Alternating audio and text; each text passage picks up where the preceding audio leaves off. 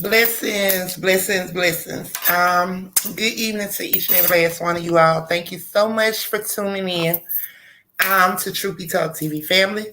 Blessings to you all. I want to apologize for yesterday. God said I needed some rest, and that's just what I did, y'all. So I had to rest up because I had too much going on.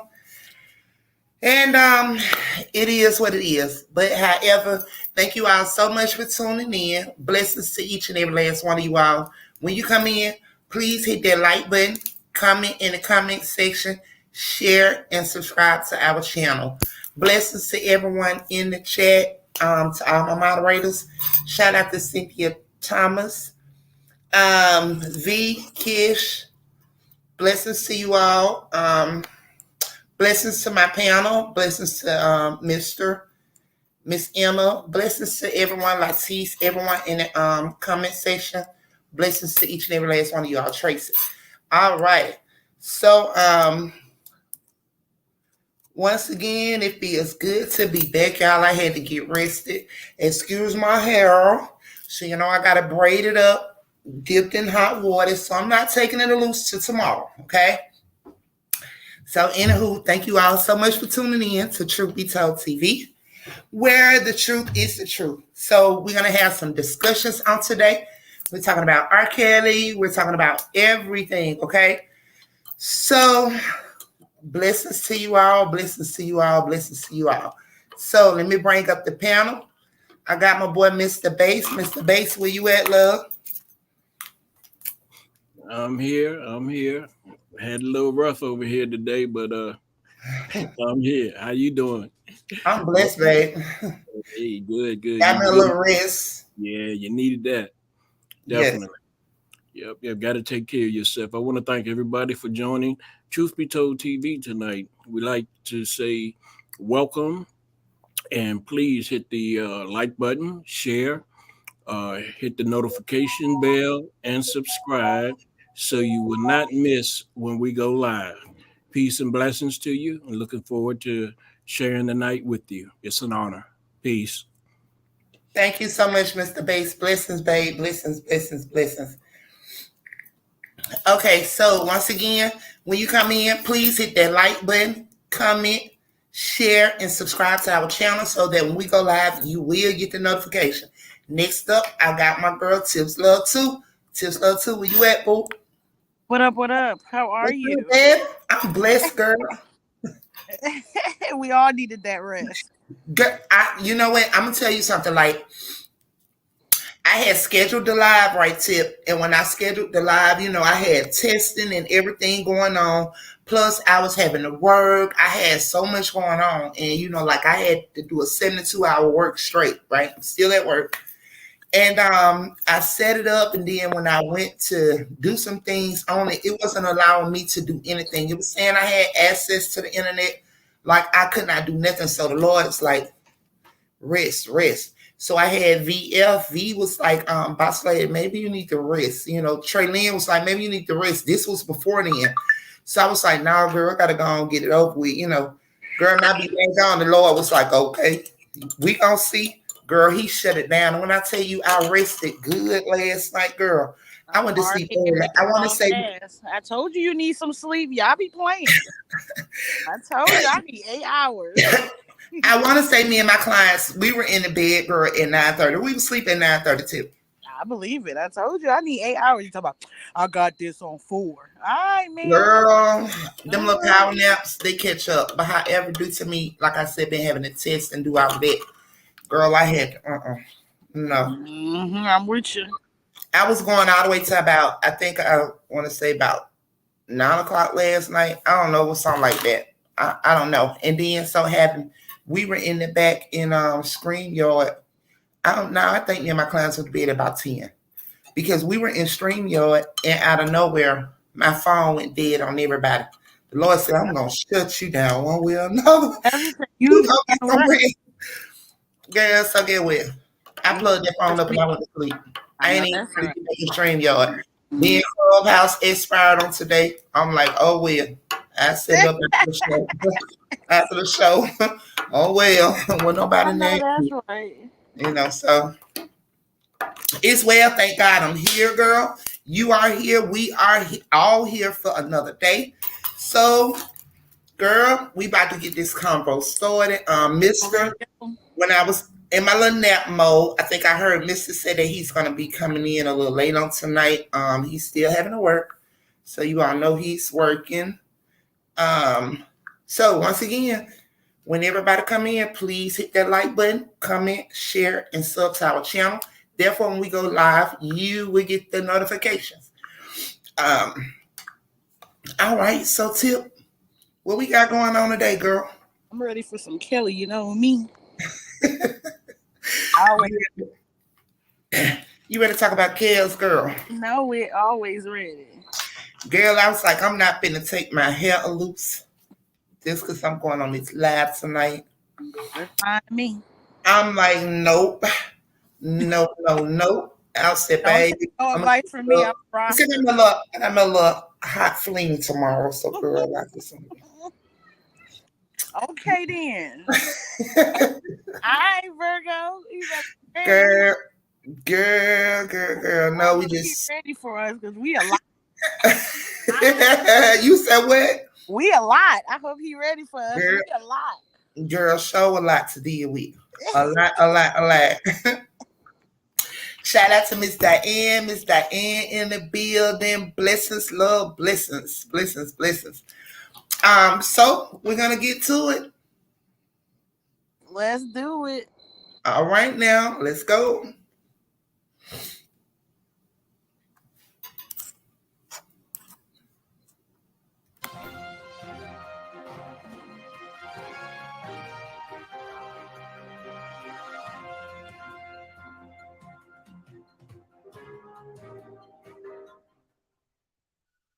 Welcome to America Today, your number one source of reliable and verified news and in-depth features on the daily happenings around America. R.Kelly, who was left with a paltry balance of $500 on his commissary account after a little over $27,000 was seized by government, supposedly to contribute to restitution for his alleged victims, will not be paying even a cent in restitution to Sonia, the woman who alleged she was locked in a room for days and deprived of food and water. Ann M. Donnelly, a federal district judge for the Eastern District of New York, ruled early this month that the seizure of the just under $28,000 from R.Kelly's prison account will move forward, after it had been put on a freeze awaiting the ruling. The decision come after a brief battle with Kelly's lawyers led by defense attorney Jennifer Bonjean, who fought the move, arguing that the money was incorrectly confiscated, as the government's notice of default and restitution was not yet finalized, when the funds on the account were initially frozen. Judge Donnelly ruled, however, that the prosecutors had every right to freeze Kelly's cash in order to protect his victims' rights to full and timely restitution.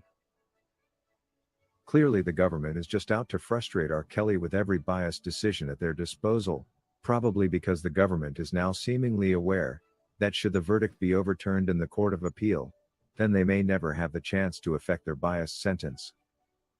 Allegedly, $900 of the funds was to pay a court fine, and the rest of the money had been transferred to an interest-bearing account, where it was to stay until the court determined how much restitution each of Kelly's victims is owed.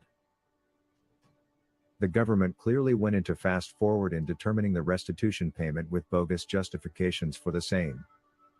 Now, following yet another ruling by U.S. District Judge Ann Connolly, the I Believe I Can Fly hitmaker has now been ordered to pay at least $309,000 in restitution to his alleged victims. Allegedly, just over $300,000 will go to Jane, and the other $8,400 will go to a woman identified as Stephanie. The lame justification by government is that the money will go towards the costs of therapy and herpes treatment for the women. I don't know how the government came to the decision that these women, who have actually lived a life of handouts from R.Kelly for years, ever since they met the R&B king, actually need therapy. The debate on whether or not they need therapy can however go on for hours. But one fact that the government has equally conveniently ignored here, is that these women even kept healthy relationships with Kelly until recently. It's also alleged that the total could actually rise, as prosecutors are allegedly still working to determine the cost of medication for Stephanie. Kelly could evidently be on the hook for tens of thousands of dollars more to pay. Interestingly though, Sonia, who put on a daunting show in her testimony in the New York trial, won't be getting a cent in restitution from R.Kelly after the judge rejected her claim. Clearly, her overrated theatrics have not paid off. What a shame.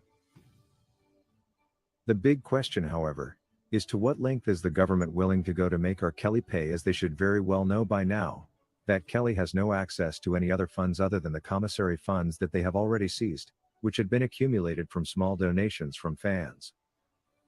The appeal should be launched already to put an end to this unfairness. That's all we had for you today.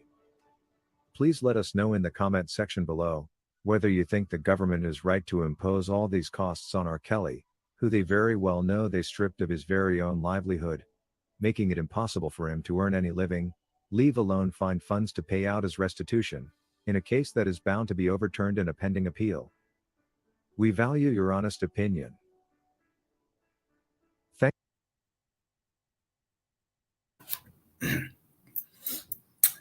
All right, Tip. What's good, girl? Girl, what they got going on?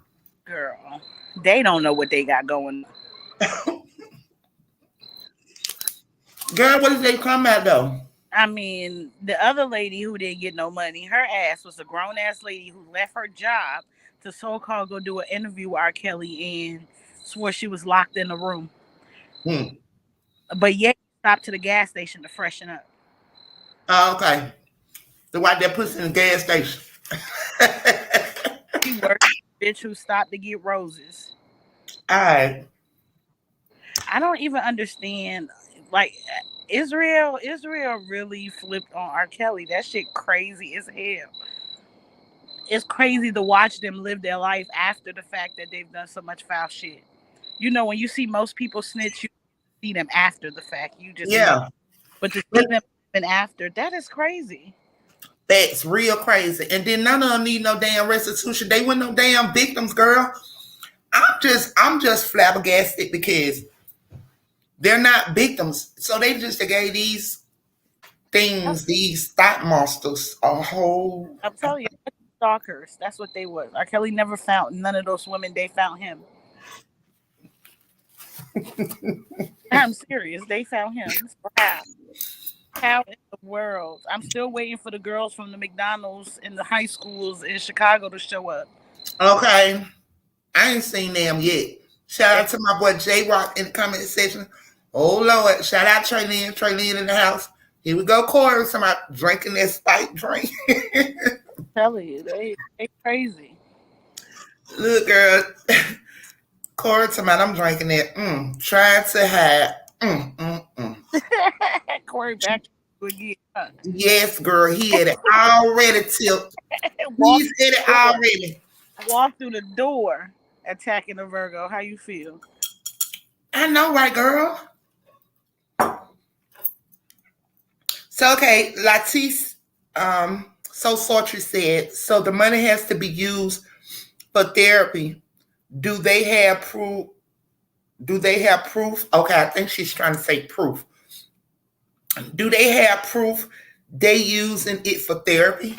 Girl, no, another scheme. But my thing is, that's the trick from the government, because they're not going to get all that money if they don't go to therapy. The government is trying to keep that money for themselves.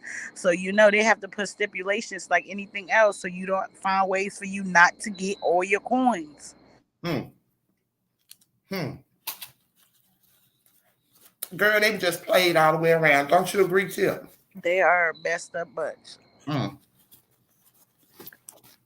You think those have nightmares?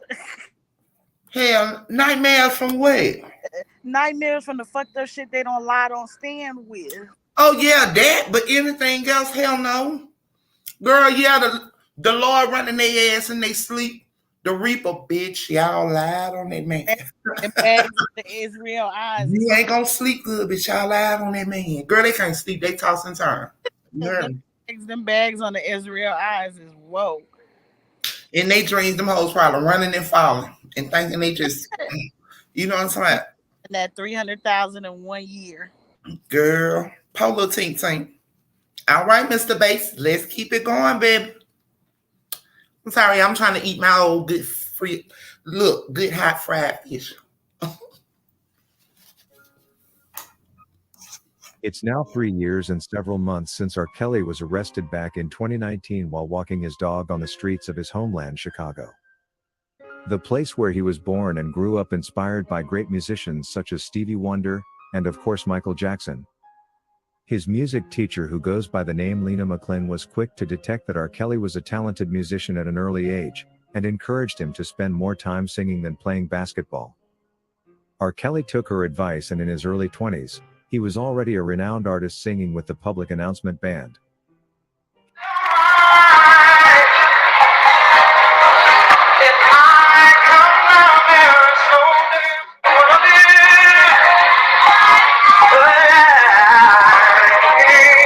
He rose quickly to fame when he did release great songs such as I Believe I Can Fly and Storm Is Over, later singing at some of the world's biggest events such as the Super Bowl halftime, and later at the World Cup opening.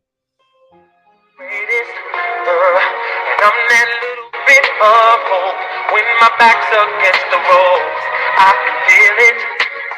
The world's greatest. Sing it, y'all. R. Kelly was an unstoppable singer and songwriter, despite his inability to read and write.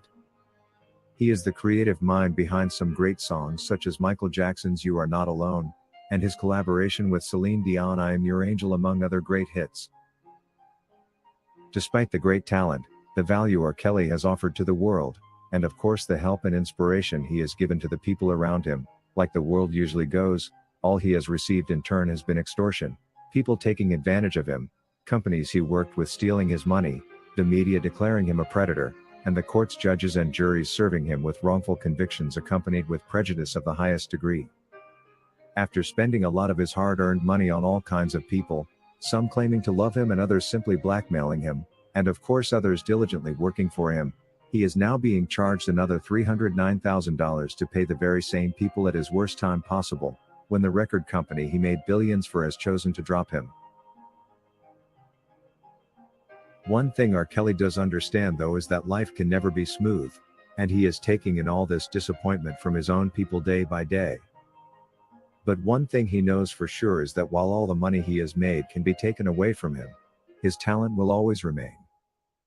That is one gift God gave him that he will surely die with no matter what. R. Kelly's talent speaks for itself. For a man who suffers dyslexia, with no real ability to read and write like everyone else, to dominate with decades of amazing music, he has to be possessing an incredible talent indeed. He turned R&B into a mass stage genre of music and managed to pull crowds with his shows just like the famous rappers. In summary, we can say R. Kelly introduced the vibe in R&B music. Almost every great artist who has been signed with Sony Records has ended up struggling in the end, but sadly, artists never seem to notice the pattern. And so more artists with great talent continue to sign with the record label. There is actually a belief going round that Sony is likely the devil artists such as Eminem be talking about when they sing the lyrics, or mention during media interviews the phrase "I sold my soul to the devil." Even Michael Jackson did say the Sony CEO, by then Tommy Mottola, was the devil himself. Whatever he meant by this. Looking after divorce and time, came to me crying. Crying. Mariah Carey. So bad, I had to hold her.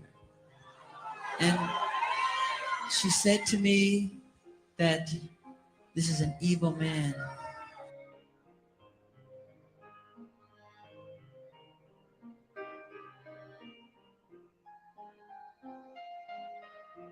at the pattern of things, however, everything makes sense. There is no way R. Kelly would be muted if it wasn't done by the devil himself. But you know what? Like the believers suggest, the devil is indeed a liar. He may take the show for now, but it's only for a while. And just like R. Kelly puts it, they may take his billions, but when it comes to his talent, this is God-given and belongs solely to him. Sony may have bought his songs, but they surely didn't buy his voice. And whether they like it or not, R. Kelly will sing again in the right time. According to Steve Hall, indeed, R. Kelly is the one and only king of R&B, and there will never be anyone like him. There are obviously many other great R&B artists, but R. Kelly is probably the most talented of all. He wrote very many songs and had remained relevant on the scene over decades. until Sony started wrestling with him. I am glad you brought up the issue of artists selling their souls to the devil. This is something they do sing about a great deal and speak about when at media interviews. In fact, Eminem used to rap about this a lot, how he sold his soul to the devil, and how he regrets it. When celebrities say they sold their soul to the devil, they are not referring to what you believe to be the devil. I never would have rapped. I sold my soul to the devil. I'll never get it back. I just want to leave this game. I sold my soul to the devil. I know it's a trap. I sold my soul to the devil. They be talking about the people and companies controlling them and using them as puppets. Eminem disappeared for a while and was rarely talked about, but when he came back he was incredibly different because he was forced to change and he had no way around it. Many artists remain puppets to the record companies that manage their music, and this is a big problem. By the record, whenever artists try to break away from these companies, a common example being Sony Records, they start experiencing patterns of unpleasant ordeals. And some, like Michael Jackson, never get the chance to live long enough to battle the giant company. According to Carl Johns, just in case R.Kelly is not sure what's happening out here, he needs to know that no matter what, no one is replacing him because he is irreplaceable. Damian Hall did say R.Kelly copied his style from his brother Aaron Hall, but he added the cap by saying that as before, R.Kelly did discover who he truly was. And the more he became himself, the greater he became an artist. The very same way we cannot blame artists from getting whisked into signing binding contracts with the likes of Sony. At that time usually, they feel getting on board with the record company is the real deal. Until later when they realize how great their music is and how much they could have achieved on their own, then they begin to regret. It's in a way a lack of proper regulation in the industry, deliberately ignored by government because it's through these companies that the tax gets collected. Remember, the government would rather protect their tax agent than the artist. According to Florence Jackson, R.Kelly has suffered at the hand of not only the government but also the very people he loved and cared for. When R.Kelly realized these were only chopping his money and nothing else, he began to say no, and that is when they all decided to team up and lie on him. It hurts so much though to learn that the court will be taking out the money left on his prison commissary account. Money from well-wishers whose intention was to make sure his stay in prison does not become as hard as it can prove to be.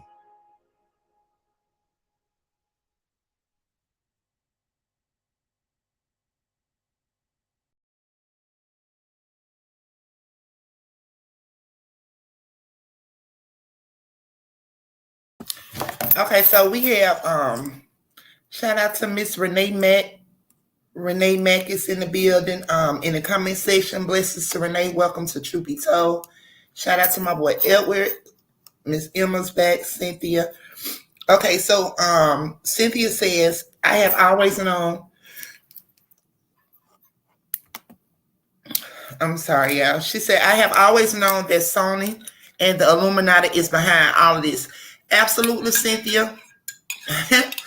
Absolutely, baby. Hey, are y'all gonna stay woke or are y'all gonna wake up? Are y'all gonna become conscious to know what's really going on here? Okay. They do it to all of them. Absolutely, King of RB. He is. Free Kel still is backwards. So Renee stated that the government has to play a fair to win because none of them has money to give back. So that way they got immunity because they know they lost. Absolutely. Renee, they did lose. I mean, however, Tips Love too. She stated something. Renee stated something earlier in a comment she posted a little earlier. I was checking it out on my end, right?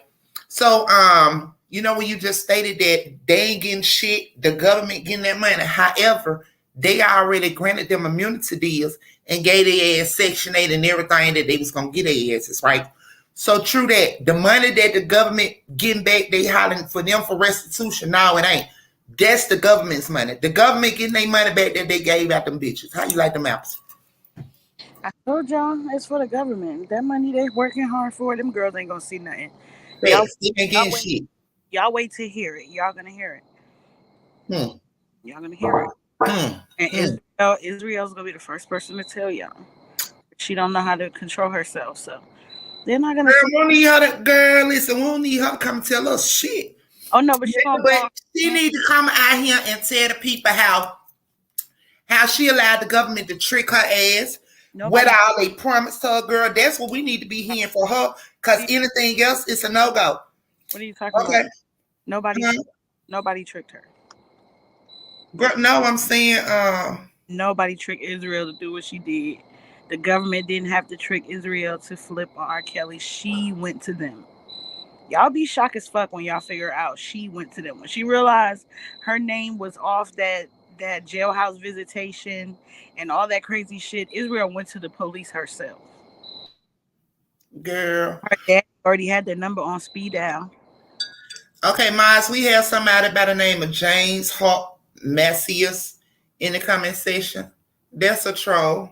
I got a block from here, Mods. All right, they got him. Okay, thank you, Mr. Bass. Well, Mr. Bass, I think we got to be doing our thing up here too, handling the comment section as well, Mr. Bass. Whoa, okay, y'all. My mods ain't got no mods out there. I know V got work in the morning. She got to sleep. So I guess we have no mods. All righty then. Okay, what you said now, Tip? Let's go. I said that little girl didn't have to be forced to testify. She got evil written on her face. When you look at that girl, you see evil. She had this plan all along. When her name got taken off that visitation for R. Kelly, that's when all hell broke loose. But she was in indictment before she... Okay, so... That's what people want to say, and that's just their assumption. I really believe those two girls went on that show because they fucked with Robert. And when the hell broke loose and they got the fighting in that Trump Tower, it was easy for her just to go right to them because they already had her name in the corner and they kept trying to get her to testify. But she kept telling them no, she was in love with that man. I think she flipped personally after the fight in the fucking place where she took those niggas to R. Kelly's penthouse. That was when it was on.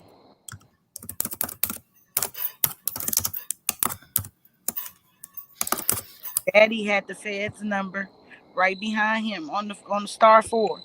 That's what I believe personally. I think they was riding the wave until that happened. All right. Shout out to my boy Sir Miguel. Sir Miguel in the building. Blessings, Sir Miguel. So Sir Miguel says Israel was already in the indictment before she flipped. Like I said, I believe they had her name as somebody that they was interested in flipping, but Israel wasn't giving them nothing. And when they had that whole rumble, that's when she said, fuck it, and all bids was on. Because you watch all this, what's that boy name? Shabazz. And Shabazz, yeah. Telling the truth. She was telling her parents that we talked. There was no way in the world you could say I didn't return phone calls. Maybe I went a month or two because y'all don't piss me off, but y'all know we talked to each other. Y'all know I wasn't locked up in no cage. That's how the parents was giving up all those things. I know her name was up in the indictment, but I don't believe they had her talk yet. Okay. True. Tips. So, okay. Cynthia says, as soon as R. Kelly gets out, a lot of them are not going to have what the government promised them. I really doubt if any of them have what the government promised when he comes out. Girl, the government ain't giving their ass shit. They already gave them what they were going to get them, Section 8, baby. And they're going to take that shortly. She also said they're going to be, and more than they get because they didn't already started spending thinking that they was going to get rich off of R. Kelly. That's what they thought, girl. That's what they thought. I'm a little behind, y'all. Okay. She was jealous of joy. Okay. So I see my moderators now, girl, because I was going to say, honey, me and Mr. Bass up here moderating. I think we need to do something out there, Mr. Bass, because our moderators be asleep sometimes. I love y'all, though, babe. I love y'all. Sir Miguel says shout out to Slow too. Hey below. Okay, so Mr. Bass, you can run it, baby. I'm about to give me some more coffee, yeah.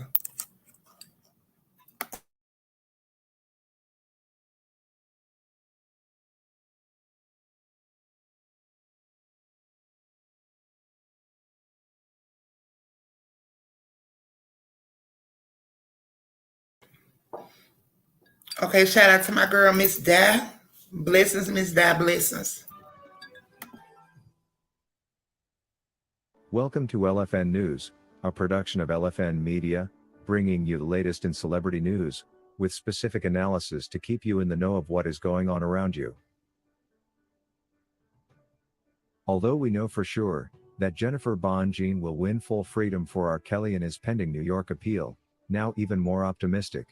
Based on her exceptional performance in Chicago, it is very good to fully understand the full sentence that Kelly was accorded in New York, even as we await on Chicago's, slated for February 2023. Not many people seem to know that R.Kelly's 30-year sentence is inclusive of 5 years under supervised release, as this was not largely publicized. One could think the team behind his conviction was in itself unsure. Kelly would be doing the whole 30-year sentence in jail, as if they were certain of an impending appeal with a high chance of sentence reversal. This basically means that, should the current sentence still hold after 25 years, then R.Kelly would be effectively released into the community, but would still be supervised by a federal officer all through the period to ensure he adheres to the supervised release conditions. Judge Ann M. Donnelly, who had also presided over the 6-week-long trial, was not lenient at all with her conditional restrictions for R.Kelly's 5-year supervised release. After being held for more than a year in Brooklyn, Chicago-born R&B star was finally moved to Chicago's Metropolitan Correctional Center on West Van Buren Street. Kelly, who was found guilty of racketeering and violation of the Mann Act in a largely circumstantial trial when he was tried in a Brooklyn federal court, was given specific guidelines to follow when he is released from prison and placed under supervised release, after he has served the original 25-year jail time. That is if he ends up having to do the whole 25 years, which is highly unlikely. After being released, R.Kelly will have to receive treatment for some particular disorders to ensure he seamlessly reintegrates into the community, reports say. This is indeed ironic. If the prosecutors were so much concerned about R.Kelly's health and mental status, they would have advised for this treatment to be done immediately, and not after spending 25 years in jail. How sure are they even of Kelly's health and mental state 25 years from now? Can we even count on him having the same state of mind 25 years later? What a joke. Prosecutors in his New York case claimed Kelly is allegedly particularly dangerous to society, because he allegedly persisted in his criminal activity for years, even after being indicted in Chicago in 2002 on related charges. For them to assume he is dangerous over the mere incompetence of their prosecutors is equally far-reaching. Prosecution has always looked for an opportunity to discredit R.Kelly and paint him as a monster, as a scapegoat for their own incompetence. But the revelations from the just concluded Chicago trial have indeed served as an equalizer. From the testimonies of the alleged victims themselves, that confess they maintained a close relationship with R.Kelly over the years to the point of attending his parties on invitation, to the amazing description of Kelly by his former business manager Daryl McDavid, both prosecution and the jury were left wondering why R.Kelly had always been branded a monster of sorts, yet he actually is a loving, kind man. According to Judge Ann Donnelly, the R&B king will need to receive mental health treatment after his release. In accordance with court documents, he will undergo therapy for an undisclosed illness and must refrain from all interaction with anyone under the age of 18. Additionally, it was learned that he will only be permitted to interact with people under the age of 18 if they are family members, or if they are doing it in a therapeutic setting with an adult in charge. Typical joke. Even if someone was actually genuinely guilty of the charges alleged against R.Kelly, how practical is the decision that they can't interact with anyone under the age of 18? And what would be the actual implication? Court documents further indicate that his probation officer would need to first give his consent for any of the aforementioned possibilities. Once Kelly is released, should the current sentence still hold, he would have to stay under supervised release for a whole 5 years. Ideally, if the sentence is to hold for the full term, Kelly would actually be serving the whole 30 years because with all these restrictions, his supervised release would be as good as actual jail. Just imagine having to adhere to all that for a whole 5 years. Besides, even as we await the Chicago sentence, we can't fully rule out that it could come with its own conditions attached, based on the prejudice we have already seen portrayed by Judge Harry Leinenweber. R.Kelly would have to abide by the supervised release restrictions by the letter or risk being sent back to prison immediately. As is always the norm, during supervised release, the defendant must fully abide by the conditions of release and be supervised by a probation officer at all times. A former prisoner who violates the conditions of supervised release may be sent back to prison, potentially to remain there until the end of the supervised release term. The judge retains jurisdiction over a defendant's supervised release and will be in position to make decisions regarding early termination for good behavior or modification or revocation for violations. Whether R.Kelly would have the chance to see an early termination for good behavior remains doubtable, given the level of prejudice and unjust that has characterized his entire trial and conviction. It is easy, however, to confuse supervised release for parole, yet the two are two different concepts. While parole is a form of early, conditional release from prison, supervised release occurs post-imprisonment and is limited to a set term of years, such as 3 or 5 years. It doesn't take the place of prison time like parole, rather, it's a period of oversight that the defendant must serve after completing their prison sentence. Additionally, a federal judge orders and sets conditions of supervised release at sentencing, just like was the case for R.Kelly, while a parole board considers an inmate's request for parole during incarceration. If granted, the parole board or other corrections official then sets the conditions of parole. And what about probation? You may ask. Similar to supervised release, a judge, rather than a separate board, makes decisions regarding probation. But unlike supervised release, which occurs after completion of a prison sentence, probation is served in lieu of a person's prison sentence. It's usually a chance for the offender to serve their sentence in the community while being supervised and potentially avoid prison. R.Kelly, however, was not lucky enough to get probation time, nor a chance of parole in his sentence. It is no wonder he is appealing it, and should the appeal turn out successful, then the sentence and its supervised release restrictions will be irrelevant. Based on the seriousness of Jennifer Bonjean's arguments in her planned appeal, it will be no surprise to anyone if R.Kelly eventually walks away as a free man, just like Bill Cosby, after the case and sentence are acquitted. The already glaring success in the Chicago case, that saw R.Kelly found not guilty on more than half of the counts in his indictment, is also expected to contribute to the success of his New York appeal. More so, the acquittal of R.Kelly's co-defendants Darrell McDavid and Milton June Brown in Chicago also proved that there was no enterprise to warrant the use of racketeering charges against R.Kelly in the New York trial, which greatly increases the chance of the verdict being thrown out in the appeal court. That's all we had for you today. Please let us know what you think of these stringent supervised release conditions in the comment section below. We value your honest opinion.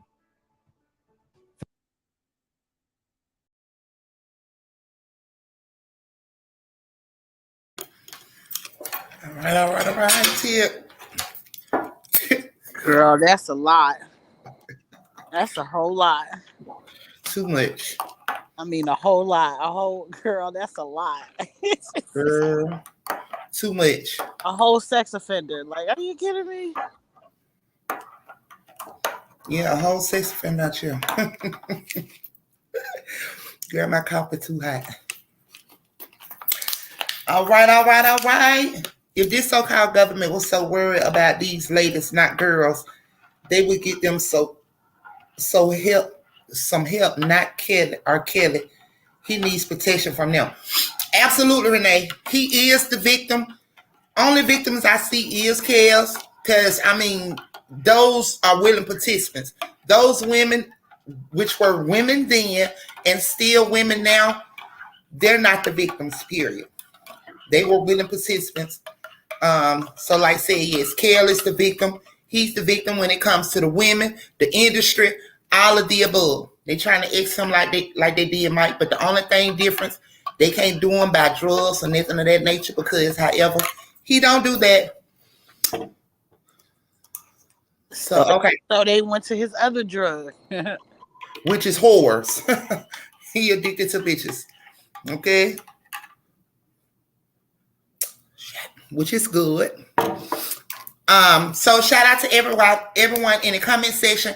I ask everyone that is watching the channel, it does not take nothing to hit that like button. Y'all, please hit that like button. I see you comment in the comment section. Share this channel as well as subscribe to our channel if you're not already subscribed. Therefore, when we go live, you will get the notification. Girl, these damn allergies about to drive me nuts. Tip. Whew. About to drive me nuts. Girl, now this is my type of season. I love the winter. I love the fall and the winter because that's when I was born. But hey, I love it. I love it. I love it.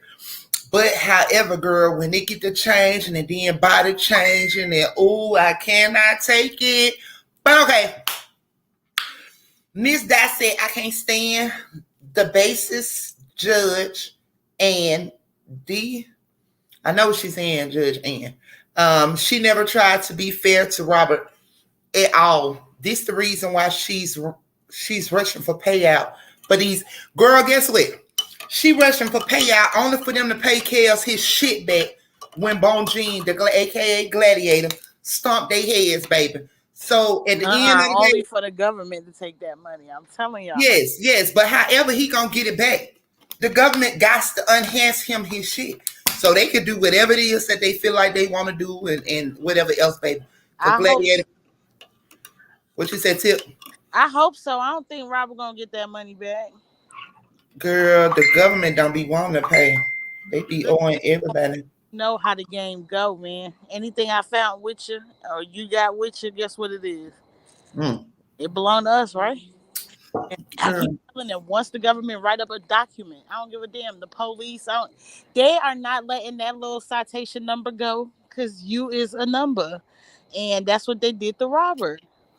Girl. They didn't want him to sue Sony and all these people y'all saying he's going to sue. When Robert get out, y'all going to see how quiet Robert going to be. Girl. He's not going to get to sue those people. Why you don't think so? I mean, Bo Jean put it out there. The only reason he's talking about the defamation of character when it comes to those young ladies, these little bloggers. But when it comes to Lifetime, that is such a big network, they're part of the cahoots. I don't know why y'all don't see that. All Lifetime own boss had to do was call over the feds and say, y'all better not let that nigga go. Girl. Because guess what? This sitting on our lap. And if it's sit on our lap, we going to have to what? Bust out all the other people. And all the other people is the people working for the feds. Robert's going to come out and be quiet as hell, just like Bill. They going to go on their little house that they've been having, and they going to call it a day. I'm telling y'all, all that suing, Robert ain't suing nobody. The only reason I say they're going to let him out, he going to have to be as quiet as possible. Girl. Shout out to Parch. Hello, Parch. Blessings from Truth Be Told TV. Also, Cynthia said he ain't going to get that money back from them. Only thing he can do, I think, is to go after Sony. Girl, and listen. Listen, Cynthia. That's it. That's all. But listen, y'all. When Robert get out, I'm promising you this. Because of the contract with Sony, his music money is all Robert's going to get back. Girl, but listen. We really going to have to watch out the Kels then, y'all. I'm being honest. Because guess what? Y'all know when Mike went after his money. That's why I keep trying to tell y'all. About a week later, he was out of here. DOA, they killed his ass. That's why I told y'all he going to come out and be quiet because he going to already know what the deal is, right? And the deal is you going to lay low. And that's what he's going to have to do to survive. If y'all don't notice that no great artist that was worldwide that made music, like Michael, like Whitney Houston, that even people in Africa knew. I'm not talking about no Patti LaBelle, that's not singing. You know, I'm talking about real live worldwide people. He was one of the greatest. They're not going to allow that man to live if he do not come in peace. Mm-hmm. He already getting it. He already getting that song. Like Mr. Bay said, he already getting that song. Unfortunately, that's what it was. He was getting it. The boy at the top of the pyramid, y'all know who I'm talking about. I don't like to mention that old ugly Fraggle Rock male Fiona looking dude. But you know, I don't like to mention him on my, on our channel. So y'all know what it is when I'm talking about him with the big nose, the big ears, etc., along with Sonny. So it's quite a few of them that got their hands on this in pertaining to this man because they want to destroy him. But however, it will not be done.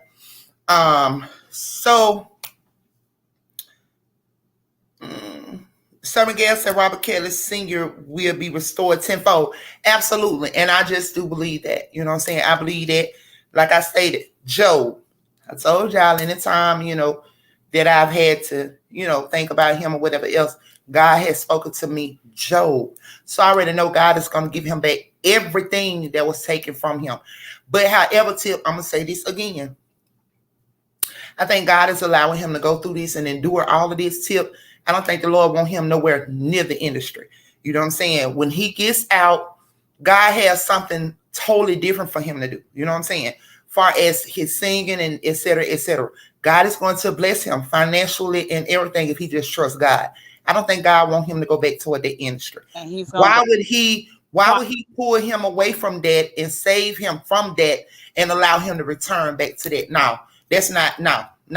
So y'all might as well hang it up. Like I said, baby, y'all better catch Kels at some of them. He better be obedient, not catch him at some of them goddamn field, like the football field, singing, at a Legion field somewhere doing some, baby.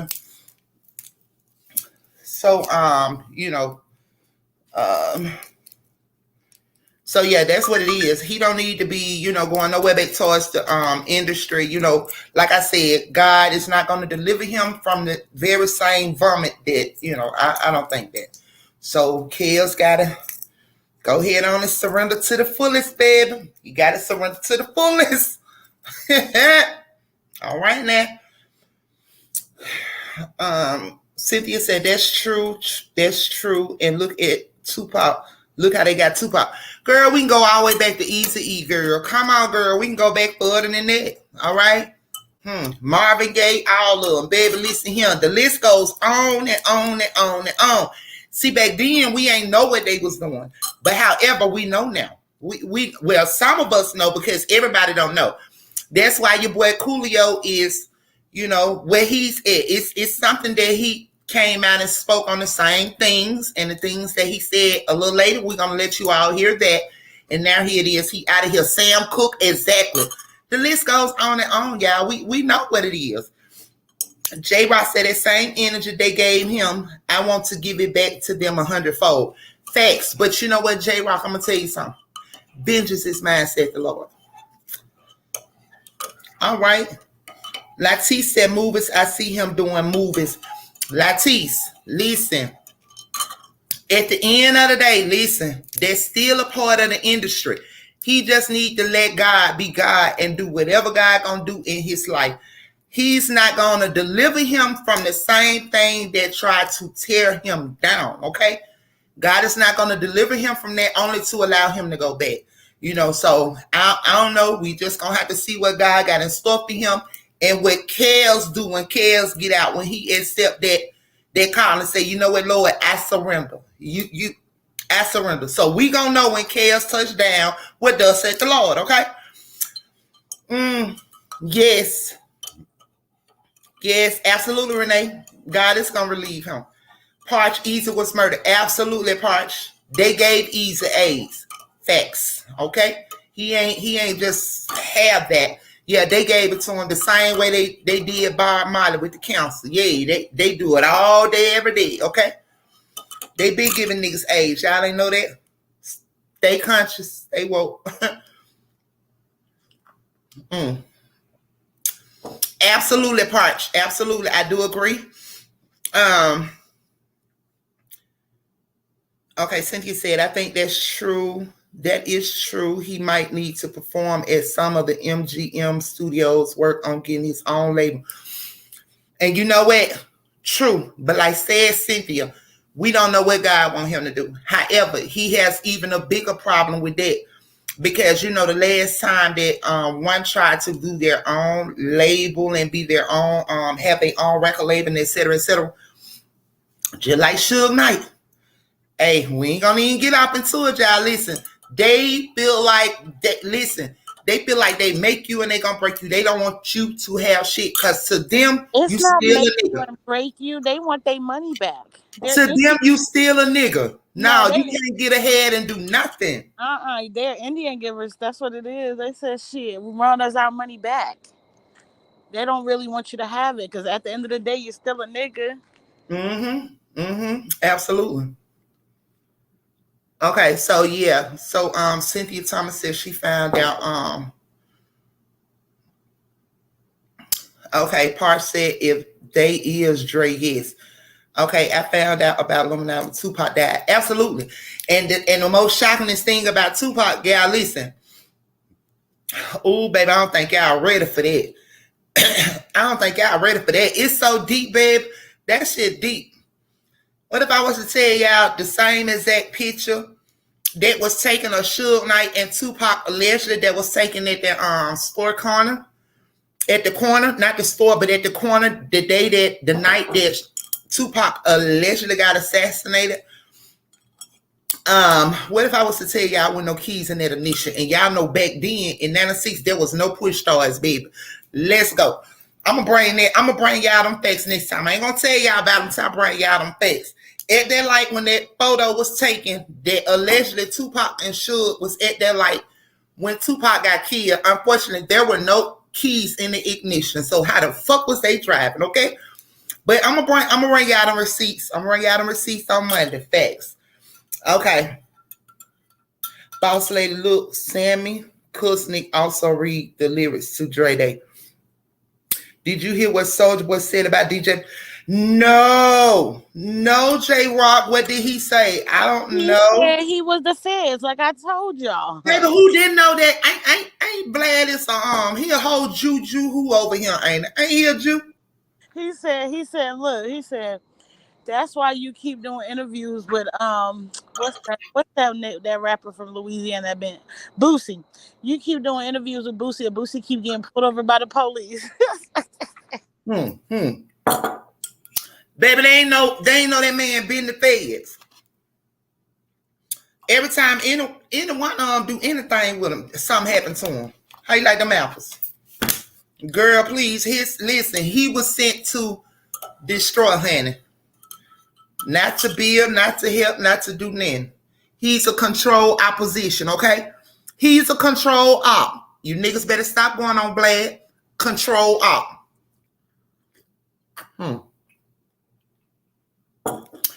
Okay, so Mr. Bass corrected it. He confirmed it. Yes. Okay, y'all, listen. I ain't finna go here with y'all. Y'all be wanting me to drop these diamonds. Listen, y'all, I'm gonna tell you something. It's a whole bigger agenda why I don't think y'all ready for this. It's a whole bigger agenda.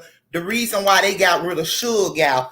Mr. Bass, he knows. So I don't know how far y'all conscious is or whatever, but however, y'all, if you notice, Tip, have you noticed that it's been surfing that they are looking for Athena, which is Pac's auntie? They back looking for her heaven now. So one got to ask themselves, why are they steady looking for a lady after so many years? However, Suge Knight, they did what they did to Suge Knight to one take over his studio, his studio. That's for one. Also, Suge was supposed to be making money off of Dr. Dre until he died. Okay? So he got with Jimmy Iovine. And everything we saying on here is for educational and entertainment purpose only. Dre got with Jimmy Iovine. And when he did, they both went behind Suge back, crossed him, and did what he did. You all have to go and watch a lot of Suge's interviews that he had done from the prison, etc., etc. And it's gonna kind of break it down for y'all. You know what I'm saying? But however, I don't know if y'all ready for what Boss Lady about to tell y'all. When Pop made the last album was called Illuminati. Also, he had named himself Machiavelli. Everybody know who Machiavelli was, etc., etc. So when you line up the numbers geometrically, you would get that. Y'all, a lot of y'all don't want to believe it, but it is what it is. Pac faked his death. He got over on them, and they couldn't get Pac. However, Pac outsmarted them. He outsmarted them, and however, that's why they still looking for the aunt. They want to be so heavy about the auntie. It's because they know, and as well as Suge Knight knows that, yeah, they know that Suge had something to do with Pac getting out of him. So there y'all have it. You know, it's out there. Y'all got to go and look. Get that information for y'allself. Y'all Boss Lady tell you where to get it at. But yeah, that part. Okay? Told y'all, baby, conscious over here. I'm very conscious. But yeah, go and check out a lot of Suge Knight's interviews that he do in the prison, etc., etc. Y'all, all you got to do is sit there and listen. He gonna break it down and tell y'all. But anywho, yeah. I think your boy over there in Cuba, that's why they keep on no part. His mom is deceased, baby. Honest not dead. Honest living in Cuba. Honest not dead. Mom is dead. Do you mean Parch his mom is dead? Yeah, that's what you mean. His mom dead, not his aunt, baby. Go, Mr. Bass. Run it. They still looking for the aunt, baby. She outsmarted their ass too. Alrighty, y'all. Mr. Bass, let's go, baby.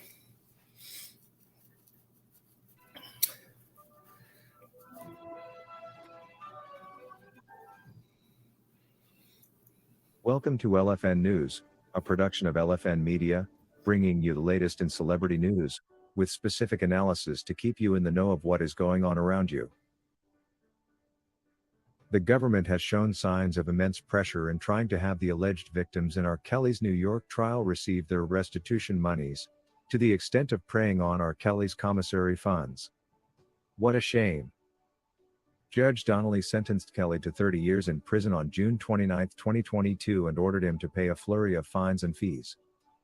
His restitution due to the alleged victims was yet to be determined, but early last month, prosecutors asked prison officials to freeze the nearly $28,000 in Kelly's inmate account.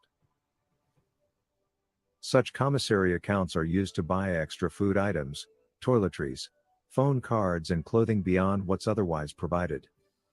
So now R.Kelly will have to start rationing his snacks and stamped envelopes after it was ruled that just over $27,000 be seized from his inmate commissary account, after his conviction in New York. The substantial sum was allegedly transferred to a new interest-bearing account where it will cover a $900 court fine, and then be applied to victim restitution, once the court determined what the victims are owed, U.S. District Judge Ann M. Donnelly ruled early this month. The decision left the R&B king with a miserly balance of $500 for use at the Metropolitan Correctional Center Chicago, the lockup where he's currently incarcerated while he still awaits his sentence from the just concluded trial in downtown Chicago. Of course, Bonjean tried her best to fight this unfair ruling, but the urge of government to effect the sentencing of the New York trial as soon as possible can't leave anyone's eyebrows unraised.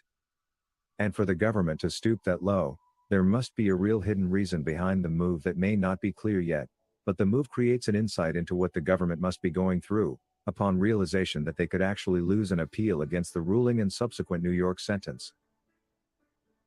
Jennifer Bonjean, R.Kelly's defense attorney, filed a notice of appeal, which did not say on what grounds Kelly intended to challenge the verdict and the 30-year prison sentence he was given, after he was unfairly found guilty of charges of racketeering in violation of the Mann Act. Although the notice of appeal did not specify on what grounds R.Kelly's legal team would be challenging the verdict, Bonjean has been an open book about this from the onset, clearly expressing her frustration at how the government wrongfully chose to incorporate racketeering charges in R.Kelly's indictment, just to find a way of incriminating him on allegations that were way past their statute of limitations. Bonjean has always been openly vocal about her intended approach in appealing the unfair RICO charges against her client by prosecution. During her post-sentencing press conference, Bonjean openly spoke about her intent to appeal the charges, saying that there was no evidence provided to support the allegations that her client was a part of an enterprise, and called the charge completely inappropriate. There was no RICO Act violation to justify racketeering charges, Bonjean stressed. These were isolated events that happened many years ago, and the government simply tried to plead around the statute of limitations to bring in a RICO charge, which was completely inappropriate. She continued, saying, "All I can tell you is there was no enterprise. There was no enterprise. It was one man with allegations by a number of women, which doesn't make it an enterprise, and that is why he's not guilty of racketeering," she stressed, reaffirming her intentions to appeal the unfair ruling and subsequent, visibly outrageous sentence. She added that she was excited about the impending appeal, and confident that their appeal would persuade the Court of Appeals to dismiss the visibly bogus charges. The government's choice to impose inapplicable racketeering charges against R.Kelly can be understood as its endeavor to find anything incriminating against him, but why the judge went ahead to slap Kelly with such an outrageous sentence, even way beyond what prosecution itself was seeking, leaves a lot to be desired. It should be noted that the RICO charge against R.Kelly in the New York trial was merely brought in by the far-reaching hand of prosecution to simply manipulate the trial, seeking to have R.Kelly charged for a long enough period, making it greatly dependent on proof that R.Kelly worked with other members of his team in committing these allegations. In fact, it's said that all prosecution had to show for their enterprise allegations in the trial was a soft board, populated with masked heads of R.Kelly's key employees, with R.Kelly's placed in the center. There was your enterprise. Totally laughable. I'm sure prosecution can now fully comprehend the extent of their mistakes, and fully make sense of what Bonjean was trying to stress then. Especially in light of the mixed ruling in the just concluded R.Kelly Chicago trial, that on top of sanitizing R.Kelly's image, also acquitted his co-defendants Daryl McDavid and Milton June Brown, who were remotely, government's only chance to justifying the existence of an enterprise, had they been found guilty. What a blow this must have been on the government.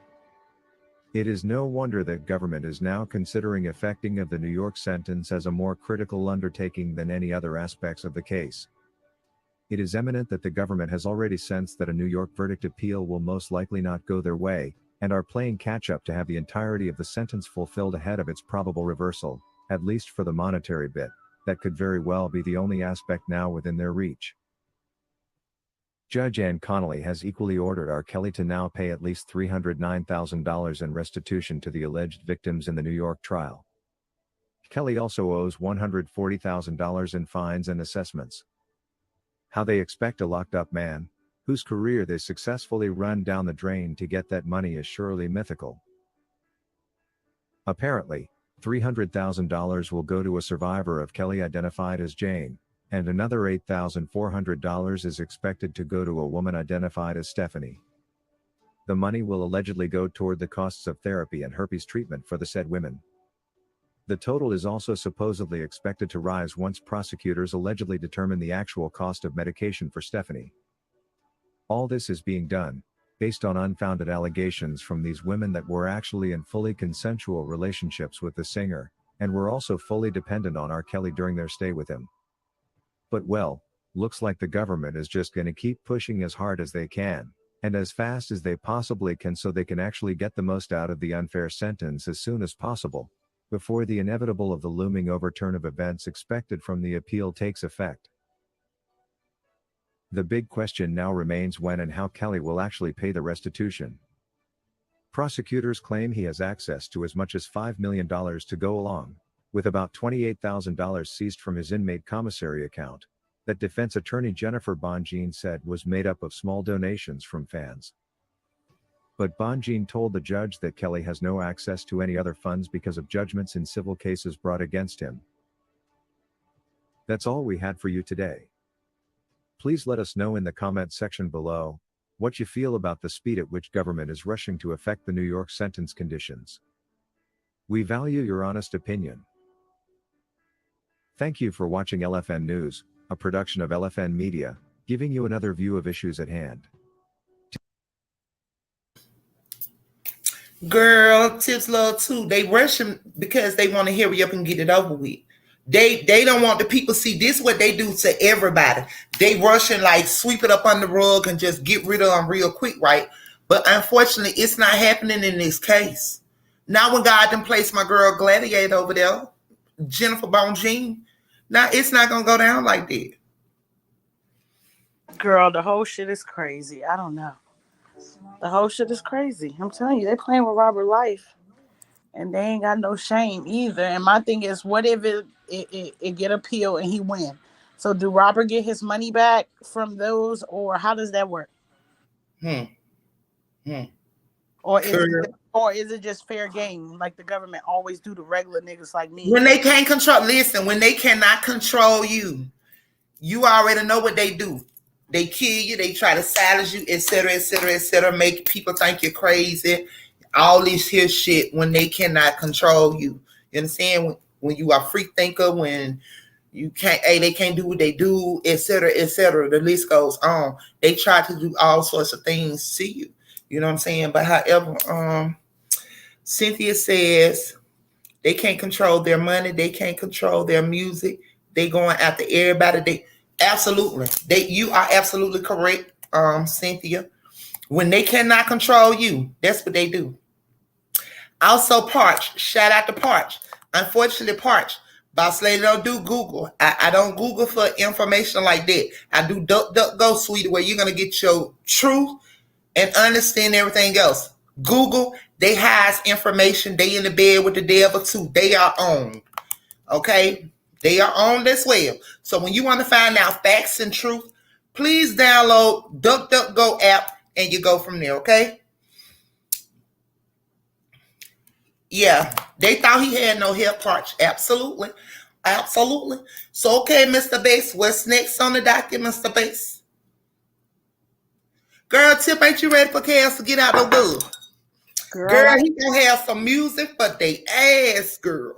I can't wait. I'm ready to see how this unfolds. Girl, I don't care if he go back to singing in the subway station, babe. I'm going to drop all my bank account. Huh, Cavs? Boom, boom, boom. I ain't going to drop my whole bank account, but, babe, I'm going to bless him.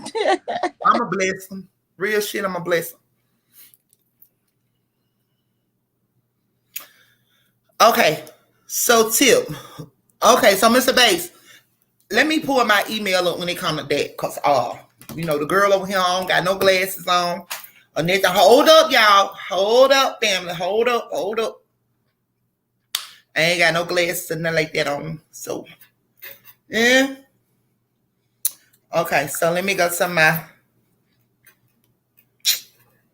See. Booyaka, booyaka, booyaka. Shout out to Traylene. Blessings, Traylene. Thanks for holding it down. Beating with the bed. Okay, I'm coming, y'all. Give me 1 second. I have to pull it up because y'all know Boss Lady can't see.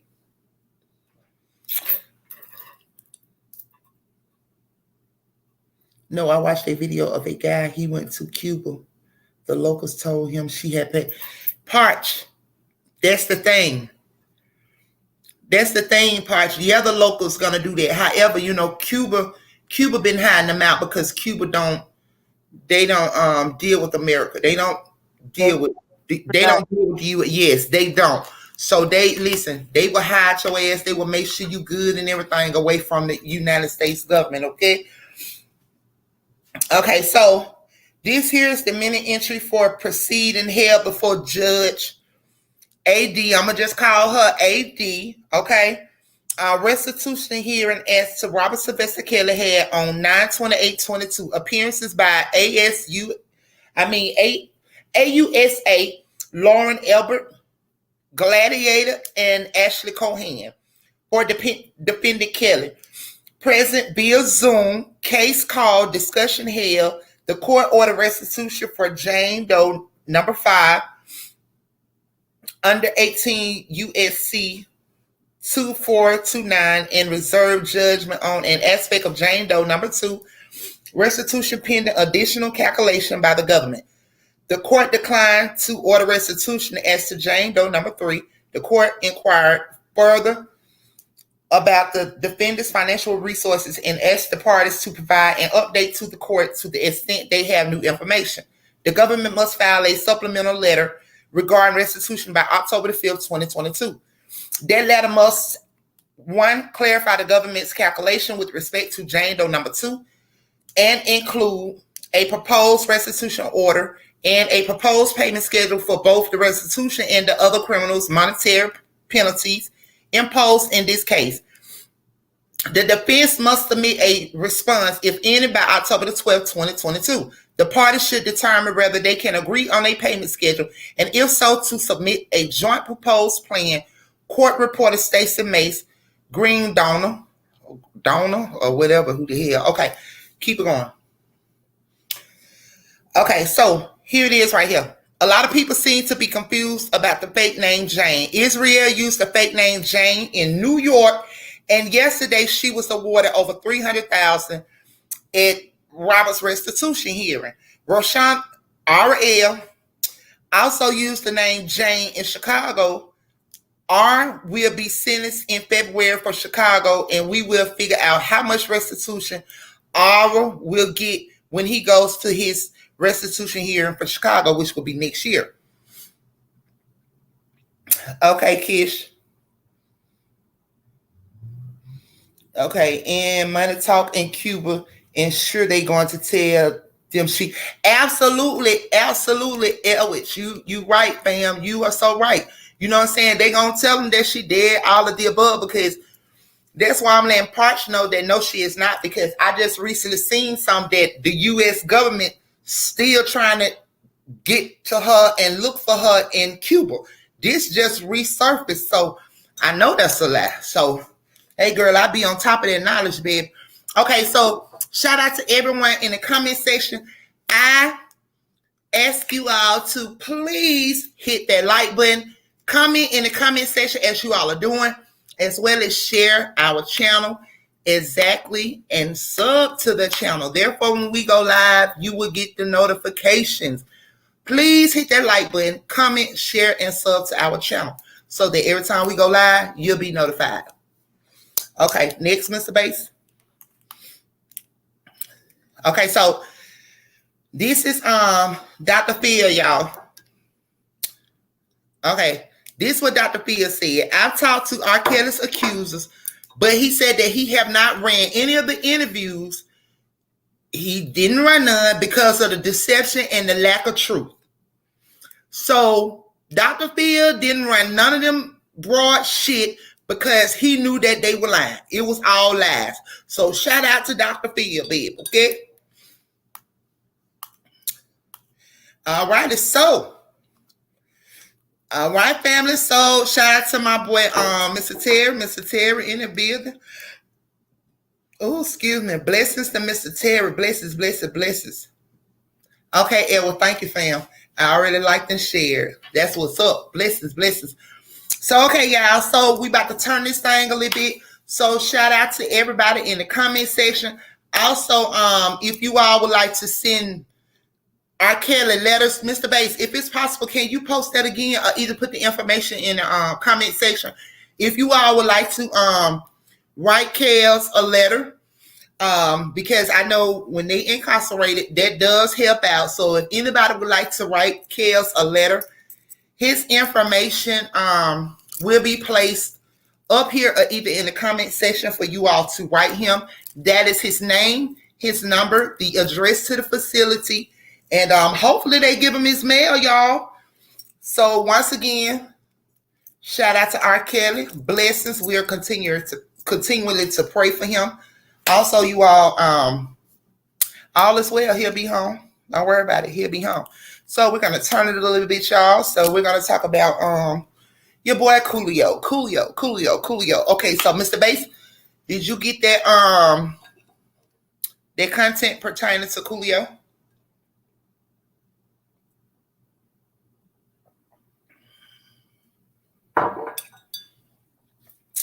Okay, yeah, we about to turn a little bit. Okay, y'all. So I'm Mr. Bass and I about to bring you all this and pertaining to Coolio.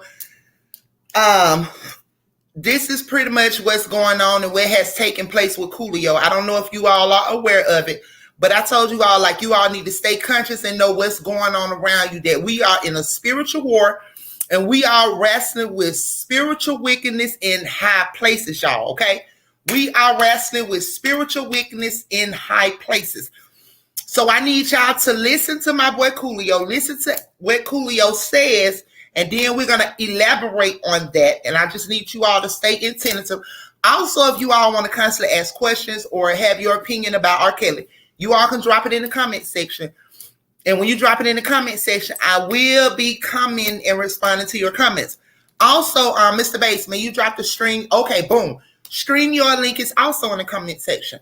So if anybody would like to come up to the panel, you all are welcome to do so. Your opinion matters. Okay, so we got my boy, Mr. Terry in the building. Shout out to Mr. Terry. Blessings. What's good? Nothing much. How you doing, family? Blessed, babe. Blessed. That's what's up. Always. You sound wonderful. Yes, I'm rested. I still got a little more resting to do. I'm gonna get it in tonight when I get off the live, though. Also, we got my boy in the house, Mr. Hey, what's going on? All right, what's good, Mr. Blessings? What's up? Hey, blessings, y'all. But okay, so how was you all's day today? Well, I can say for mine, stressful, but I'm here, so I can't complain. All right, ain't no need. Right. Ain't no need. Yeah. You're right. Ain't no need. Yeah. So, let's see you fellas up here on the panel to join in with me and my good tips, Lord, too, and Mr. Bass, who handling in the back. So, what y'all? What's good, Mr. Terry? Mister? Man, nothing much, baby. Just doing fatherly duties, and you know what I'm saying. Just finally got a chance to tune now because I was trying to catch last night, but I think you was under the weather and everything and stuff. But I do understand that. I'm just glad to hear your voice, see the family. Terry, let me correct. Lisa, I was trying to push myself, stressing to go live. Get what? God shut it down. Cause listen, he already know I'm not gonna stop, and my body be telling me, you need to rest. You need that. My body be telling me this. But I be like, no, good, keep going. Like, I be going. So he said, you know what? No, I'm gonna shut it down because I've been going 72 straight. Like, I ain't been home. Home. True that. I haven't been home since Tuesday. Oh, so, wow. I'm still going. And so he said, you know what? Plus, I had testing to do. I had to study. I had a lot of stuff that I had to do. So I was still trying to go live yesterday. Get what God said. No, you won't. Man, he shut the whole system down. Yeah, true that. Hey, he step in when he need to. Listen, I'm talking about, and then after he shut the system down, I'm still being hard-headed. I'm trying to be in the back and StreamYard talking to the fam. Get what? Phone went dead. Boom, while on the charge. I'm like, I said, I get it, Lord. I ain't finna keep on forcing. I get it. I hear it. Baby, guess what? Right. I went straight to sleep and I slept good. I slept marvelous last night, okay? That's what's up there, Mom. Glad to hear that. Marvelous. Okay, y'all. So we about to talk about my boy Coolio, Mr. Bass, about to bring his content. And also I'll be right back, y'all. All right. All right. So Mr. Bass, I'm at a point right. Go ahead on the play, Mr. Bass. Thank you so much. And now in my life where there's a lot of shit I know that I want to tell people. It's a lot of things that I want to teach, but I'm afraid. I'm gonna be honest with you. I'm scared because I got 4 grandchildren, and I got children that are in this world. I got people I care about. What's up, family? This is your man, not your boy. Go Black to Africa. So we got the youth out. That's the future right there. That's the future. 50 is the new age of death from some people. I'm gonna make it to 100. Coolio just passed away, and you find that many people today are really dying in their 50s, especially that music industry. Coolio He said some things about his life just 5 months ago that they will be out to kill him by the secrets he knows. Now, I know that many people may not believe in conspiracy theories or with all that stuff right there, but listen to this video and I'll be back. I'm at a point right now in my life where there's a lot of shit I know that I want to tell people. It's a lot of things that I want to teach, but I'm afraid. I'm gonna be honest with you, I'm scared because I got 4 grandchildren. And I got children that are in this world. I got people I care about. And I got people that I care about that don't necessarily believe what I believe. Yeah. And I'm not, I have no fear of death. And I think that those that would oppose my beliefs, they've probably done enough. If somebody's after me or if somebody's watching me, then they know enough about me to know that I have no fear of death. So killing me don't mean shit. It just confirms that what I said was true. But I do have a fear of them hurting my family. So I'm quiet about certain things. I don't talk about everything I know because I don't want nobody in my family to hurt. You know what I'm saying? I don't want nothing to happen to my people. And if I owe them anything, I owe that to them. I owe them their lives to be able to live their life and not be subjected to any type of harm because of something I did or said. It's already happened once. My oldest son did some time in prison, and he shouldn't have. It was his first offense. And I was going to court, and I seen people having cases that were way worse than his, and not even being their first offense, and them getting off. And they didn't have a better lawyer than he had. Some of them had fucking PDs, but they got off because whether they got off or not, it didn't matter to the world now. But by them doing what they did to my son, it made me kind of shut the fuck up. I stopped talking about what I was talking about at that time because I felt like I was being, and listen, I could be making this shit up in my head. It could be something. I realized that I will never know whether it's true or not.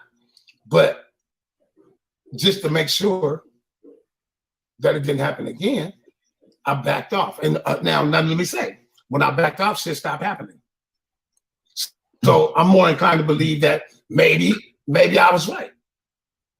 Like I said, I can't say if it's true or not, but like I said, those things stopped happening to me. That kind of shit stopped happening to me. I stopped getting them weird messages. I stopped getting them weird emails. I stopped having that feeling of being watched. You know what I mean? So what do you think? Now let me tell you all right here. These people in the industry drop a lot of knowledge on some of the corruption, some of the sex trafficking, some of the drug trafficking that will take many people out. These people that are in these industries, I'm telling you, are so afraid of trying. So many people walking by, family. I'm in Uganda, you all, and I'm here on a busy street right now. People getting out of schools, people getting off the jobs. So it's rush traffic out here. Hard to do with all this noise. But I figure I'd give you all a feel of Africa. But anyway.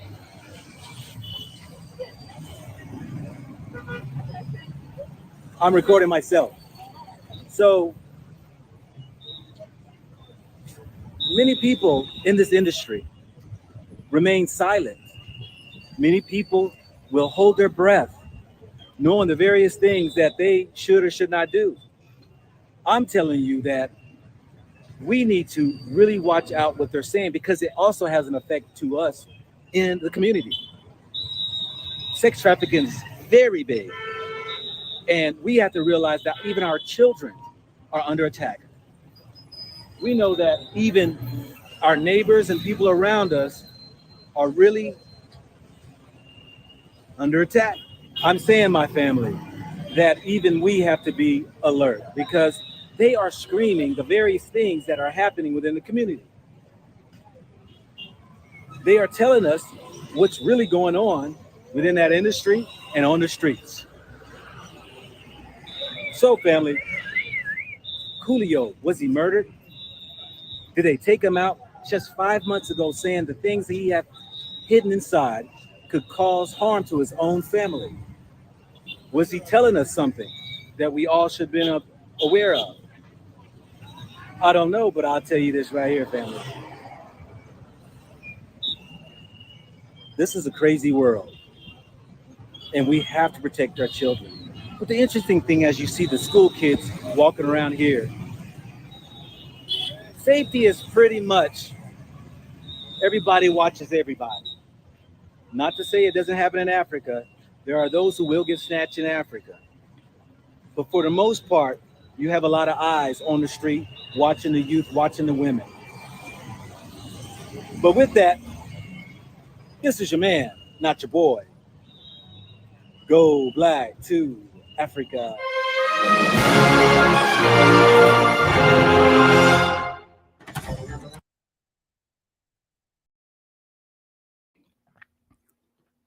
Hey, y'all, you know, what do y'all think about it? Because I believe he was trying to speak out, man, but, you know, being that he was nervous, just wanted to protect that family of his, hey, silence is, key, to staying alive. But apparently, man, you must have got something out that they didn't like. What y'all think? He used to talk about that Illuminati shit a lot. Yeah. So, to me, I wouldn't put nothing past, man. Well, you know what I'm saying? What intel he was pretty much telling, them elites and stuff, man. It's like, keep your mouth closed or, woo the woo, Mr. Bay said it all, though. Obedience is better than sacrifice. So what do you think? How many people want to be obedient, though? That's going to be the question. A lot of them are obedient up to a certain point that they get tired of it. Yeah. But then sometimes, some still go with it, but then some, what they're willing to offer overpowers, that train of thought. So it could go both ways. Just depends on, like I said, how mind strong you are as an individual. That's how I look at it. You can be mind strong, man, but man, when they coming for you, man. Them numbers line up, man. Guess what? So, obviously he done signed some stuff long time ago, to get up in this industry. That's sad, man. Yeah, a long time ago, but it looked like he hasn't done nothing since. Nah, Definitely. But like you said, though, once he started exploiting, throwing out small shades and details here and there, they were just catching on to it because, like I said, when was the last time he really even did anything? Don't necessarily have to do anything, man. He spoke on it. Yeah, at the same time, still speaking on it has consequences and, to everybody's actions. Signed something. So he must have signed that a long time ago and no longer signed another contract with them because he wasn't making any money like that. Like Coolio, when's the last time you heard about Coolio? Shit, it's been a while. You don't have to hear about them in order to make money, though. You know what I mean? They don't have to hear about you, man. A lot of people, man, duck off in silence, man, and still getting paid. Not getting paid. Okay. When you say that, like Nas, right? Nas is ducked off and he's making money. But when Nas make money, you hear it because he touches things with his money that he's making that you have to be known. The world has to know about it. Even what's those boys named Dipset, when they have invested money well. I understand what you're saying. But once again, when we go back to Coolio, what has Coolio done? What was Coolio doing? There was nothing that Coolio was doing. So I think that he signed out of that contract because he was wise enough to know what the bullshit was.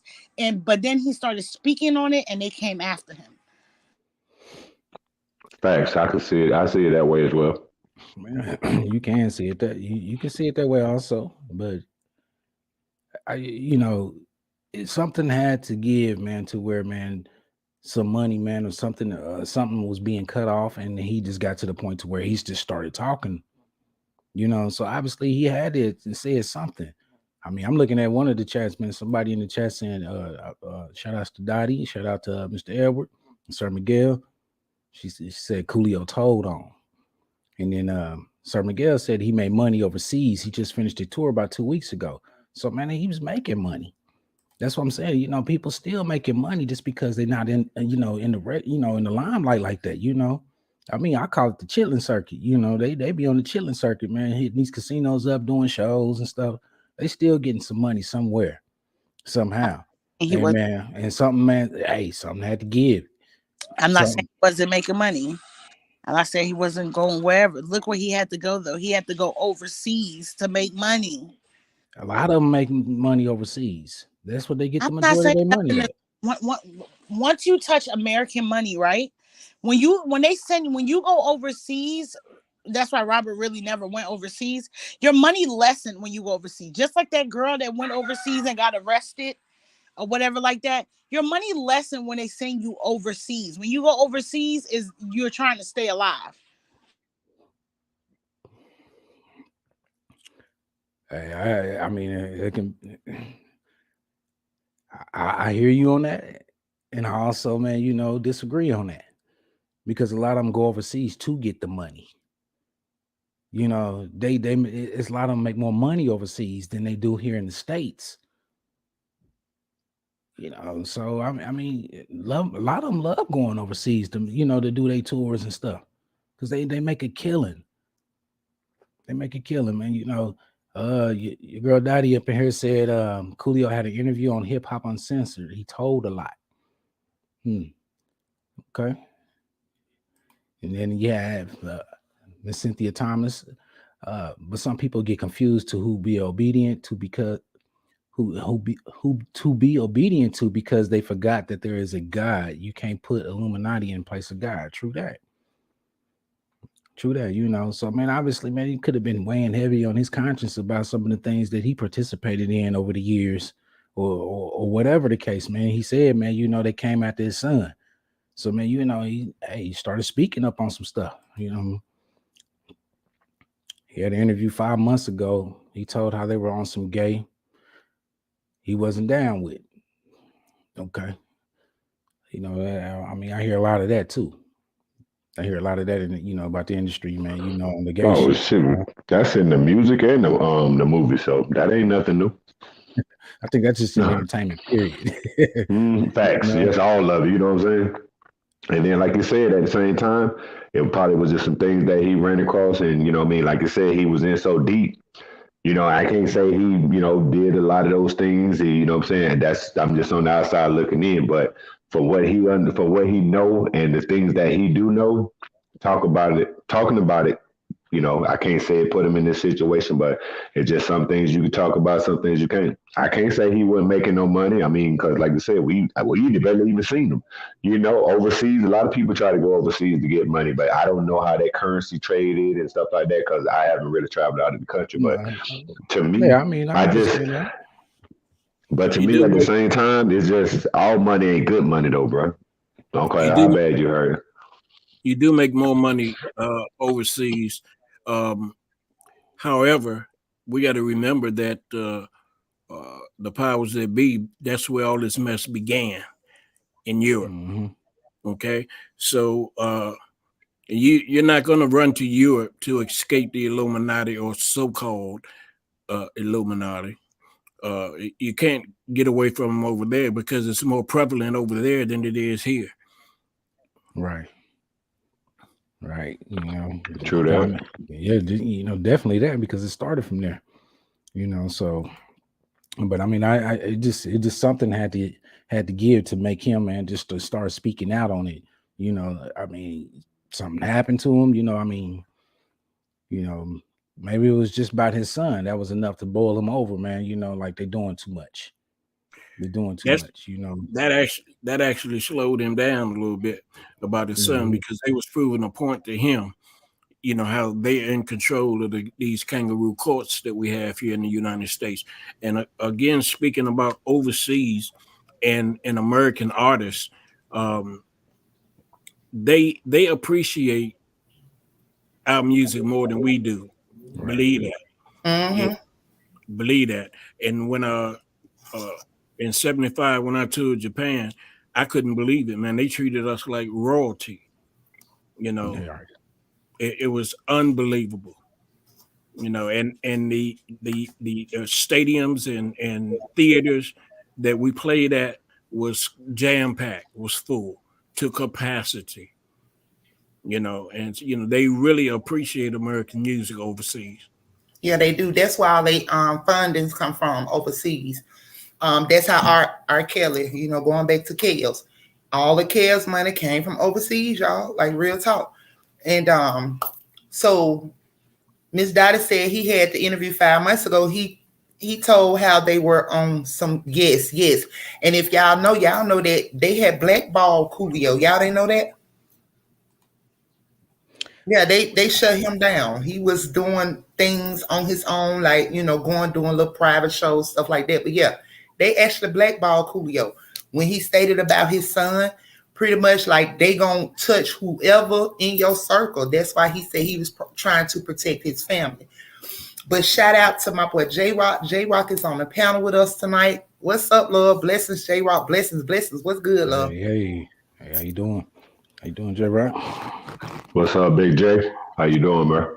Man, what's going on? Blessings to everybody on the panel. Truth be told, Mr. Terry Tips and my boy, the OG, Mr. Bass. Appreciate you like always. As a matter of fact, Mr. Bass just answered a question that I was just about to ask.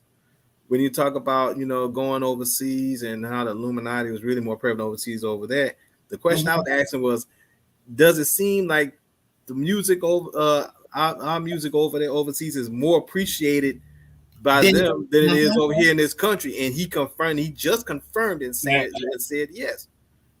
He's right. And it definitely made sense, because I remember hearing stories about Marvin Gaye touring a lot overseas, and a lot of other prominent artists that would always be touring overseas a lot. And what really caught my attention was the fact that you know, some of the all the successful artists, all the tours that they do, and it's like they don't. And the one thing I noticed, and maybe Mr. Bass, if you can correct me if I'm wrong, they don't throw their artists away overseas so quick like we do over here. No, they don't. Answer that for me, Mr. Bass. Yeah, that's a fact. That's a fact. I have to step away for a hot second and let Sheba out. I'll be right back.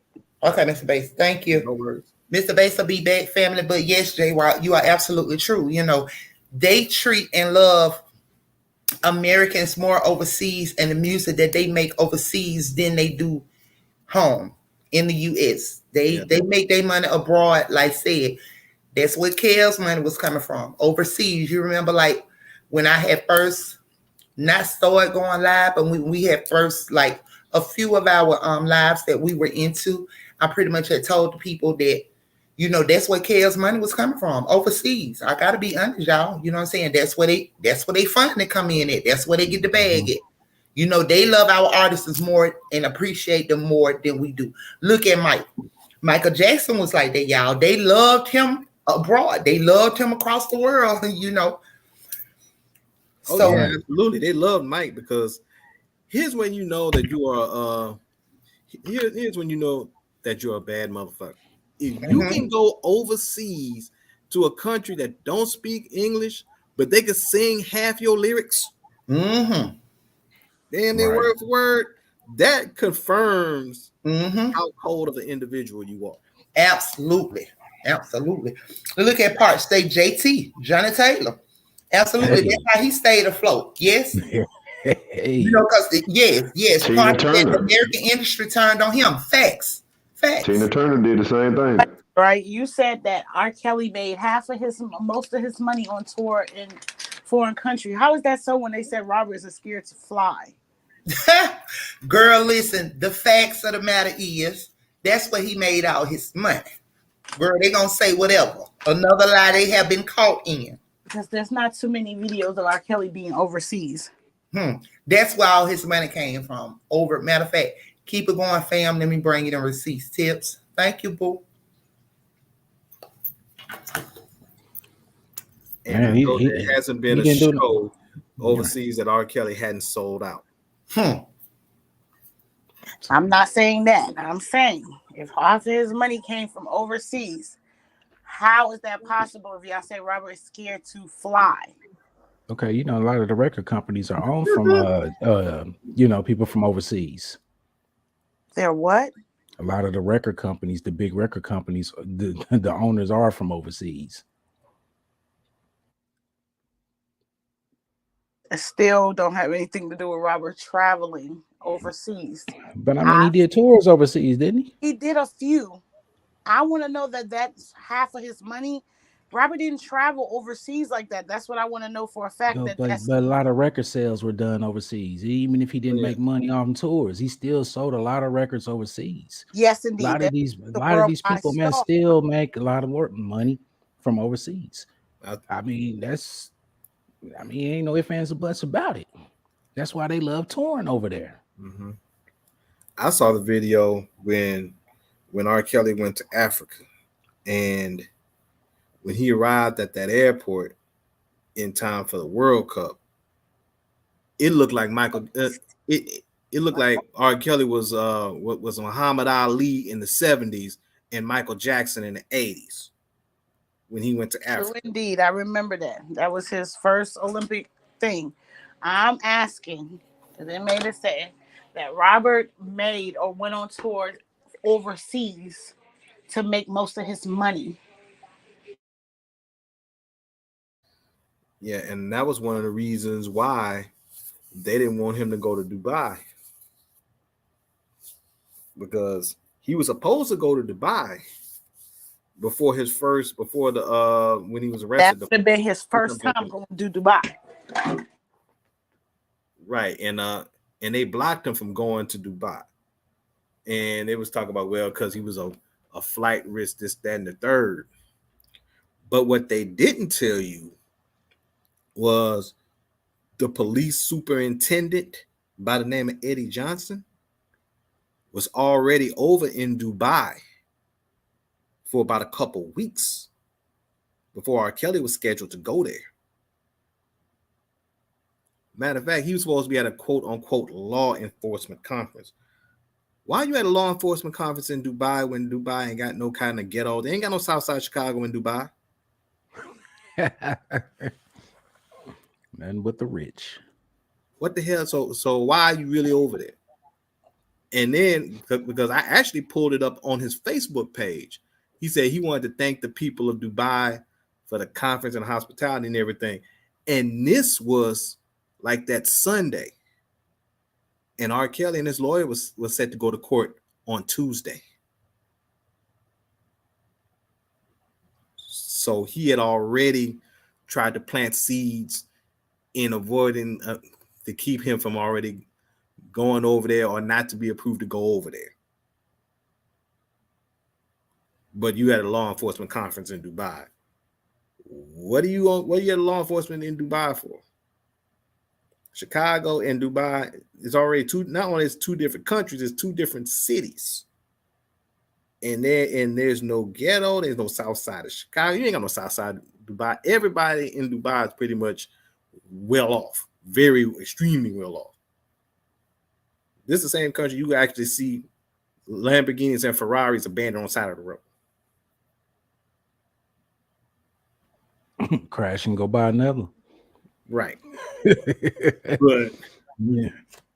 But you had a law enforcement conference in Dubai. And these companies will spend that money to get some of their people over there just to have that experience. And you already know what they over there for them young women.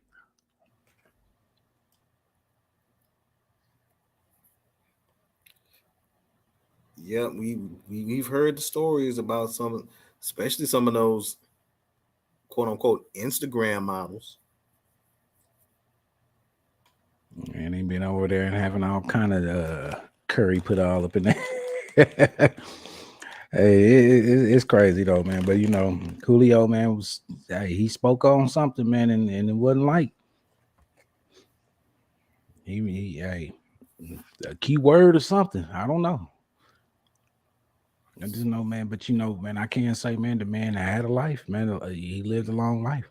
Maybe not long to some people, man, but for someone in the music industry, man, and be signing these contracts, man, he lived a long time. So, oh yeah, in that industry, it would seem to be really long, depending on how long your career was, especially because Coolio came out in around 94, 95 when Coolio first came out.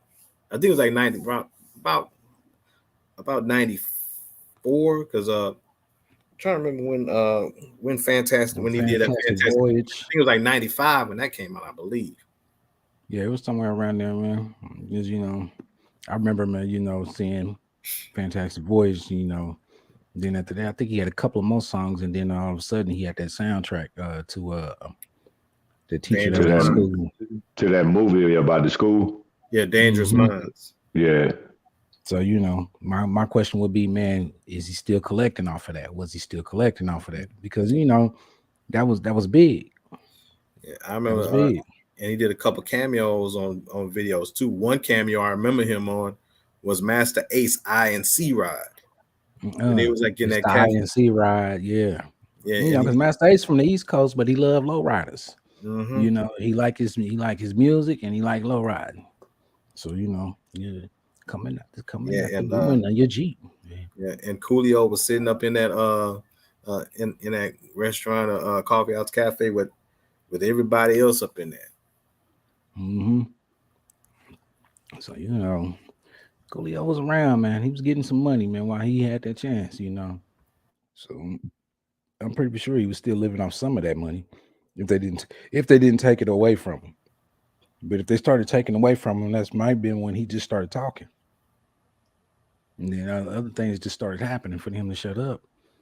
But he man, that was shit. His son going to jail, man, it probably was the straw in that, Well, yeah, because that right there already pretty much would have caused him to be really, really upset anyway. The fact that not only did his son get locked up, but it seemed like the charges was bogus, and lawyers wouldn't know better than what he already had. Matter of fact, the lawyer that Coolio and his son had probably was a better lawyer from what he was saying, and there really wouldn't have been no way that he should have been charged with what he was charged with, and got the time that he had ultimately gotten. First time offenders, yeah. Was it election year? Depending on when it was, I wouldn't be surprised. That's how we had to find out what year that was, man, and whether or not, man, it was election. Some primary or something, state, whatever, election years. They try to make example out of everybody. Mm-hmm. Not being and also being charged and being a first time offender, alleged first time offender, and all of a sudden you wind up being look like overly charged. Sounds real familiar, don't it? Yes, it does.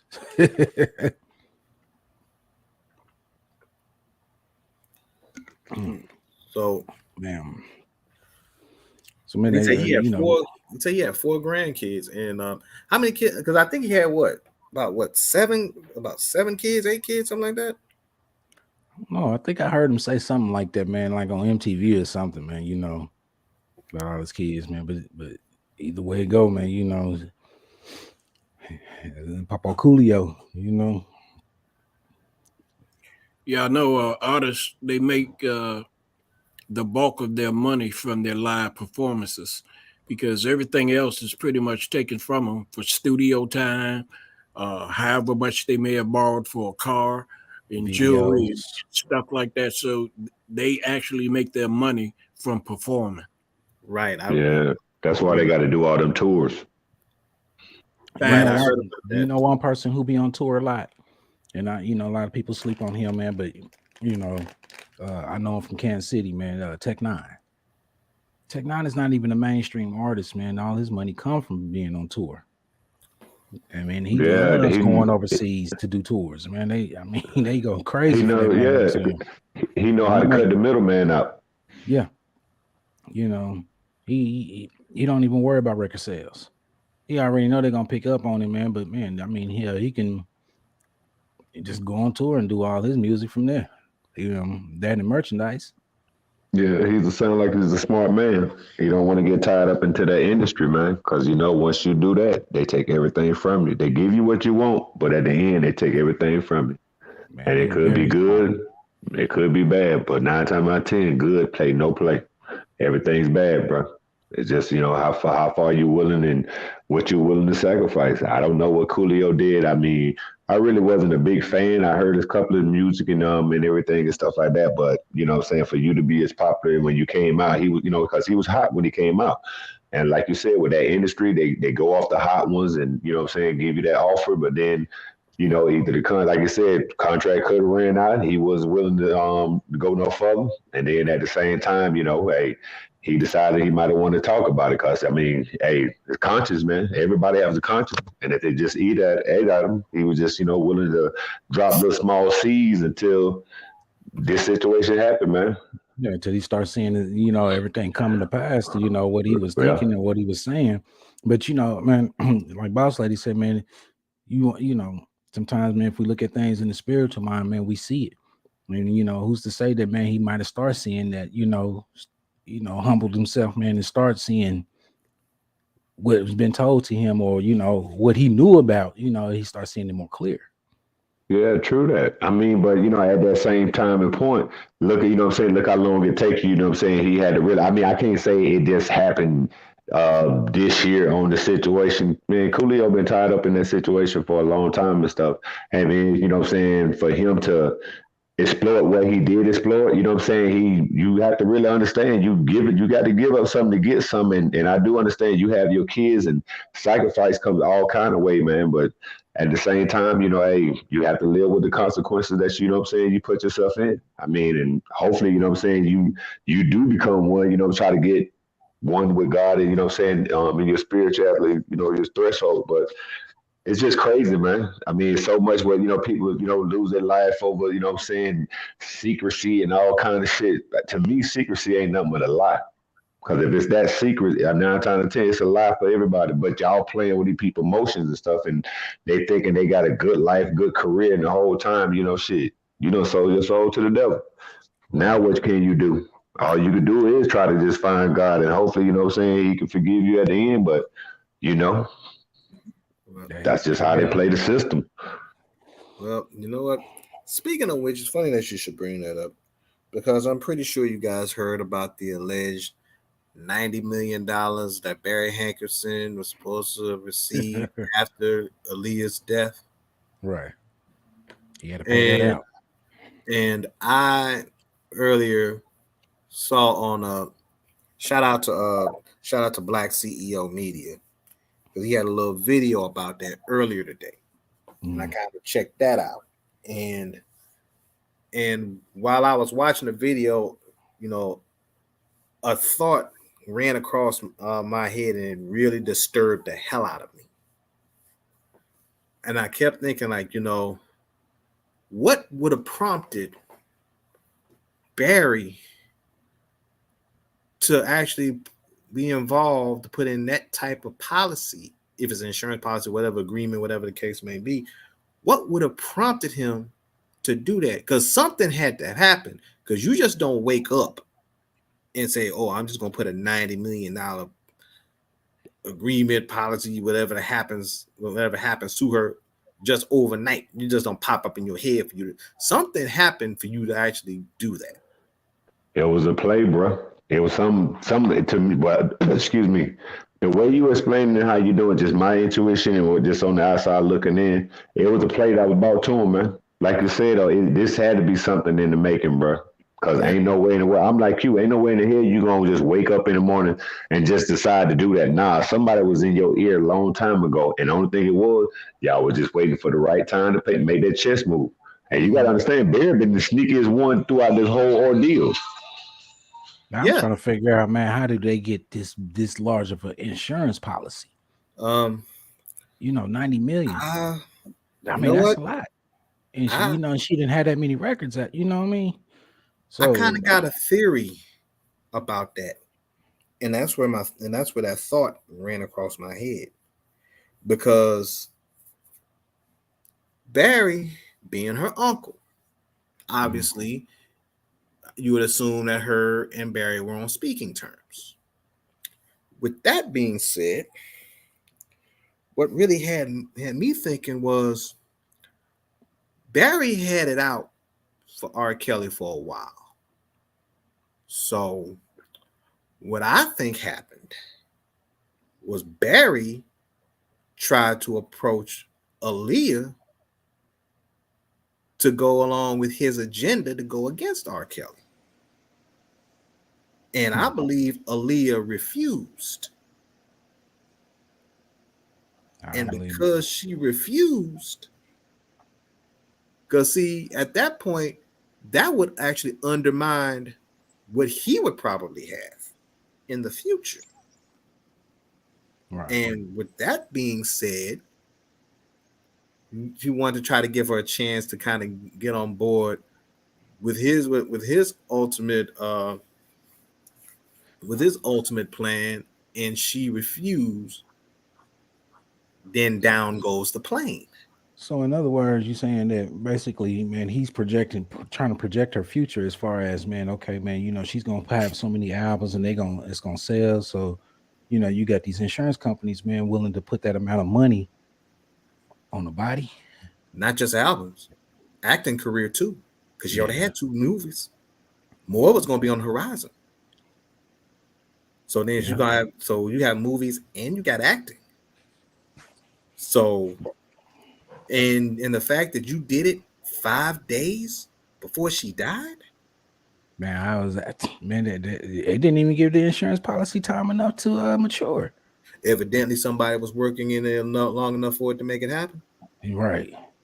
I think she was already born for what she was born for. So in other words, man, they already knew what they was going to do with her from day one. I personally think so. And I think that's why her family is still so quiet about the whole situation, because they knew that's what they born. Once they born Aaliyah, like that thing we watched in StreamYard with that guy talking, I think she was already given. That's why she encountered so many people in her lifetime before she died. Because look at her lifespan. I mean, the girl met every freaking celebrity possible and touched everybody before she died in that short amount of time that she was relevant. Yeah, and like I said, my belief on it is the fact that I think Barry kind of came at Aaliyah and some other people with Barry, try to convince her to go along with what they had planned against R. Kelly, and she refused. Damn. And I think that may have ultimately sealed it, because if she didn't go along with Barry on it, what would wind up happening is her career takes off and flourishes, and would probably cut out any potential earnings that he would have from Aaliyah also. Right. Because that would have put a strain on their relationship. I figured that too, man, from when you was pointing out different things in the movies, the R. Kelly poster in the back, I mean, the little subliminal messages, man, that was left in there, pretty much, man, to show them, man, and she still cared for them, man, and Barry probably noticed that. I mean, it ain't no telling, with that, but I got a question, man, real quick. Did Coolio still have a manager? That's a good question. And then what record label he was up under? You would have to think he would have some type of manager or agent somewhere if he's still trying to do tours and still trying to perform. He had a manager because that was the manager that made the statement. Okay. Now, what record label was he tied into? I don't necessarily think he was in a record label. Like I told you, my thoughts on it is he was with Warner Brothers. Warner Brothers, okay. And Warner Brothers is what, like a subsidiary of who now? Nah, Warner Brothers, one of the top labels. Like, remember they like a Sony. Oh, okay. Yeah, Warner Brothers stands alone because I think they stand alone because I think it's usually the big three you always hear from is usually Sony, Warner Brothers, and I believe Universal is third, if I'm not mistaken. Atlantic a big one too, right? And Columbia and Epic. Oh, what's up, Dean? About I think they may be a subsidiary to one of them. I think maybe I gotta check it again. I think if it was Universal that may have absorbed Atlantic. I don't know. But definitely have to go ahead and look into that. But if you talk about the big three that seem to loom large, is usually it's usually Sony, Warner Brothers, and Universal. What about Interscope? Interscope was like a Def Jam. It came under something, right? But they wound up becoming like a powerhouse. Yeah, because I mean, I remember when they didn't Interscope have Death Row or Interscope? Yeah, Interscope wound up taking Death Row because Interscope was under bankruptcy. They're about to close their doors. And you know, but once Death Row came with the Chronic album literally saved Interscope Records. Facts. And also Doggy Style too. Yeah, because the Chronic opened up the door. And then once that happened, not to cut you off, Derek. Interscope, they under Universal. Okay. Universal is the one, man, who gave Cash Money that $30 million up front, right? Yeah, and I think Universal tried to buy Master P No Limit out, but then Master P wouldn't sell it. I think it was Universal. Universal was coming up there for a minute though, wasn't they? They was doing the most. Damn, who else they get? Yeah, because Universal had a couple of small labels on there. One, I think Kadar Entertainment was another one. It was on a guy by the name of Kadar Massenberg. Okay, I heard that. We had Kadar Entertainment, so I remember him. Yeah, I remember that label like around the mid-90s. So Universal was there also, and so Universal kind of helped Nelly too, didn't they? Yeah, Universal was purchasing a lot of Universal. If you've seen in the news, Universal has been buying a lot of music catalogs. If you've been paying attention, Facts. You saw how they finessed Lil Wayne. Yeah, for the tune of $100 million. Yeah, $100 million for Drake, Nicki, and his. I'm like, yo, they finessed the shit out of him. He had to be getting low on his money probably been getting low from him getting high for him to go sell that shit for only $100 million. Yeah, and then there was another singer back that was out years ago back in the day by the name of Bob Dylan. Bob Dylan, look, I think he had a beef or issue with Universal because at the time that his music catalog was supposed to be sold like for around neighborhood of about $300 million. And when that happened, I think when it was supposed to have taken off, I think there was a dispute and they were supposed to almost go to court. And I think they may have came back to the bargaining table, and I think they was able to actually put that deal together. But yeah, it was about neighborhood of about, say it was worth up to $300 million. And this was, I think, if I'm not mistaken, this was around the time when R.Kelly was going through all the legal trouble he was going through in the early stages. So do any of y'all know of anybody, man, that Warner Brothers might have put under? Well, the number one name Warner Brothers had for a long time was Prince. Yeah. Facts. And you know, R. Kelly's Rockland, it wasn't through Sony or Jive, it was through Interscope. Remember, he had his own little label, Rockland. Rockland was through Interscope. That's true. That's right, because I remember that because when the Life soundtrack came out, it was under Interscope. You think Kells would have turned out better if it was through Interscope, or he should just stuck with Jive? I don't know because it looked like R. Kelly was for a while R. Kelly was Jive Records, although you still had the lights. Donnell said it. He said R. Kelly built Jive. Everybody said that. He the one that built Jive. Yeah, because Jive was damn near about to go bankrupt or some shit until he came in. Yeah, although you still had the likes of Too Short, UGK, you know, and a couple. Usher came, Justin Timberlake came, E40. Yeah, E40. Yep. You know, it was a few of them West Coast, man. You know, some of that Bay Area rappers, man, that fell up under Jive. I think Britney Spears was with Jive also. Yeah, and then you had, and like I said, UGK was one of the Southern hip hop acts that was on the Jive Records, and UGK had blew up, especially when that Riding Dirty came out in '96.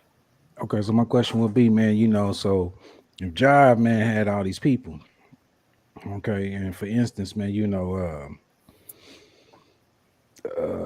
okay, UGK, Pimp C, was they still up under it, even though they was going up under Rap-A-Lot? The Rap-A-Lot still had distribution with them? I don't know if I'm trying to remember if they had distribution. I do remember that UGK was under Jive at the time, and they had a cool relationship with Jay Prince for a while. But you know, even though they was under the label of Jive, you know, UGK was never really under Rap-A-Lot per se, although they had a really, really pretty close relationship with Jay Prince. So, but yeah, you know, I think they had their issues with Jive, especially when Pimp C started going through the legal troubles he had going through. Because you know, that kind of threw a little monkey wrench in the tours that they had and albums they were supposed to put out at a certain date. You know, it just kind of threw everything out of whack for them. It said Rap-A-Lot under Sony. Remember, Jive is under Sony, so you know it's all in the same family. Well, damn. Yeah. It says Thingy owns Rap-A-Lot was distributed through Sony, and you know Jive is through Sony also, so that makes sense why they kept it all in the family. Okay, so Warner Brothers is just on their own, so you know. Yeah, they didn't. But remember, Warner Bros. Warner Bros. Main thing is film and movies. Right. Don't get me wrong, they big in music too. We ain't taking that from them. But you know, they make a lot of their music from like a lot of their money from like filming and shit like. Yeah, Warner Brothers, man, they was doing cartoons even back in the days. The Merry Melodies, the Bugs Bunnies, you know, that stuff. You know, you know. Okay, Disney had nothing to do with Warner Brothers, did he? No, I don't believe so. But yeah, the thing is about Warner Brothers, because remember, like I said, Prince was on the Warner Brothers, and then that's when Prince had that public feud with Warner Brothers, in which he had written the word slave on the side of his face. I remember that. Okay. And I was just trying to. The reason why I was just asking, man, because I'm just trying to see, man. You know, are they? You know, you got a lot of these labels, man, taking out they artists, or you know, like you say, putting that insurance on them. I'm just trying to figure out, man, was there anything, man, that I can see, man, as far as Coolio? You know, did he have a dirty manager or what? You know, Mister, you know, it's crazy. I was just watching something. I want y'all to watch. There's some guy. His shit is called R&B Podcast. He did something on he did like a little interview with Woody Rock from Drew Hill, and they was talking about R. Kelly, and this is exactly what he said. He said, "Yo, you gotta look at it like," he said, artists get to a certain point where they wisen up, or they get to a point where they really don't need the label no more. Like, you get what I'm saying? Once you build a certain fan base, you probably still sign the label, but think about it. Say you built a crazy catalog, or you got your fans that love you, and then think about it. He said the art, like the label, not seeing once you get to a point where you could just start touring. He said the label not seeing none of that tour money. Well, you Right. know, some he said, so you guys think about it, if you're not putting out albums for them, because he's like, yo, that's how they see the money is through the albums. He said if you're not putting out albums for them, they really get to a point where they feel like they're gonna wash their hands with you, or they're gonna try some way to get you out of the way. And if you look at R. Kelly, the last time he put out an album was 2016. Yeah. The end was that Christmas album, December 2016.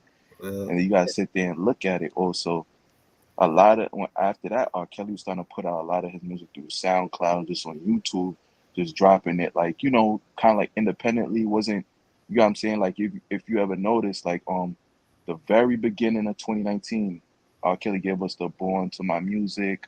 He gave us the what's the other track? Born to My Music, and you know what's the other song, J-Rock? The song he got, Born to My Music, and he got the I Found Love. Remember, he dropped all of those December 2019, January 1st, and he was dropping those just on some YouTube and through SoundCloud, just getting his money elsewhere. So you know the label, they don't like shit like that. You get what I'm saying? So yeah, that kind of sound like how Nipsey was doing, man. How you had to go to the website to get his album. Yeah, You like know. you got what I'm saying? It's ways around it where people start figuring out and not doing it through the label. And the label, trust me, they get mad at that. I'm pretty sure the label was probably saying to like Kells, like, what's up? You're not gonna put out another album. But we all know Kells was on some like, yo, what's up with my catalog? Honey, like, y'all owe me such and such and such and such. Like, or, you know, he was being able to prove that everybody was stealing from him, and then the label had to compensate him back for that. So like it was like, the hell with yourself. We're gonna get you out of here. Well, I did forget about the Christmas album because I keep thinking about the last album was the Buffet, which came out in 2015. Yeah, 2015 was the Buffet, and then right. December 16 was the Christmas album. Right, I forgot about the Christmas album because I was still riding with the Buffet. However, yeah, but a lot of the songs that he had put out, and like I said, I Found Love, which was dope. And I said Planet, I call Planet Inner City Blues 2020. Yeah, that sounds good right there. That was fire too. Because I'm telling you, if Marvin Gaye was alive, I swear R. Kelly would have wrote that song for Marvin Gaye. Facts.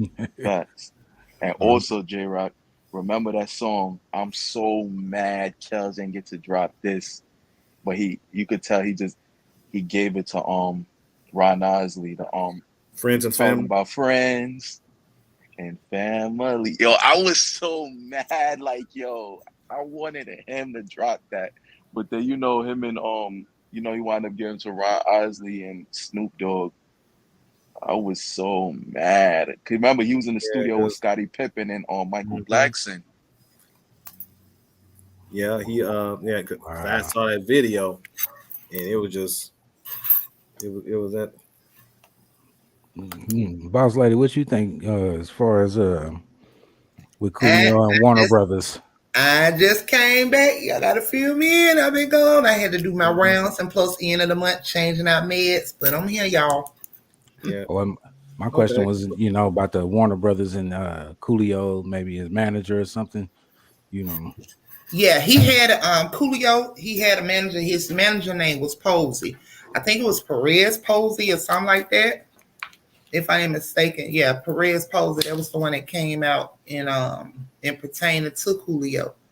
And Warner Brothers. Now, when did Coolio Records? I ain't sure. I think it was Coolio Records. I don't know. Okay. You know what, Dean Baller, the other song you was talking about R. Kelly, you're talking about This Is It. That was probably the other song that you was talking about. And I remember that video. I think Tyrese was in that video. Yeah, I know exactly what you're talking about. Yeah, that's a fact. I remember Julius Darrington was the one that was starting to like he was starting to produce a lot of his stuff, right? You got him saying like his last stuff. He produced that I Admit. He produced all them other songs for Kels.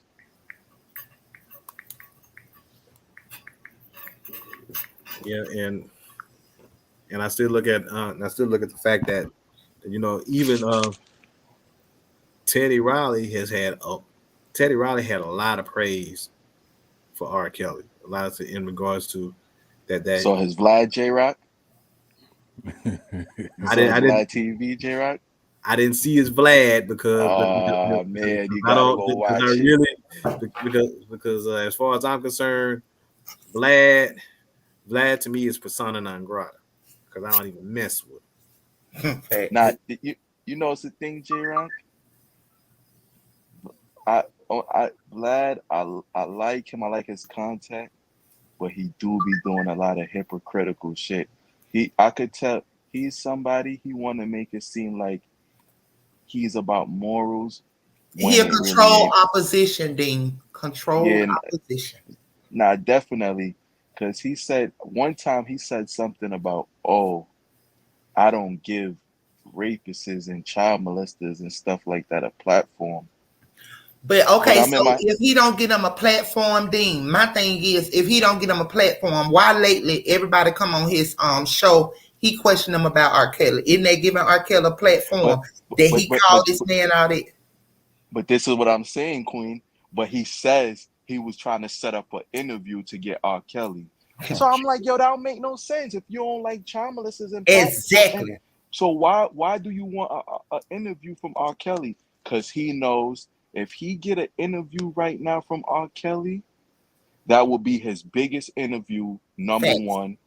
And number two, that would be the biggest person he ever had to do an interview with. I'm not saying Vlad, he ain't getting no people that was real big names. We're not going to take that from him. But we know R. Kelly will be at the top of the food chain. That's like getting an interview from Jay-Z. Thanks. And number three, I think that would be Vlad's way of getting out a potential lawsuit that R. Kelly would drop against him for defamation. True. Because not for nothing, he could, because when he interviewed Tiffany, Lisa Van Allen, she said a whole bunch of lies that, not for nothing, if Jennifer Bonjour wanted to file a lawsuit, she definitely can. Because it ain't no way you get on Vlad's platform and say one thing, but then you get on the stand and say another thing, but then you get on Surviving R. Kelly and say another thing. That's three different, and then you get on all these other news like CBS and Gayle King and these other people. She was also like, on Red Table Talk too with Jada Pinkett. Exactly, and it's like ain't no way your story changed dramatically like over 4 or 5 different times. She changed. Her story changed more than the time she changes drawers, assuming that she wears any.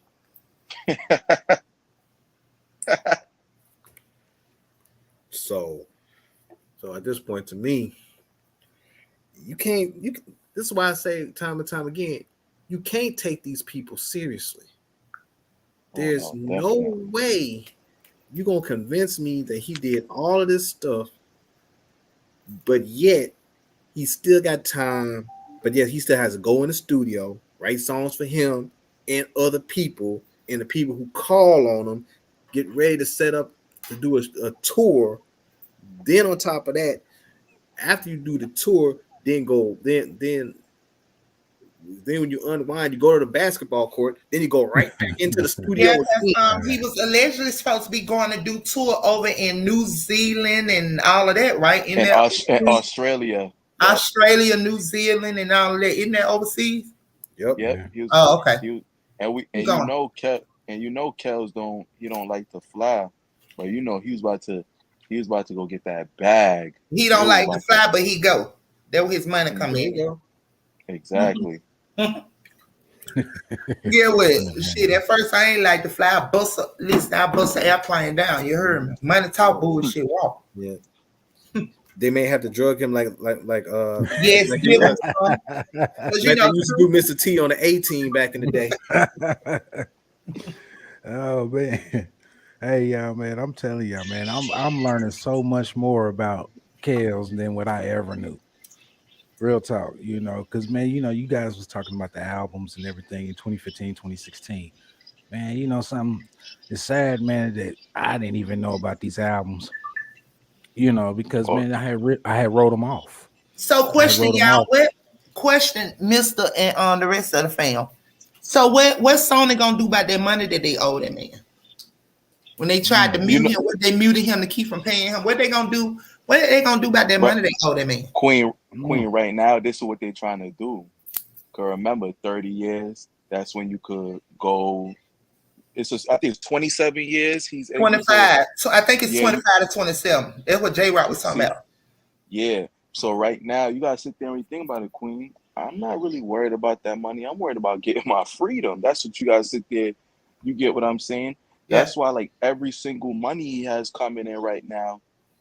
That's why they put the RICO in it. They're able to freeze every single money that comes through. Because not for nothing, it showed like he generated over over $10 million so far for royalties. And No, all that money. it's supposed to be more than that in royalties, if I'm not mistaken.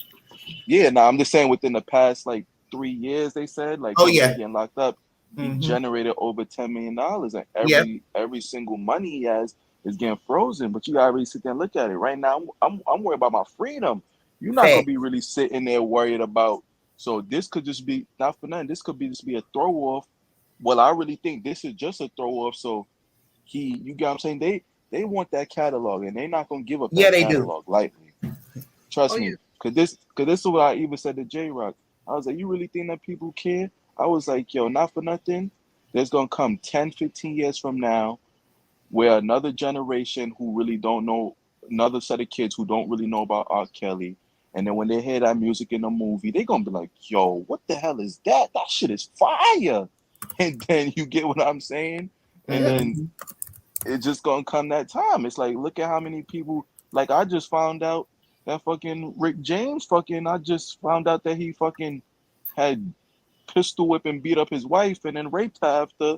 But not for nothing. You think the world really care about that? No, people still play the hell out of Mary Jane as one of the biggest songs ever. Rick James. Yeah. And seeing the thing about Rick James, really, if you really look at Rick James is, to me, in my opinion, is extremely underrated Definitely. because Rick, if Rick hadn't done nothing else in his career, he has put out some of the greatest duets Mm-hmm. in if not the 80s, arguably of all time. I mean, three duets that I could bring up: Fire and Desire with Tina Marie, Ebony Eyes with Smokey Robinson, and then the other duet he did with Tina Marie called Happy. Those three alone could pretty much seal his legacy just on that. You're 100% right, J-Rock. Man, that Ebony Eyes album was fire. Yo, J-Rock, let me ask you a question. You know what's something I just thought about, and it kind of gets me mad? Why Kel's never jumped into the acting lane? Because when you really sit down and look at Trapped in a Closet, he did a good job. Like, Mm-hmm. Yeah, with the little maybe you he see, didn't see himself. He felt like his music, because he loved music. First and foremost, I'm gonna say that he loved music. So maybe he didn't go on the acting scale because he just loved to deal with music, and he probably within his mind he felt like he probably couldn't act or something. I don't know. Well, about probably. that and Because that he script. could have been a bad actor if you look at it. I don't Being able think. to read that script too. Yeah. Oh, yeah, true. Right. He would have to have somebody to help that him read made the perfect script. sense. But I think, you know what? I'm looking at it like, who's to say that wasn't something that he was planning to do in the future? Because I remember when Ice Cube did an interview and he was talking about John Singleton and you know how he got in the movies. John Singleton told him, he said, if you can write a rap, you can write a screenplay. And then that's how Ice Cube started writing movies and started getting, because John Singleton kind of inspired him to do it. And I think with R. Kelly, the way he writes music, the way he writes life, and the way he writes his music to reflect about 90% of his music is really based on real life situations that everybody can relate to anyway. That's a fact. That's a fact, J-Rock. Not to cut you up, if you look at all of Kel's music videos and stuff, even though he had, but everybody always said it, like, even though he had the biggest people shoot him, but a lot of people said, yo, it was all his ideas though. Like they said, all his music videos. And when you look at, he had great music videos, and the Trapped in the Closet idea was a great idea. Like it was just like the way he put that all together. Like I'm like, yo, that's very creative. He really could have wrote movies. But right. Say what you're saying, J-Rock. And see, and the thing about, well, you just brought up something about Trapped in the Closet. Trapped in the Closet was originally supposed to be just a 3.5 minute song, and then it just morphed into something else totally different, because then people started asking him questions like, oh, okay, what happens next? Then what happens next? People still asking what happened, and then the next thing you know, it just evolved. It just kept evolving until it became what it was. And from what I heard, I don't know if it was one of his closest friends, somebody brought this up, saying that the Trapped in the Closet series alone is worth around the neighborhood of about $50 million. That's just Trapped in the Closet by itself. Damn. If he had no other album, nothing, no album, no single. If you just take base value of just Trapped in the Closet, that alone is a $50 million project. Yo, J-Rock, I remember when I was in 5th grade when Trapped in the Closet came out. I swear, that was like the biggest thing when I went to school. And not for nothing, as much as I love Kels, I wasn't a big fan of Trapped in the Closet. I'm gonna be honest. Like, me and my girlfriend were just talking about that recently. She was like, I love Trapped in the Closet. Like, I wasn't like a big crazy fan of Trapped in the Closet. I thought it was cool, but like, you get what I'm saying? Like, but a lot of people, that was like the biggest thing. Like, people was really feeling like, yo, you seen the next Trapped in the Closet? Like, that was crazy. Right. I was surprised, man. When Isley was on there, man, I was like, damn, he brought Isley back in the game. Right. And seeing the thing with me with Trapped in the Closet is the fact that it was like, what's gonna happen next? People waiting for the next chapter to come out. And it was like people literally was on pins and needles when Trapped in the Closet came out. Because they kept wondering who gonna be the next, who the new characters are gonna be. Because he kind of did it like he said when he was little, and you know, his mother and his aunts and everybody, they loved the soap operas back in the day.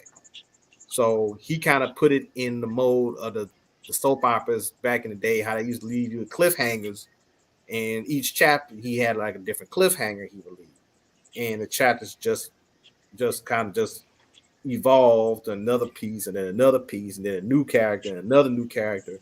Then it just became one of the biggest things of its kind that came out in that decade.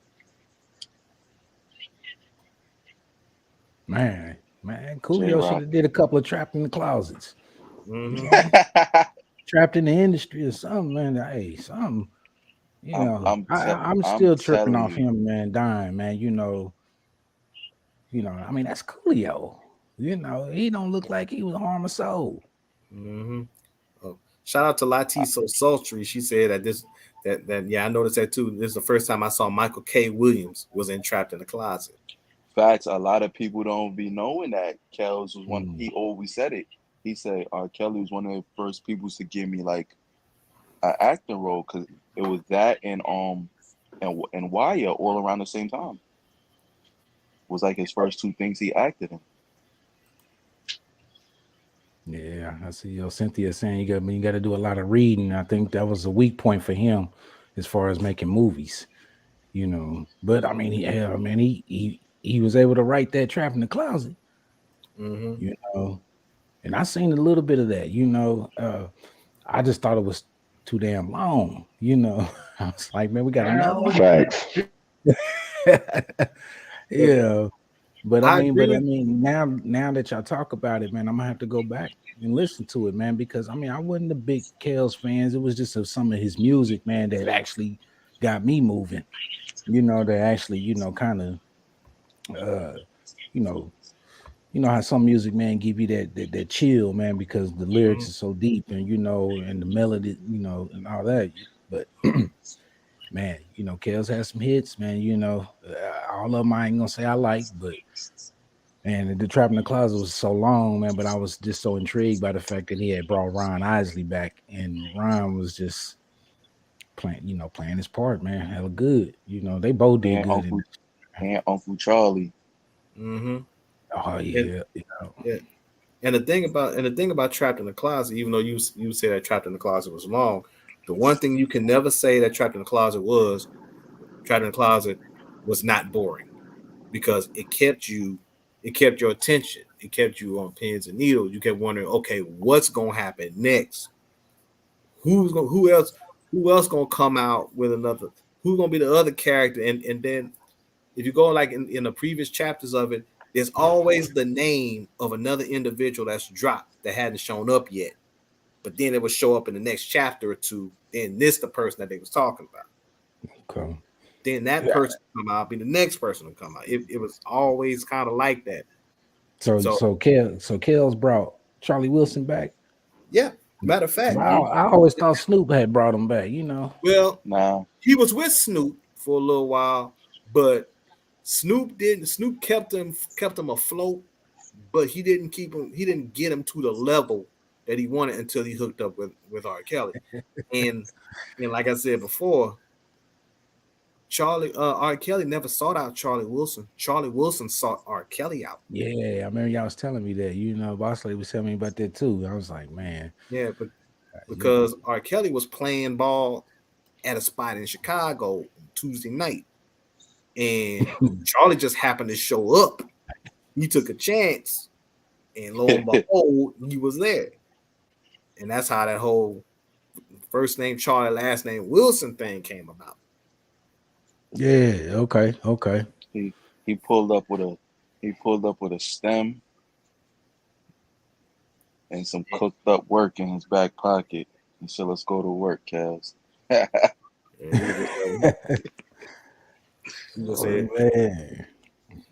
when they was in the studio and they was working on his album, R. Kelly specifically told him, he said, with the song, because he kind of got the song idea from when the security guard was talking to him, but then he said, we're gonna take that and we're gonna spin that. We're gonna take that to the next level, because this is you being reintroduced to a whole new legion of fans, just like Ronald Isley was when he worked with him a few years back. So you thinking some new deals, man, being made, some new soul contracts, man, for them too? I think the thing, because I think one of the reasons why they try and do this really to R&B right now, because if you look at R&B is almost like a clown show right now. I agree with you, J-Rock. It is not what it was years ago. It's not. It doesn't hold the same. What's the word? It doesn't hold the same reverence. It doesn't hold the same relevancy like it did 10, 15 years ago. It doesn't hold the same weight. Right. Because you gotta look. Now say what you're saying, J-Rock. Well, what I was about to say was, it doesn't hold the same weight, because the one person that could change it, because like a picture a lot of these other artists are like thermometers, and they just take the temperature. R. Kelly would be like a thermostat. He would actually change the temperature in the damn in the area in the genre. He would change the thermostat. So the one person you can have change that thermostat, because he could breathe new life into the old legends and make them relevant. Right. So now, if he does that, and the artists and the labels got to pay those older artists back their catalogs, but then they got new stuff coming out that they still getting paid for. That's more money that the labels won't be able to get their hands on. He was a money maker. I mean, he generate money for him, So facts. But hey, man, quick question though. You know, I know he's locked up right now. Kels is locked up, and you know, I'm kind of detouring from Kels, but not necessarily.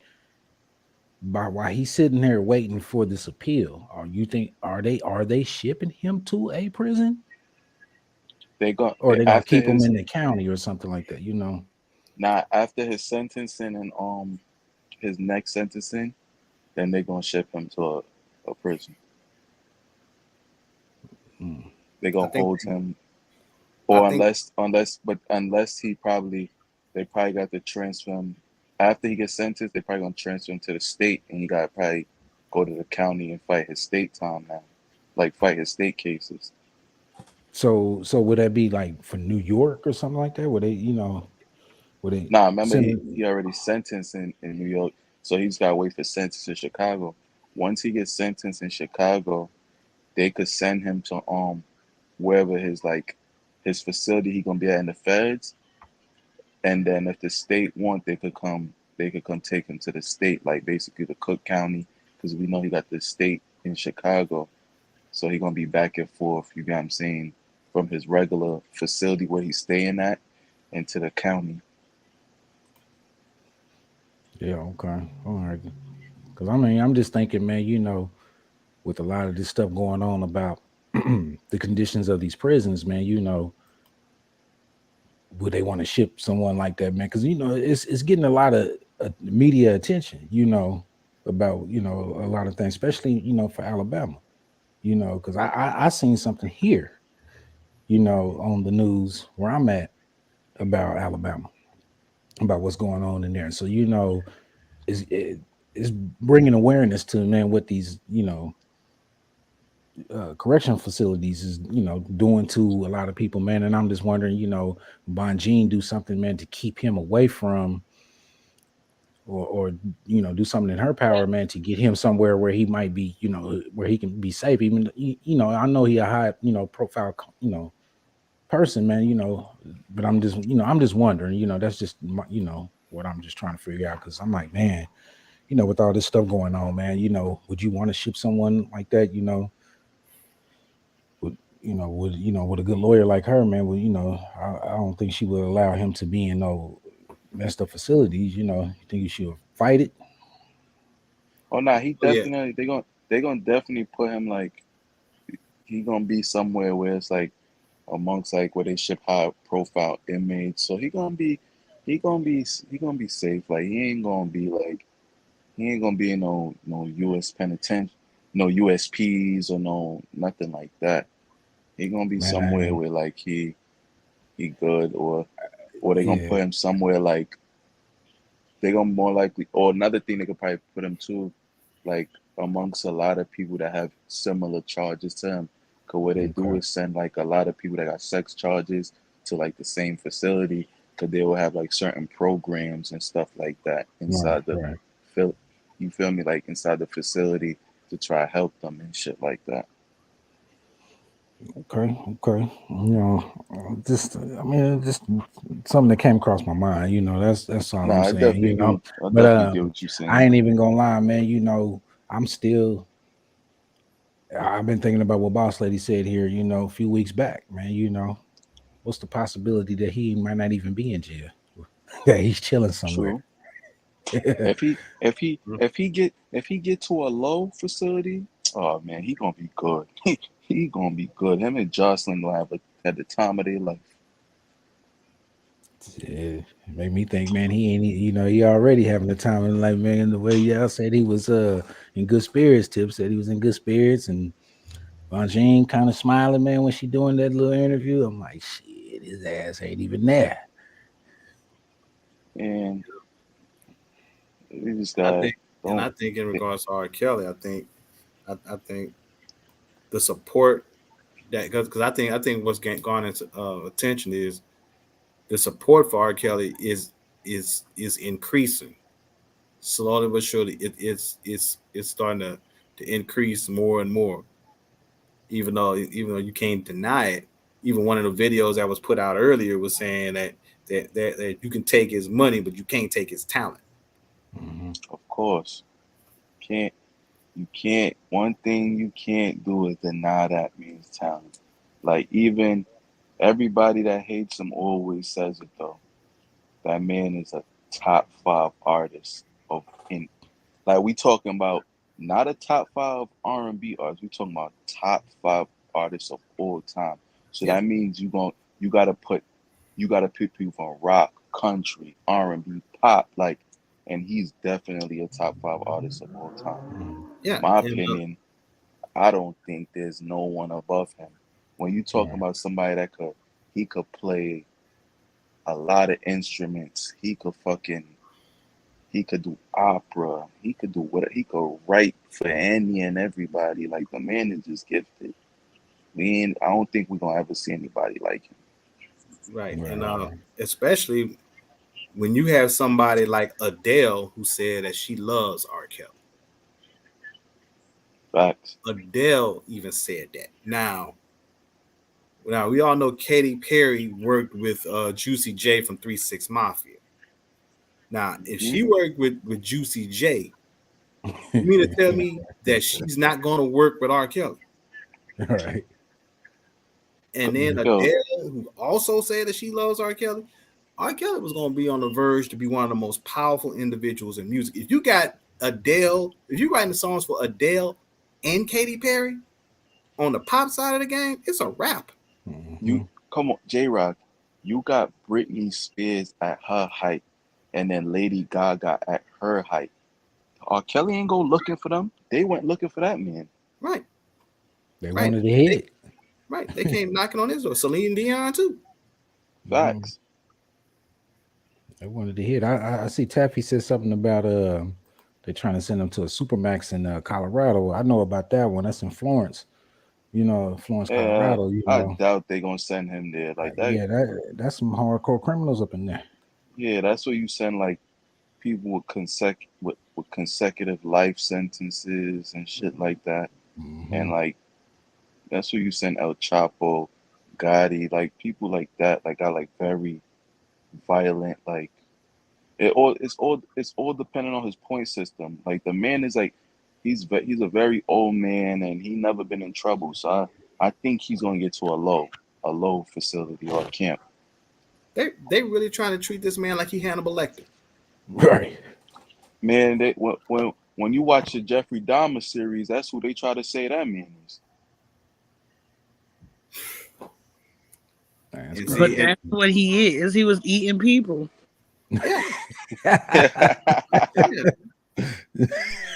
Facts. Yep. Tell about it too. Yeah. So if you go to Jeffrey Dahmer house and he asks you for some head, they ain't the head what you be looking for. Yeah. It's some head, all right. Yeah, I want your whole head. Shit. Boss lady, you in there? Because I mean, if you really look at it, it's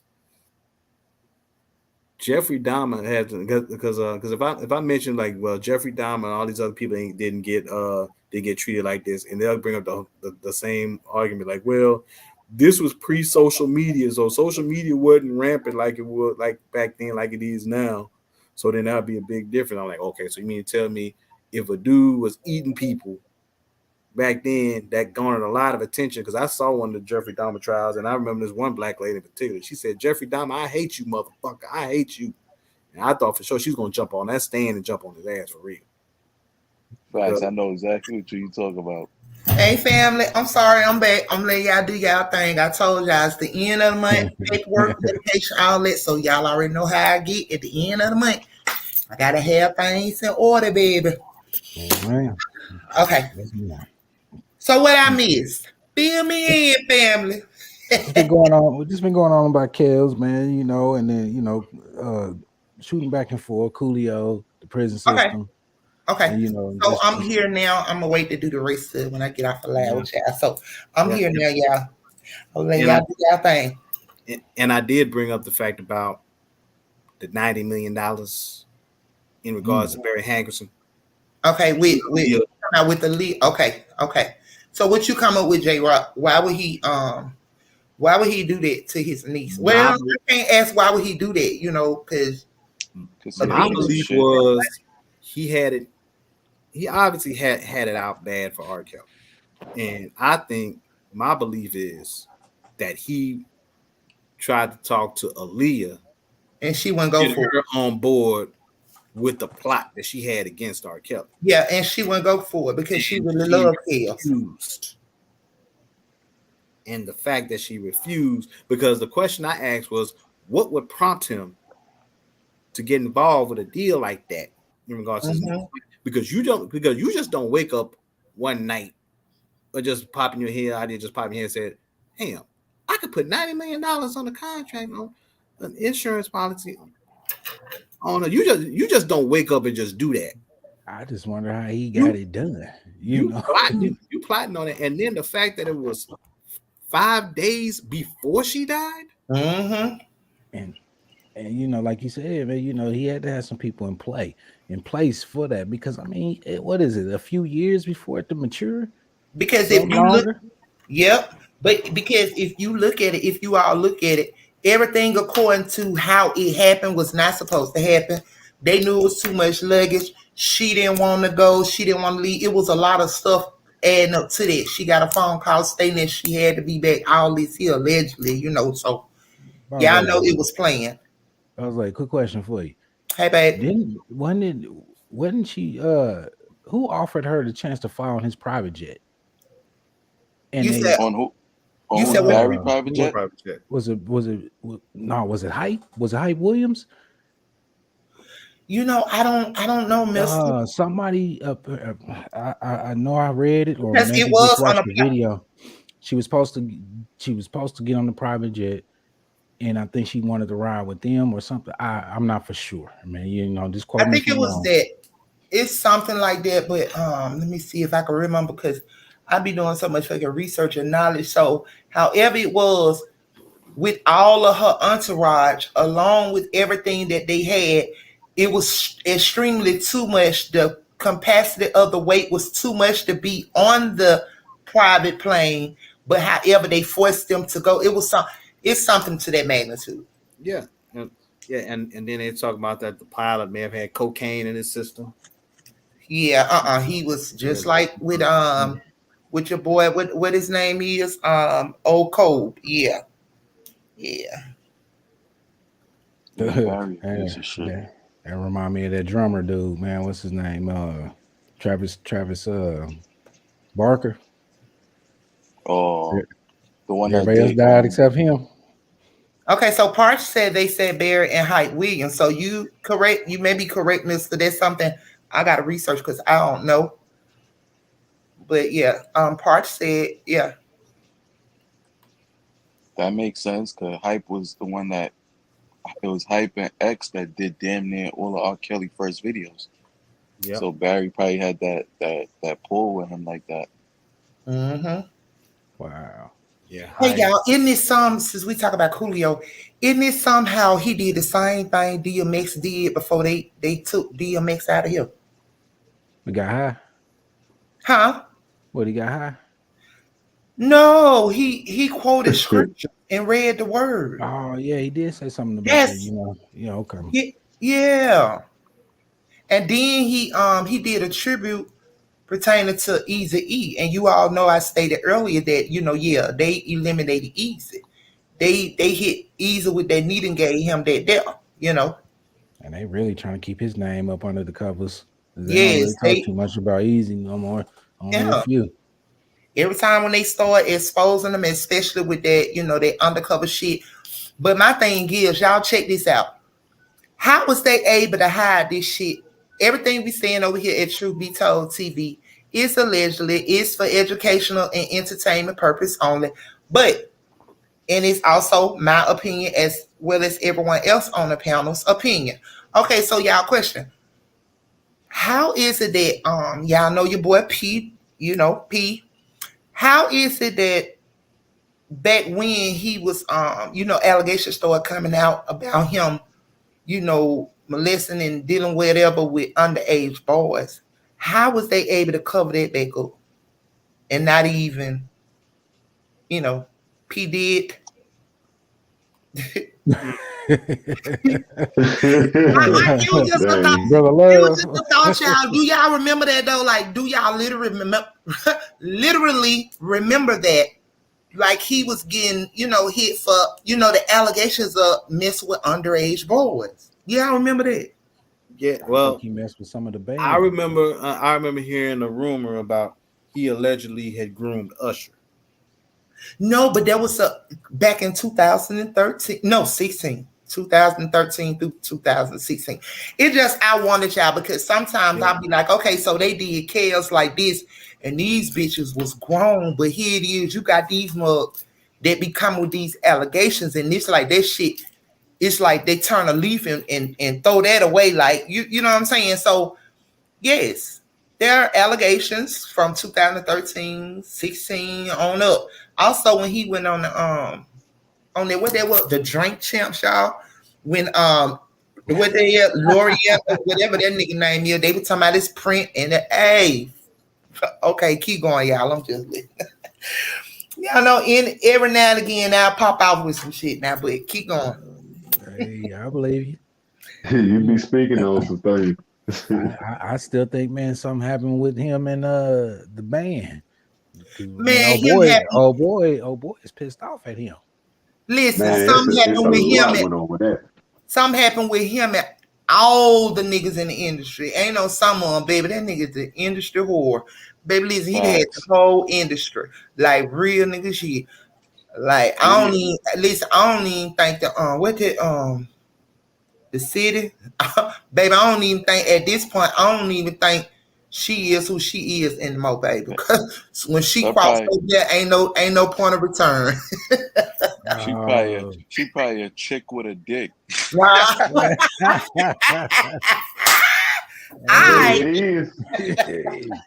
I'm trying to tell you. Everybody know, the whole world, that ain't no secret. And I'm from New York. Like everybody know Diddy swing that weird way. Like, come on, like, man. Ain't no way. I don't know if y'all heard the interview. One of the guys said they bust inside the office, and they said the Kirk Burrows guy was under the desk, and when he heard the door, he jumps up. Yeah, he was sucking them off. Yeah. Yeah, like nothing else. What you doing under that desk? Like, yep. I kind of heard something about that, but I also heard that it was an office, and I heard that it was allegedly Christopher Williams too. Chris Williams and man, what I heard. It's been a lot of them that I got busted up on, man. Just put it out there like that. They ain't the only one. Man, he busting down some of the biggest hair. Rick Ross, that's a big nigga. Who took the dude? Allegedly, everything we saying over here, truth be told, it's our opinion. Also, it is alleged, and it is for educational and entertainment uses and purpose only, according to Section 107, 1976 law. Yeah, let's go, y'all. It's our opinion. The beat down is real. That's a big nigga over there, baby. Who took it? What's one of his famous sayings? What's Diddy's famous saying? Take that. Who was the top? Who was the bottom? I'm just trying to see now. That's a fucking sight. Oh my god. Hey, but Diddy saying take that. Rick Ross saying,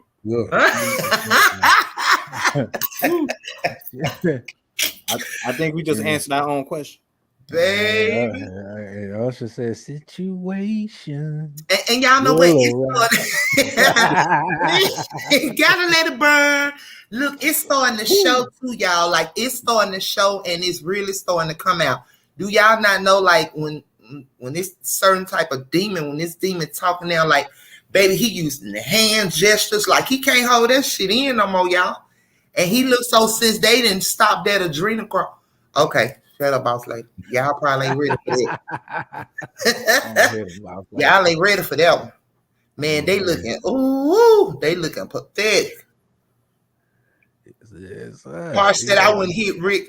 I wouldn't hit him in a dark alley. Oh Lord. Hey, but didn't he have a relationship when he was at Uptown with what's the dude, man? They got him in the game. Andre Harrell. Man, was it Andre? Yeah, Andre Harrell ran what- Uptown. Okay, what's another one, man? Give me another one, man. What they did? Okay, yeah, Andre had Andre. I guess it was Andre because he wore glasses, right? He wore glasses, Yeah. right? Yep. Andre Harrell and Clyde Davis, I think the ones that he said that got him in. Yeah, Andre Harrell back in the day. Because if you remember the movie Crush Groove, Andre Harrell was in Crush Groove. Mm-hmm. Crush Groove. Poach Jermaine, man, you know, shit, they've been taking him for a long time. Jermaine Dupri? Yeah, man, since he's with Houdini. Pop locking, dropping on the stage. You know. And he said, man, he can tell some stories, you know, but he ain't never went into them. I wouldn't doubt it. He ain't never went into them stories, man. He's on tour with Houdini. You know, it's like, man, oh man. Poor Usher, man, they done tossed him around everywhere. I kind of hate when people like give Diddy all this like credit, like he this great producer, and if you look at all his music, like his biggest music, were all remakes or something. Yeah, the Hitman, you know, and Stevie J. Kevin Lyle, that's who I was trying to get to. That's who it is. Kevin Lyle. That's who he was fucking with. And Andre Harrell, man, I think found out about it, man, and released him from the Uptown. Yeah, and that's when he went and started Bad Boy. Yeah, because if you remember, Uptown, especially in the late 80s, early 90s, Uptown was kind of the label. Yeah. Because you had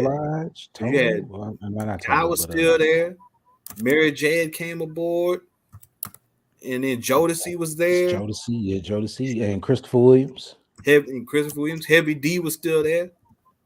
So Guy was still there at that point. So Uptown was at this point, it was the label. Man, shout out to Parch too, man, on that one, man, because I couldn't think of the dude's name, man, but Kevin Lyle, yep. J-Rock, you know, Teddy Riley was saying on the guy that funded their career, David Hyatt, some Jamaican guy, also funded R.Kelly's career too. The guy, he wound up getting locked up for selling for drug conspiracy. I think I heard something about that. Yeah, some guy named David Hyatt.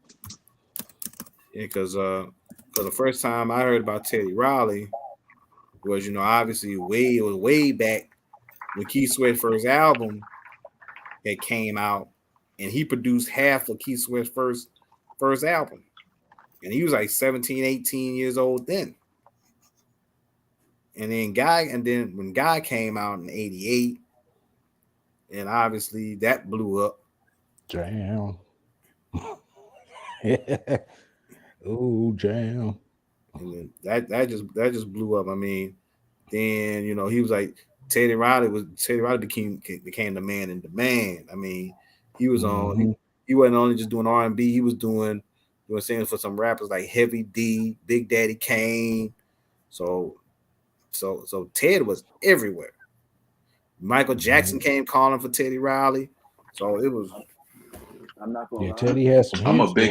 I'm a bigger Teddy fan than I am of a Babyface. Okay, so family.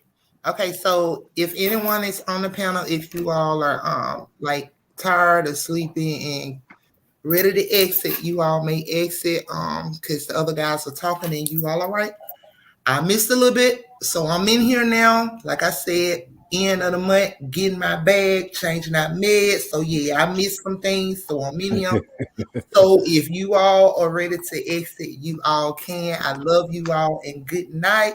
So for anybody on the panel that would like to exit, you all can do so. If I can keep going, because I'm in here. All right. All right. Well, I think well, I'm gonna go ahead. I'm gonna dip on out because I'm about to go ahead and jump in the shower and everything else.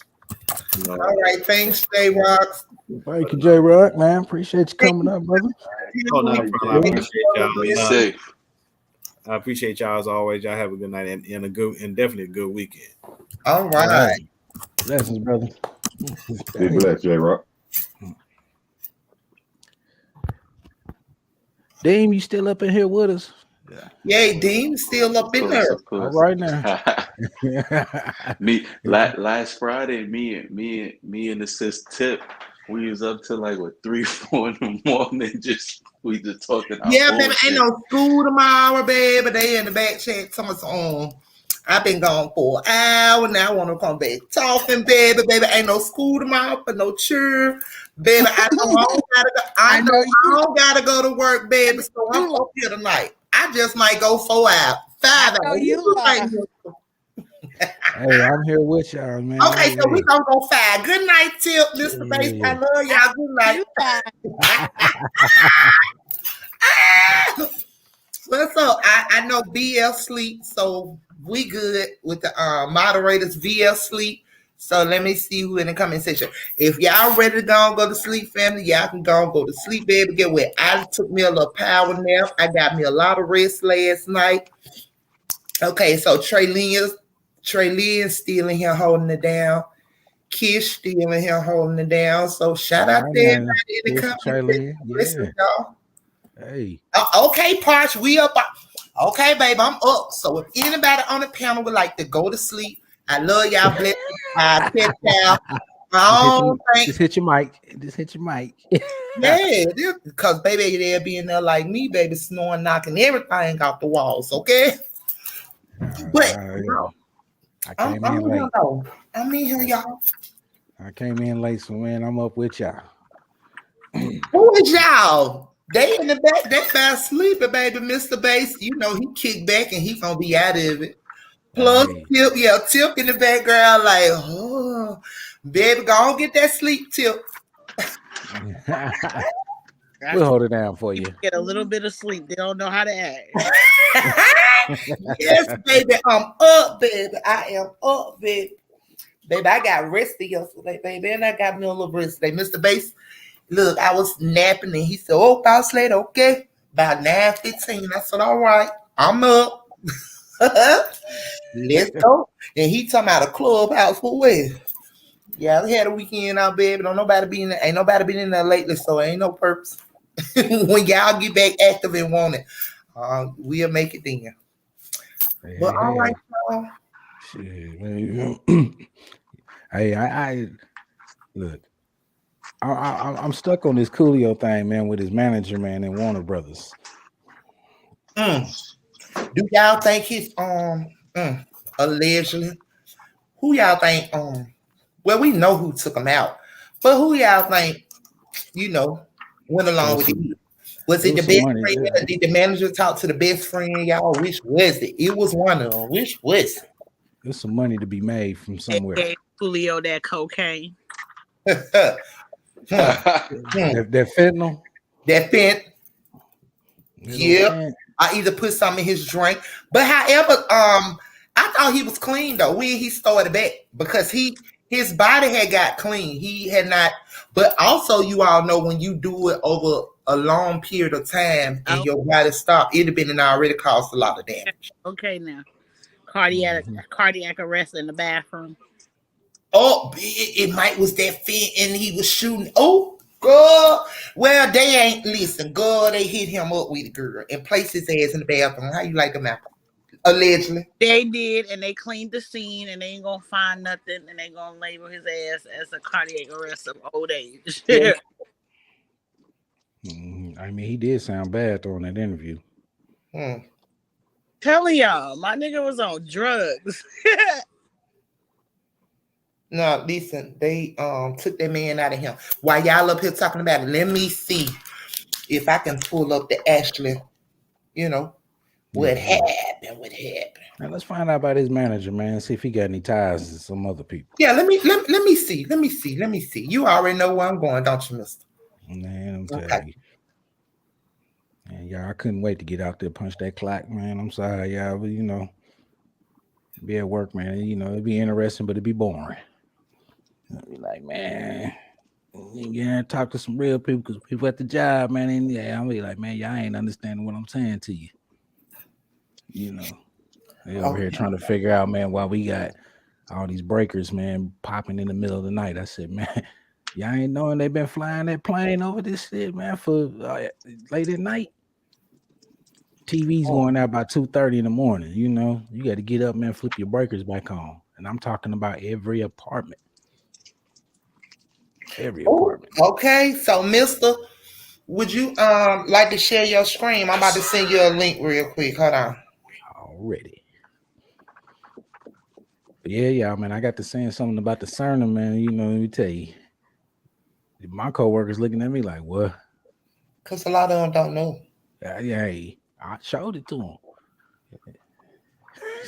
Just like, what the hell is this? I was like, well, man, the reason why your electric going out in the middle of the night. Man, they been playing them games. Look, I'm talking about boss lady. They frying breakers. Yeah, they. You thought I was lying when I told you what everybody was experiencing this summer. Look at me, 3 months with no fucking AC, and then they not gonna fry them holes for the winter time and let everybody freeze to death. How you like them apples? $150 per breaker. That's a 15 amp. A 15 amp breaker. You know what I mean? That operates your dishwasher, your microwave, your refrigerator. I'm like, man, 20 amp, man, on your AC. I'm like, man, how's all these breakers are frying? And man, I'm calling the third party out. They replacing the whole breaker panel, right? Rewiring them and everything, man. And then guess what? I'm sorry, Mister. I'm laughing at the family. They is so crazy. Why they crazy like this in this private chat? Babe, I'm on go. Coffee mixed with cocoa, baby. Let's go.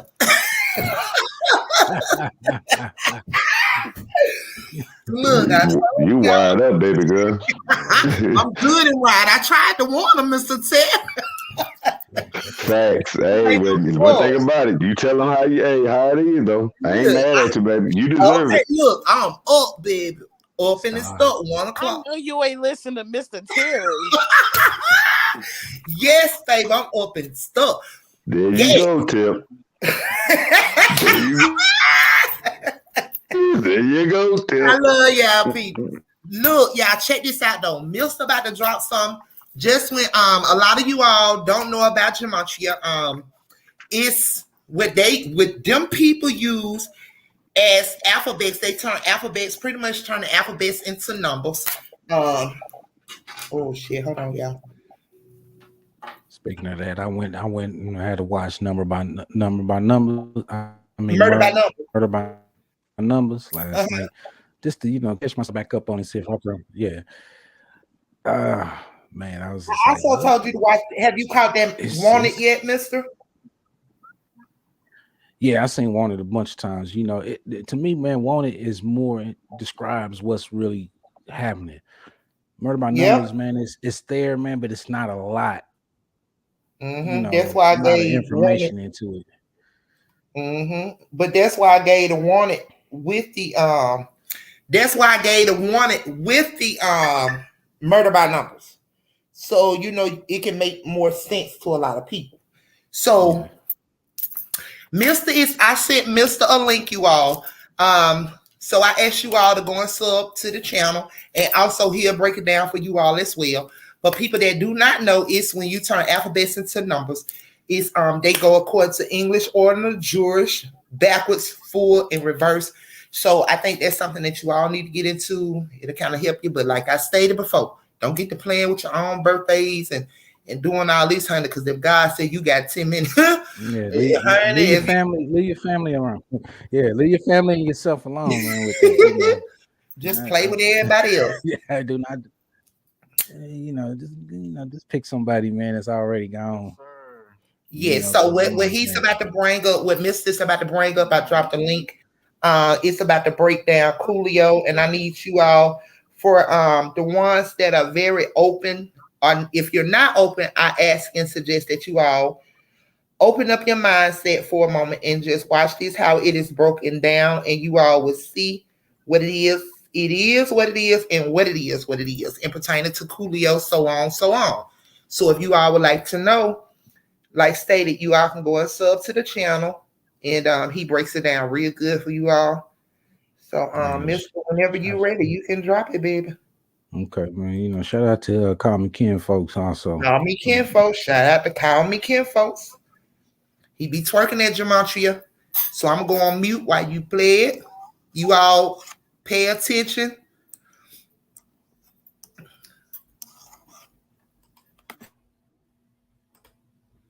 You know, something else.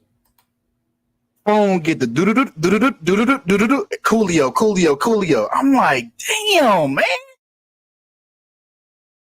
Bro, this is a crazy month, bro. And we already knew it was gonna be like this. September, the 9th month, the number of completion. Number of completion. Either way you look at it. Technically supposed to be the 7th month, right? Sept equals 7. The biblical number of completion, right? So it's like, man. And it's Mama Kinfolk birthday today. But come on, man. This ain't even take long to really figure out what was going on behind this. I literally just found out about this like maybe 20 minutes ago and already put everything together and everything. Appreciate the happy B-days to my mama, man. I'll relay the message. You know what I'm saying? Appreciate y'all.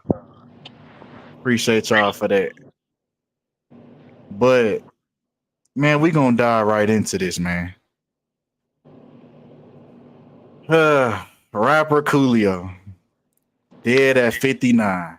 As soon as I seen the 59, I said, "Yep, pure mockery." And I'm gonna explain why. If somebody's watching that doesn't know why, right? But not only did he die at the age of 59, he also died 59 days after his birthday on August 1st.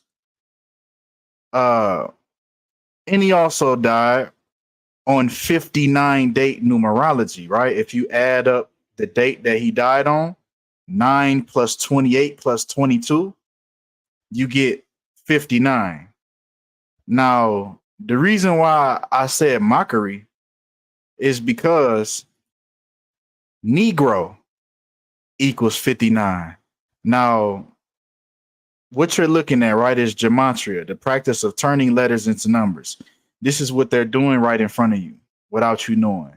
They're bringing you these people, they're putting them in the limelight, and then when it's time to take them out, they're mocking you and laughing at you right in front of you, and they're doing these rituals without you even knowing the importance and the significance of it. But people be dying to get in this industry just to find out what DMX say, just to find out they don't fit in. They don't like you. As soon as you useless to them, they gonna take your ass out right by the numbers. But Negro, as you can see, the letters in the alphabet, direct correlation to the numerology. Right? E being the 5th letter of the alphabet, so on and so forth. And this is how they do this stuff right in front of you. So this is why they took him out at 59 years old, 59 days after his birthday, to remind him in their eyes that he's a Negro and he's nothing but a slave to them. Right? And this is why they do this. This is exactly why they did this. As soon as I seen the age he died at, I started shaking my head. And if you don't believe me, then let's go further. Y'all like to celebrate Black History Month, right? You always ask why Black History Month is the shortest month, right? Shortest month equals 59. And the shortest month ends on the 59th day of the year. So once again, every year when Black History Month comes around, they behind closed doors sitting there sniggling and snaggling, laughing at you. How we know this true? Count from January 1st to February 28th. It's that simple. Do it with your hands. Do it with your hands and use your feet. And count from January 1st to February 28th.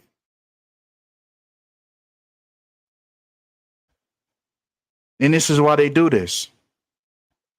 It's pure mockery. Yes, exactly. The 59-cent Popeye's chicken sandwiches that was being sold in the middle of Juneteenth, which we know is the celebration for slavery being over. And they sold 59-cent chicken in remembrance of that. It's pure mockery what they do.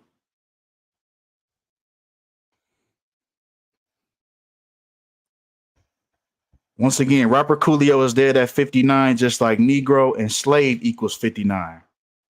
And it's so crazy. Even Coolio and Negro. Don't it sound like it too? Just the name Coolio?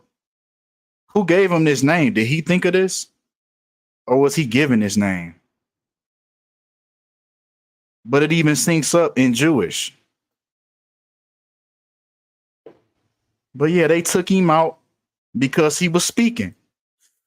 He was speaking out against these same people that put him on a platform. So they took him out and they mocked him on the way out. The same way they took out Prodigy when he was speaking out against the industry. They took him out at 42 years old, which nigger equals 42. Slavery equals 42. And then you know how they told you he died? They told you that he choked on an egg. Come the fuck on, dude. But this is what happens when you speak out against them. But in the news, they tell you, quote unquote, the gangster's paradise rapper. Every time they bring you a rapper and they tell you, they remind you of his biggest song and they put it in quotation mark. Anything they put in quotation marks, it's a reason behind it. They say the gangster paradise rapper was found unresponsive. Then in the paragraph, they say it again. The gangster's paradise rapper. Okay, so let's figure out why they said that. The day that he died, the day that Coolio died, was on the 271st day of the year, just like his most known single, Gangsta's Paradise, equals 271 in reverse ordinal. The English language backwards. As you can see, the letters right here. A is 26 in its cipher because the English language is now backwards. So A is 26, Z is 1. Y'all smash the like button on y'all way in, man. That's how you get this word out here, man. Smash that like button.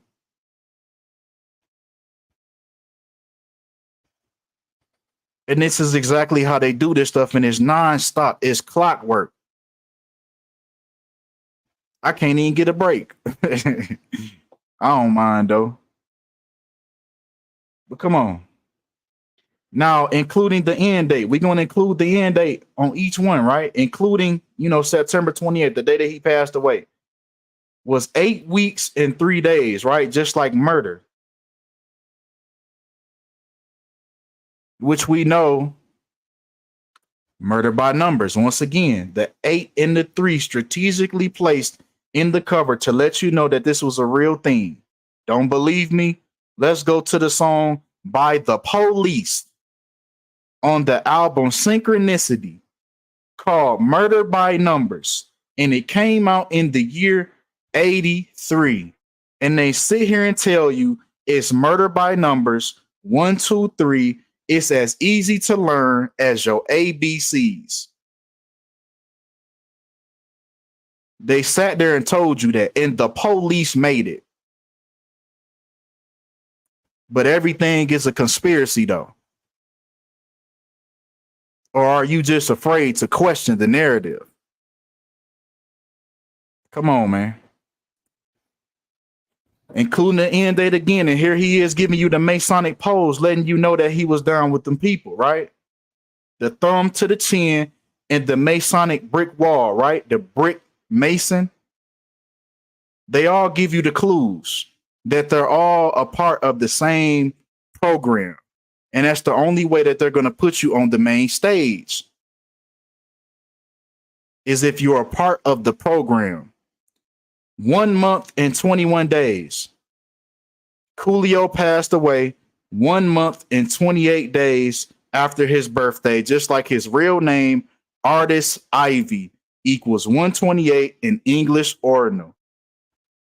Ordinal being original. A is 1, B is 2. Just like they told you here, it's easy to learn as your ABCs. It's the same thing. They just told you. And this is exactly how it's being done. Now, the day that he was born, the day Coolio was born is interesting because he was born on the 213th day of the year.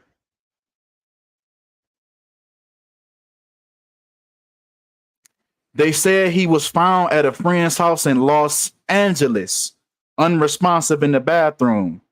Remember, the 213th day of the year he was born, just like he ended in Los Angeles, where the area code is 213. So this stuff is strategically done, yes, to live and die in LA. Los Angeles, the city of Los Angeles, and they keep on collecting them. They keep on collecting them. They say he died. He was found unresponsive in the bathroom. This is another code.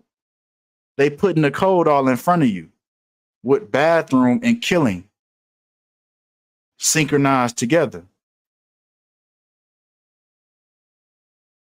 He broke the oath. And if you don't know what he said, then allow me to play the video on what he said. Industry a long time. How was it in the music industry? That whole conversation about the gatekeepers real, you know, the rituals, things people got to do, blood sacrifice thing. You know, I don't know if you got into all that, but can you kind of go there, being as though you were in the belly of the beast in the music industry? I read about all of that, and I only can say my truth. And industry a long time. How was it in the music industry? That whole conversation about the gatekeepers real, you know, the rituals, things people got to do, blood sacrifice thing. You know, I don't know if you got into all that, but can you kind of go there, being as though you were in the belly of the beast in the music industry? I read about all of that, and I only can say my truth. And you would think that with the height of success that I had and the things I was able to do, the amount of records I sold, and actually the amount of, I don't want to say political power, but the amount of social power that I was able to achieve, you would think that I would be a prime candidate for this, just to be, so we could say, we could call it something, to be a member of the Illuminati or a member of the elite society or whatever. You would think that they would come at me, and I think they did it sideways though. Nobody never got at me directly and said, "We want you to join us, and we're doing this." That's never happened. But I will tell you, I've had motherfuckers come at me on some weirdo shit, like on some gay shit. I've had motherfuckers come at me on some, "Oh, you should do this" type shit. And I was like, "Wow, what? Man, why the fuck would I do that?" Make no sense. I view that as being inhuman. I view that as I would never do that. So, and then right when there was some things that I was trying to do that I felt were important, things that I felt would help other people, shit started happening to me. Went to jail for some bullshit. Got convicted. Well, not necessarily convicted, but because I didn't do no time, no real time, but little shit started happening, you know? And I didn't even address the shit really, because who the fuck? When you know, and when you're a celebrity, bro, when something happens, whether it's true or it's not true, once it's been said, for most people it's true. Because people don't do research to find out if something is true about a person or not. Whatever they hear, they deem it to be truth. So I didn't go. And I got you, Coolio, because we gonna talk about what really happened, right? And that man was taken out just for saying that. And the headlines and everything that people gonna hear exactly like he just explained. People gonna take it for face value. They might say he overdosed. That's why he was found unresponsive in the bathroom. And people just gonna take that and they gonna run with it. But no, it's deeper than that. Facts. He was saying too much. Facts. He was saying too much. Heart attack. They say heart attack. Heart attack.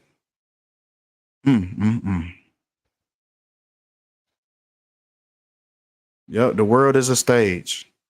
And this is what's going on, man. So appreciate y'all, man. Man, y'all tap in, man.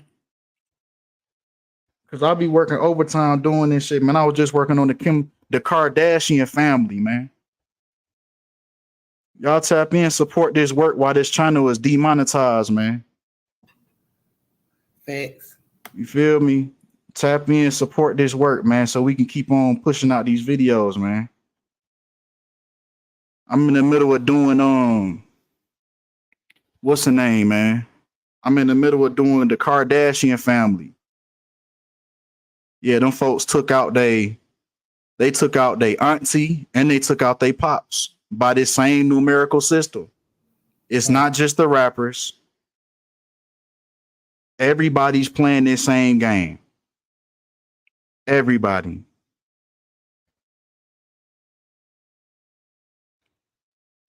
Yeah, I feel like he already knew his time was running out. Man, y'all going so crazy. I can't even click on nothing. But yeah, man. They all playing this same game, man. Y'all hit the like button. Support this work. Because this shit is really going on, man. It's really going on. Whether you want to believe it or not, this is what's going on. This is what's happening. So I keep on telling these folks, these rappers, they keep on wanting to sign with these folks. Now all they're going to do is take you right out by the numbers. They're going to take your name, take your birthday, and take you right out. Facts. Soon as they give you that money and they see you can't pay that money back, you worth more dead than alive. Facts. What's the point? What's the use of you?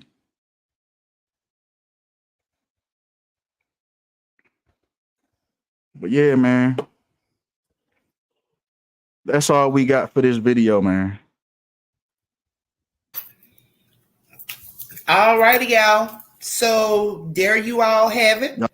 So Mr. Dean, Mr. Terry, Tislo too. So what y'all think about that? Now that he has broken it down, Gematria, so what you all think about it?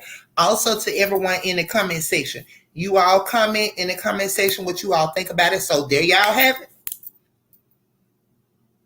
Yeah, And it's when deep. I've been I told mean, you all that these motherfuckers don't be rich, they don't be having that bread, I guess somebody mhm. thought I was tripping. They do not be having that money. It all be a front. That shit be just deceiving. You know what I'm saying? They don't have that money. Get what? Cause soon they don't comply. They snatch all that shit. Like they don't be having that. You see, they have all these big houses, cars. Like that's what they present to the world. But that ain't. It's not theirs because soon they fuck up, they gonna snatch that shit. ASAP. Fact. Facts. That shit is all. People don't understand a lot of that be the label shit. That don't be theirs. Like Yes. the only money that artists make is everybody know is show money, and it's like you get what I'm saying, that album, Facts. that all that out like, and then like a lot. Another thing is certain artists they get advanced whatever. Once they see you a cash cow and you could Mm-hmm. generate that Generate. money, Mm-hmm. they'll give you whatever advanced Mm-hmm. money you want. It be a But long. if Yeah. you don't recoup that and some more, your ass is out of here. Facts. You gotta sit there and think about it. You know, you gotta think about it. Them people that run the music industry is Jewish, and we all know Jews are the cheapest people in the world. They say they are the Jews and they are not. But keep going, Dean. Them people, they want that money. They do not care about you. You are Mm-hmm. only, you are only, you are only worthful to them when you could generate that bag. Once you can't Yep. generate that bag, you out of here. That And still once makes me wonder about that, man. You know, about the what do they call that over there, man? The camps that they had. It makes me wonder, did they put their own people in them camps? Yeah. Them concentration camps. Concentration camps. you know it's the Yeah, best. they play by the numbers like listen, no one is exempt.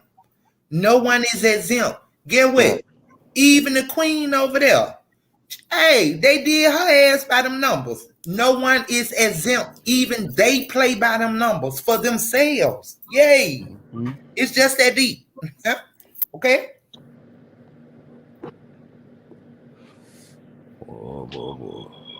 Yay. That's how they, yeah.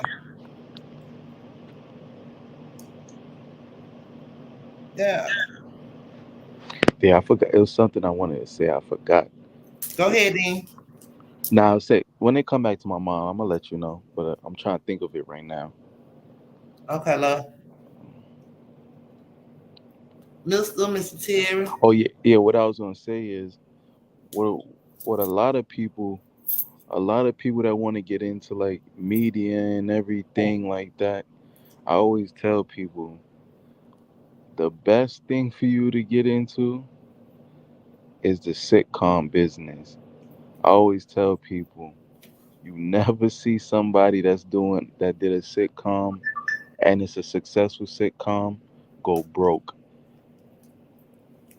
So because tell that's them why one thing. should they tell them why they should get into sitcom.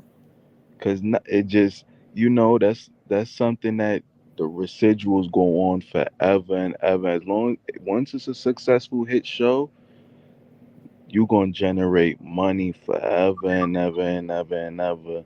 And it's like not for nothing. It's different from the music. Like the music is like if you can't recoup that, is you just know your ass is out of here. But hold on though, Dean, because Man, don't forget Martin. when not only Martin, when Cosby in the sitcom, come on now, Dean, let's talk. But see, Queen, the difference between Cosby is that man had too much power. They don't want a black man like that with that too much power. See, the thing is, what people though you we already know as black people, white people will give you everything you want in this world. But once your ass think you gonna go try to fix back up your hood or build up black or try to build up black people and do all that extra shit and put your money back into the community, that's Yeah. when you doing too much. And you get what I'm saying? They saw that man like they saw that man was what he was doing for black people, and not for nothing, he had a lot of power. And once they saw his ass, what you call was about to buy that NBC, they was like, hold on, no. You getting too besides yourself, nigga. Yep. That's exactly what they were saying. True that. You got that man had a lot of power. So you gotta sit there and think about it. That man had my mom my mom said it. She said she was like, yo, that man had more power than President Obama.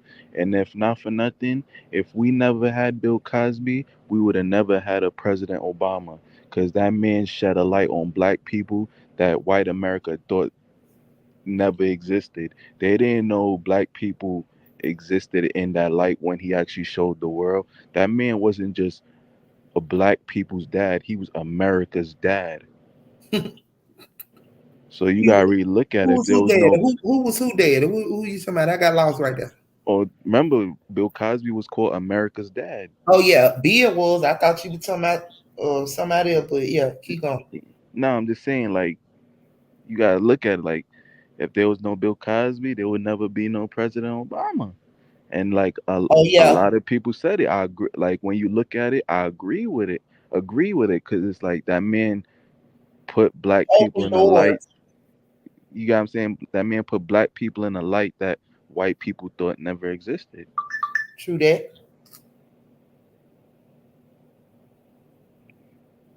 But yeah, like that's why I say this, like this social media thing, like this whole social media era, it could be a gift and it could be a curse. It's It's like a curse. all they have to prove now is y'all got a picture together and y'all know each other. Now any female could come out and say, yo, you did something to them, and it's like it's just ridiculous.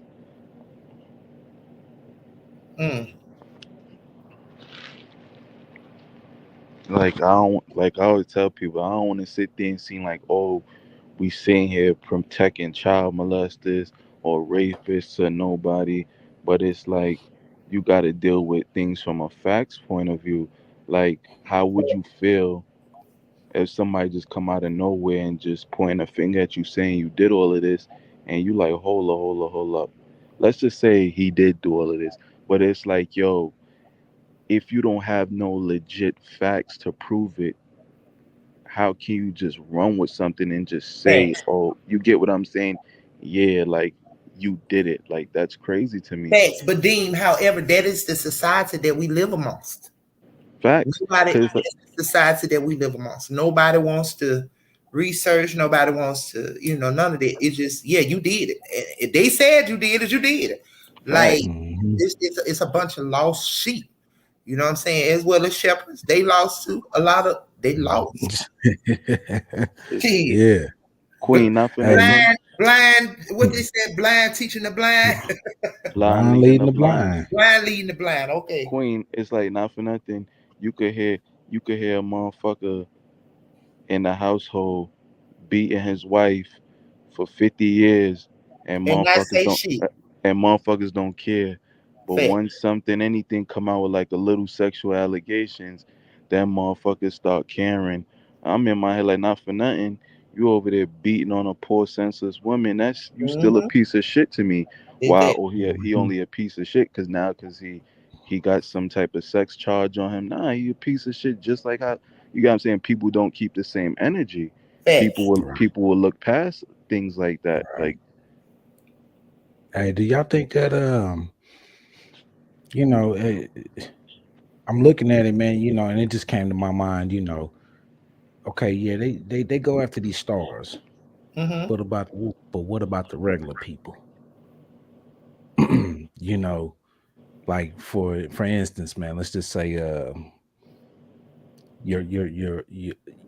have your local people, man, that raising awareness, on different things, or only way they'll come if you have a big enough. Okay, put it like this. Yes, they will.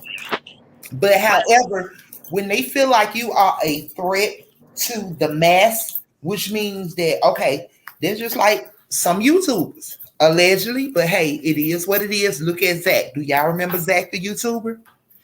He was exposing some things and talking a little too much. However, he was able to control the mass. What I mean is that he had a platform, which is YouTube, that he reached a lot of people.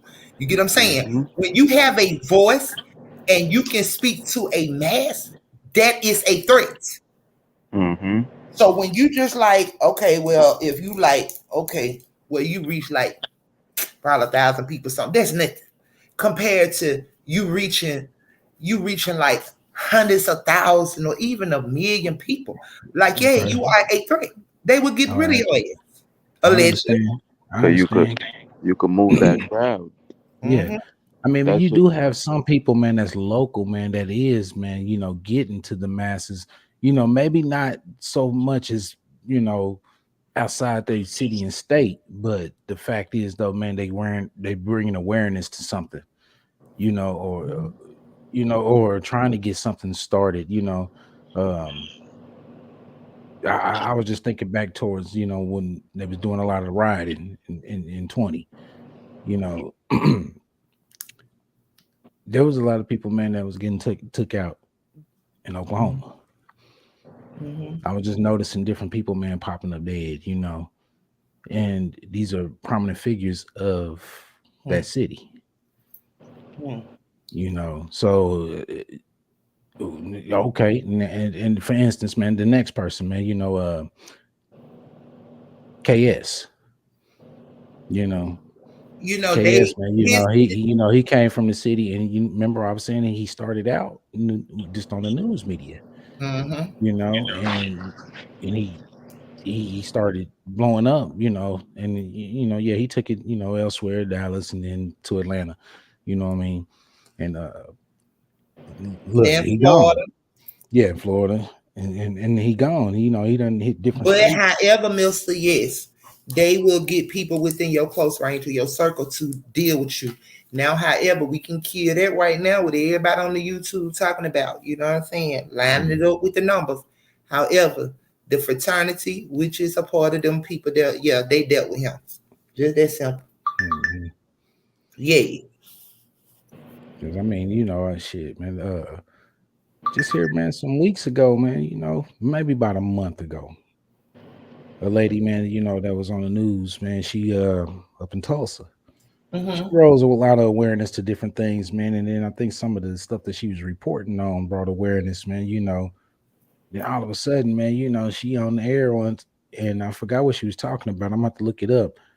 But had a heart attack right on live television, I mean, like she took Oh, a drink wow. or something, took a drink, and they didn't show her taking a drink, but I think they said, man, she, sip a drink or something, whatever, between breaks or whatever, man, and came back on, man, and I don't know, it's just a question, man. Does it have to be, someone like you said that move the masses in that number? Because when you on that news, man, you are talking to the masses, Mm-hmm. and And now if that you go against their stream, agenda, they deal with you. yeah, and now that it's streaming, you got people in different states looking at news in different states. Mm-hmm. So how many people, man, because she had touch, man, with the interview or with the story, man, that she decided to do something on, and all of a sudden, man, they're like, man, this woman got to go. Mm-hmm. Like Man. stated, she was able to reach the mass, and not only that, she probably was up under so much pressure that she could not take it. You get what I'm saying? Well, you never know what type of messages they was sending her, who they had watching her, what they was sending her an email, they calling her. Like you never know. Mm-hmm. Something led her to that place. They ran her crazy. Yep. Well, this is wild, man. A lot of this scare a lot of people, man. But fear no man but God. So Hey, and you got to know what you sign up for. exactly. That's why I be talking about, like, if you ain't ready for that, don't even involve yourself with it. Shit, hell, know what you're signing to. Exactly. That's why I always say, I don't want the fame. I just want the money. That's it. That fame, man, that shit comes with too much. That shit would drive you crazy. Yeah.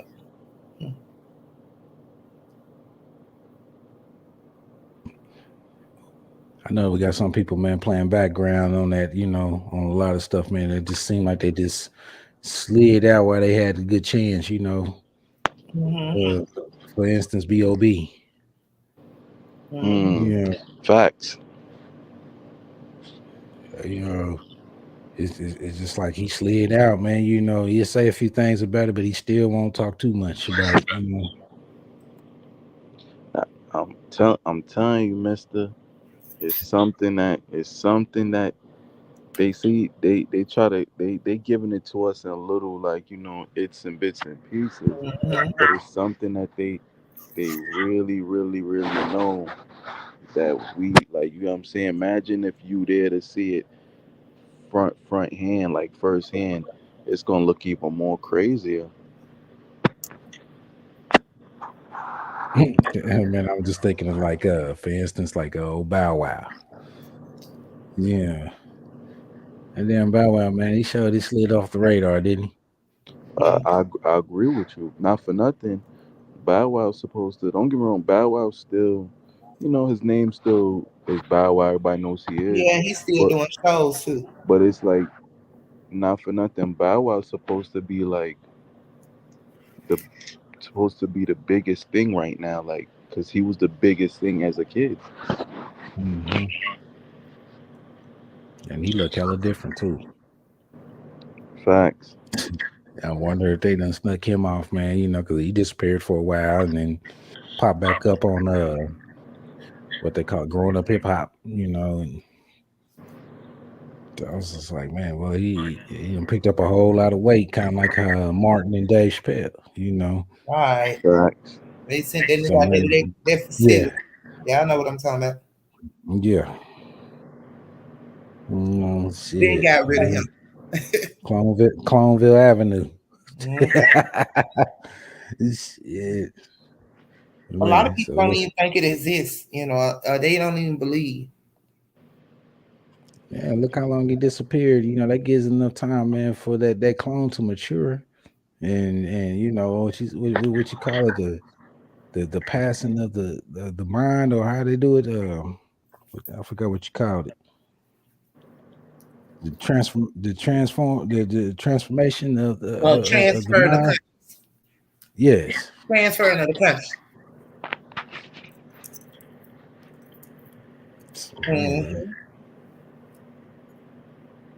I'm like, man, I don't know, man. That dude, it just, I'm trying to think of some more, because there's some more, man, that done slid off the radar too. Like, damn, where they at? But see that, even with Dave Chappelle slid off that radar and came back and became even way huger than what he was before. That ain't Dave Chappelle. Exactly. I agree with you, Queen. They tricked him to go over there, thought he was finna go over there, and when he dipped from their asses, they tricked him like they was gonna let him go and do his thing and do whatever, and he went over there when allegedly they say he went to Africa. Yeah, when he allegedly went to Africa, and when he came back, that man was he went over there and they shifted his ass out there. Facts. Another person I was thinking about. We have a family relative even know that that's not Dave Chappelle. They'll tell you. Yeah. Another person I was thinking about was old Slick Rick. What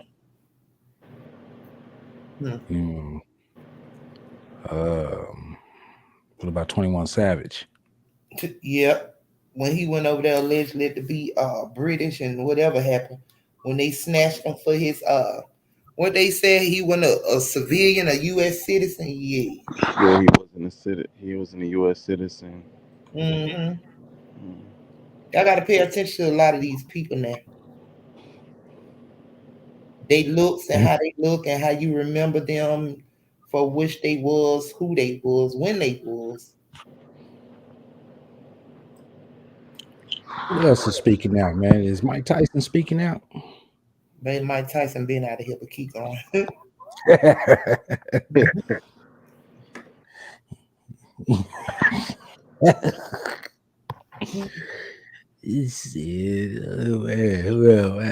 Roy Jones. Another thing people gotta look at is too, why is music the only one where they don't have like a union? Acting got a union and sports got a union, and then not for nothing when Suge Knight, Jay Prince, and Irv Gotti was trying to make a union for like Yep. rappers, and they they ain't want that. They canceled that real fast. Mm-hmm. Man, they showed this shut old Irv down though, man, didn't they? They showed Facts. these Irv and broke his ass and everything. old Dash, man, you know. Sitting pretty. Dame Dash totally transformed. Yeah. I was like, man, oh man. I'm still wondering, man, where Oblique at, man, you know? Bleak good. He Bleak is like how Tony Ayo is to 50 Cent. You hear Hov always said, as long as I got money, Bleak got money.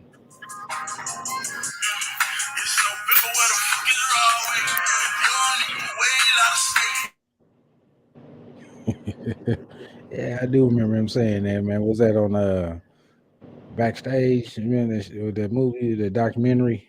Mm-hmm. Facts. Yeah, now you already know he give Bleak the world. Yeah. You know, my boy Juicy J. That's my guy. Yeah, you know. I love Juicy. That's my guy. You know, I'm like, damn, Juicy, man, he done stepped into that other realm too. Facts. Juicy, Juicy got a legit 30 something year career. Juicy came out with 1990, 91. They came out, and Juicy's still relevant to this day. Man, I just wonder when they went to LA, you know, after they won that Oscar. Facts. You know, it seemed like everything started to change. Mm-hmm. And you know, it sounded like to me DJ Powell knew what was going on, man, because all of a sudden, man, people was just falling off, man, from 3-6, man. Facts. You know. See, my favorite out of 3-6 always been Project Pat though. That always been my guy, Project Pat. Yeah, Project, man, who else? Who? I mean, they had some deaths in there, man. What, they had about 4 deaths? They Lord, is it Lord Infamous? Yeah, Lord Infamous. Lord Infamous died. Who else? That was Paul's brother, wasn't it? I think that was DJ Paul's brother. Yeah. Yeah.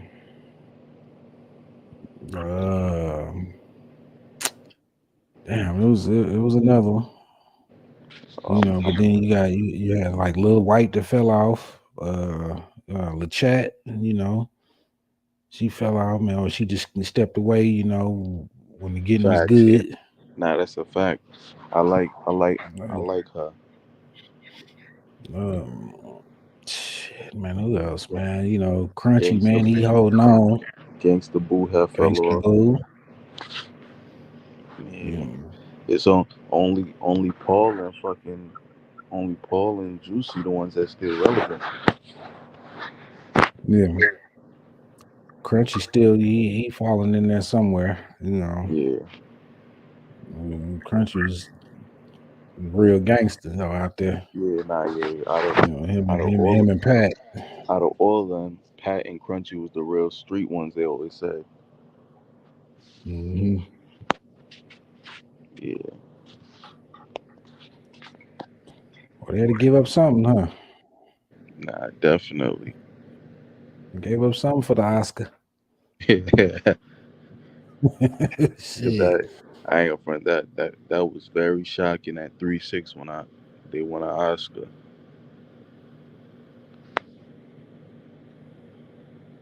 Whoa. Damn. Just sound like man, a lot of Memphis music, man. A lot of their artists, man, is just coming up dead, man. You know, it's like, man, it's a big sacrifice, you know, in that place, man. You know, and it's sad that lady that played Big Mama Thornton in the Elvis movie, man, come up dead, you know, right after the premiere. Facts. Like, damn. Did they pick her, man, according to her name and birth date? You know, did it line up with something with Thornton? You know. Ooh-wee.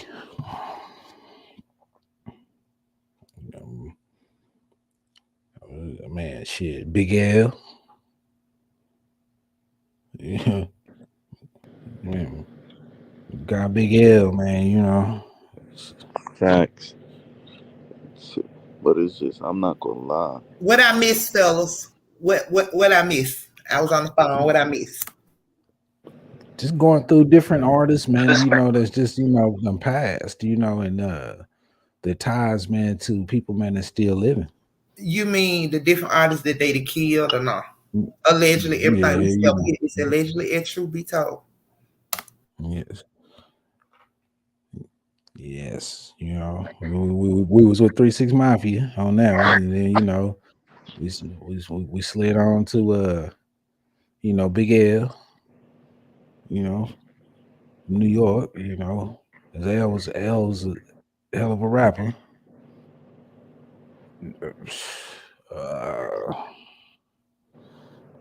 Shit, man, that list is long, man. Yo, the way rappers is dying today though, it's ridiculous. You ain't bullshitting. Rap, yo.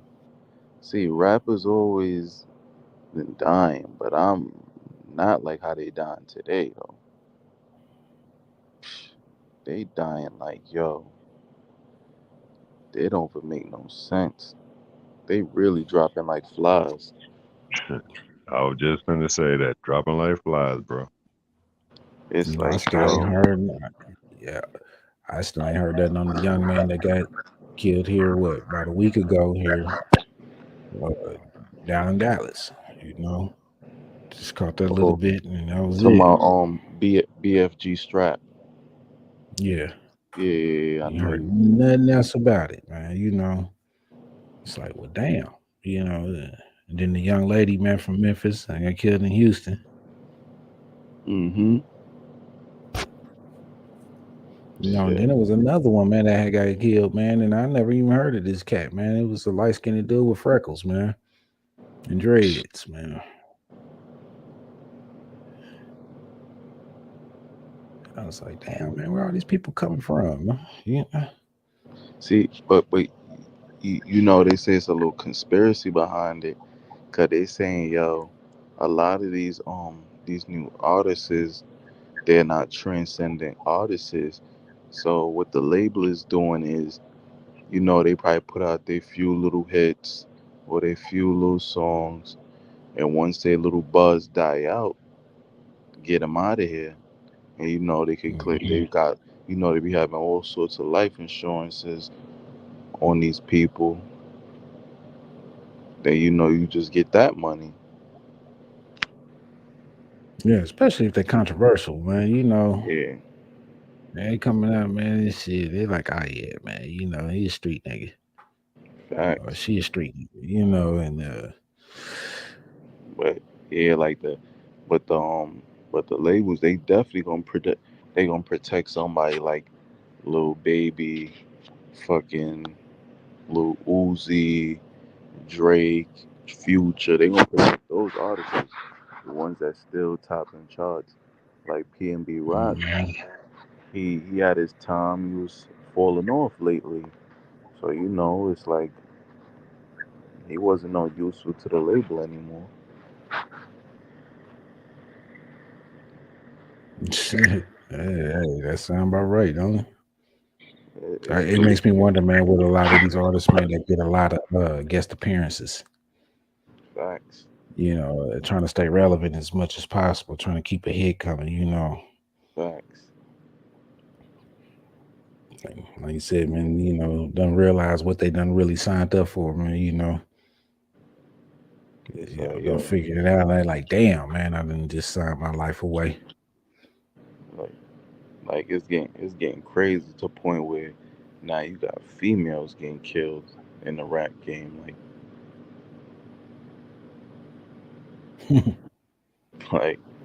Like they treating them like dudes. Like you got females really getting shot to death.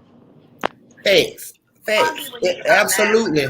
Absolutely. But you know what? Sex sells. So, you know, those females be sex kidding for the industry. Mm-hmm. Yeah. So they be, you know what I'm saying? Yeah, I see that. That's why what's her name?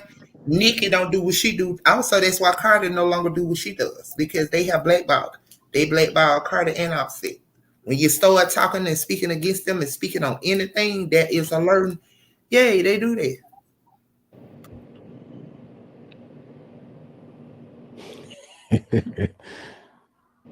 Yeah, I ain't heard nothing. I ain't heard too much nothing about them. You know, be honest.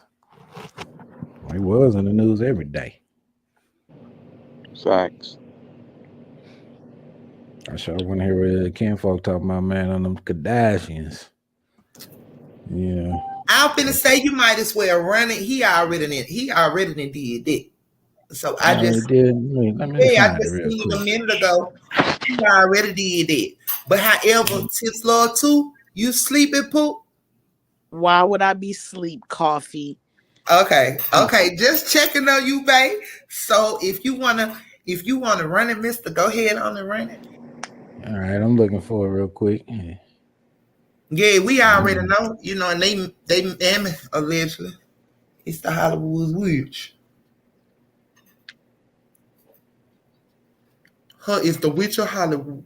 Sir, we in the building. Yup. We finna talk about it. Oh, he did a breakdown of Jeffrey Dahmer too, y'all. Yo, Tony, for reacting to my videos and showing it on her channel. And that's what really brought about this video, because, you know, Tokyo Tony, she's been around the Kardashians. Yeah. So she asked me, Tokyo Tony asked me to look into Robert and Barbara Kardashian, because she felt like something was going on with that situation. There you go. Thank you. And she was definitely right. So we finna get into it, man. The Kardashian curse. Mm-hmm. Now, first we gonna talk about they Auntie Barbara. Auntie Barbara, yep. Wait, damn, did I switch the chat? Oh no, I didn't.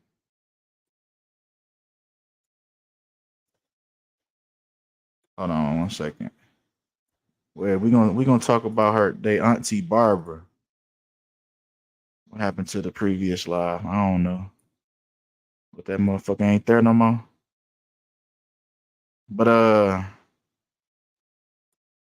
all right, let's talk about Auntie Barbara, right? Barbara equals 43 now. This is gematria, the practice of turning letters into numbers. So if you take simply her name Barbara and you run it in the English ordinal, the original order of the alphabet, A is 1, B is 2, so on and so forth, you get the number 43. Now, if we break down 43, 43 is the 14th prime number, just how she passed away on the 14th of January. And it's not a lot of this is the only picture that you can find of their auntie. This the only picture you can find. So in replace of her, I'm gonna just put her family. Now, 114. Now the theme of this video is reflections. So pay attention to the reflections in this video. So their auntie passed away on 1/14. The reflection of 114 is 411, right? 114, 411. Just like Barbara Kardashian equals 411 in Jewish. And we know Jewish is an important cipher referring to the Jesuit order. Even the practice of gematria stems from Jewish mysticism. It's a Jewish practice.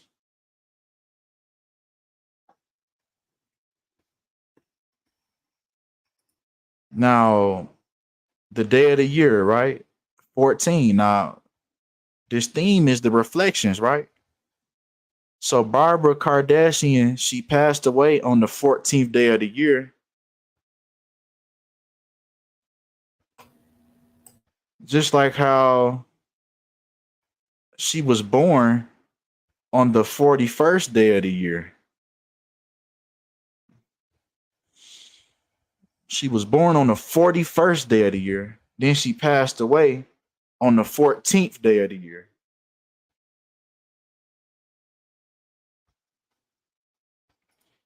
Even Kim Kardashian was 41 years old at the time of this death. When Kardashian equals 41 in full reduction to pure cipher. Full reduction being the English language forwards and reducing the double digits to single digits. So the 10th letter is now the number 1 because 1 plus 0 equals 1. So pay attention to these reflections in this whole video.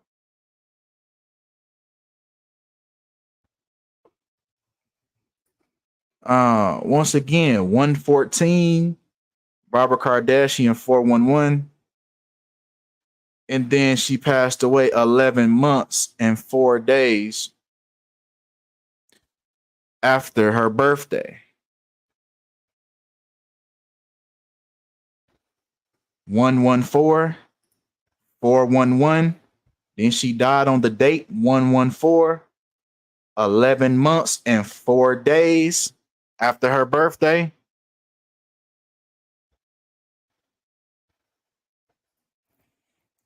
Even Barbara Kardashian Carr, her whole name equals 1014 in English Sumerian. Come on, man. This is the English language multiplied by 6. The Sumerians believed that the base number was 6, a quote unquote perfect number. So English Sumerian is the English language multiplied by 6. And we keep on getting the same pattern. This 114 and it's 411.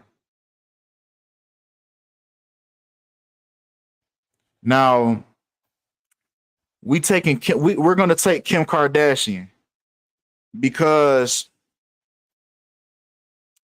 this is their aunt, right? That we're talking about that's passing away. So we're going to take, the most, famous one they like to put in front of you, the most famous Kardashian, the most famous of the daughters. We're going to take Kim, right? We're going to take Kim's birthday and we're going to run it, by the numbers. So if we take the day Kim's aunt died to Kim's birthday, which is October 21st, we get 9 months and 7 days. Just like death equals 97. And 97 is the 25th prime number. Just like death of their aunt Barbara, all equals 25 forwards and backwards.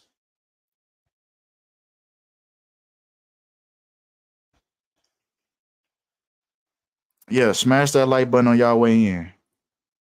I can't bring up y'all comments. I forgot to throw the live chat on here. But come on. Now, she also passed away 3 weeks and 6 days before her own birthday. Just like Aunt Barbara equals 36 in full reduction.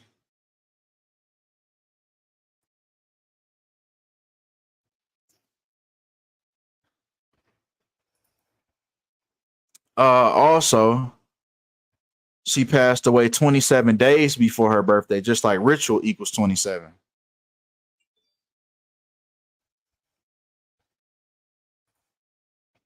Y'all like them braids.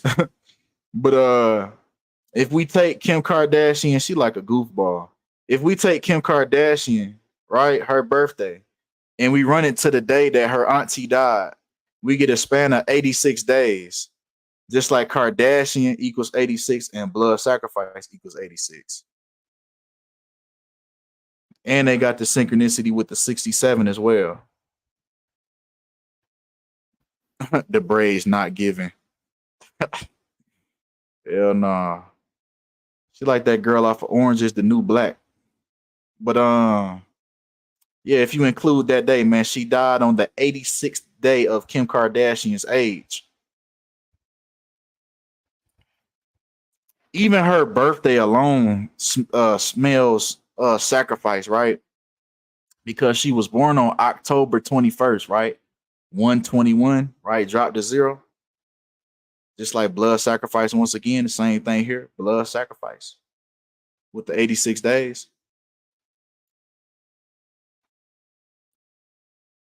Same thing with her birthday. 121, just like blood sacrifice. And her auntie even passed away 12 weeks and 1 day after her birthday. 12 weeks, 1 day, 121, just like blood sacrifice, 121, with her birthday being 1021. And y'all think this shit ain't going on.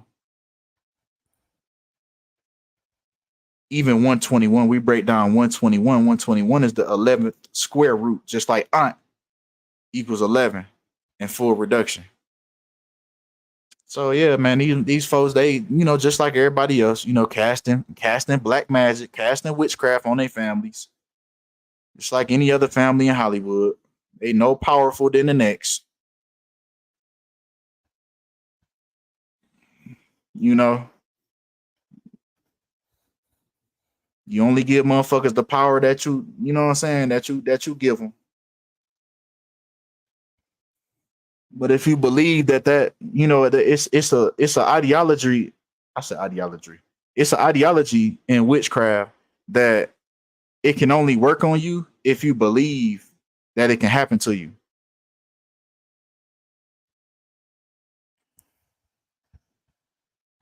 So if you believe in evil more than you believe in the good, then you'll invite yourself, this energy will, attach to you. And they can get people like that actually like fear them. Like they really doing something. They know different. They just puppets too. It just seems like they doing shit because they always seen with men, and that's how they get their energy. That's where they get their energy from. Is the niggas that they fuck with. Now, it said that they made a pact a long time ago, like way before these people, but way before you seen these folks right here, like ages ago. Their family made a pact with a demon, and the demon would grant them whatever they wanted, as long as they continue to bring male energy to that demon.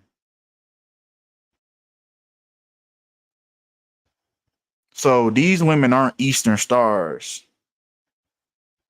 That's for the people that don't have a direct line to the demon. So they join Freemasonry, and the men join the Masons, and the women join the Eastern Star, because they don't have the direct line. See, the Kardashians don't have to be Eastern stars. They don't have to join them fraternities and them sororities, because they have the direct line to the entity that they need to talk to get whatever they want on this physical plane.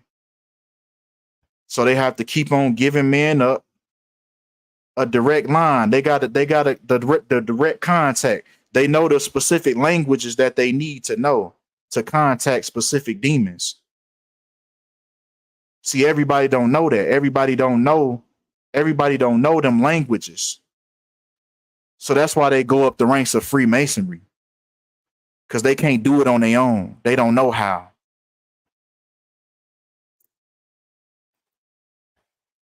So that's why every man that comes along, their energy gets sucked and they get thrown to the side, and you see they career plummet after they fuck with them. That's the deal that they made. It was even a little clip where they were saying they were sitting around the house. Look at how they looking at you. They want your motherfucking soul, nigga. But they were sitting around talking amongst each other saying, we need new male energy. That's what they were saying to each other in the room. We need new male energy. This is what they do, man. They none but succubus, Jezebels. Look at how they staring at you. Ooh, they want you. Ooh, they want you to be lusting after these girls, man. So they can do your ass dirty just like the rest of them. But Aunt Barbara, 56, Kim Kardashian, 56. This is why these specific people get chosen for these rituals, because it all lines up by the numerology.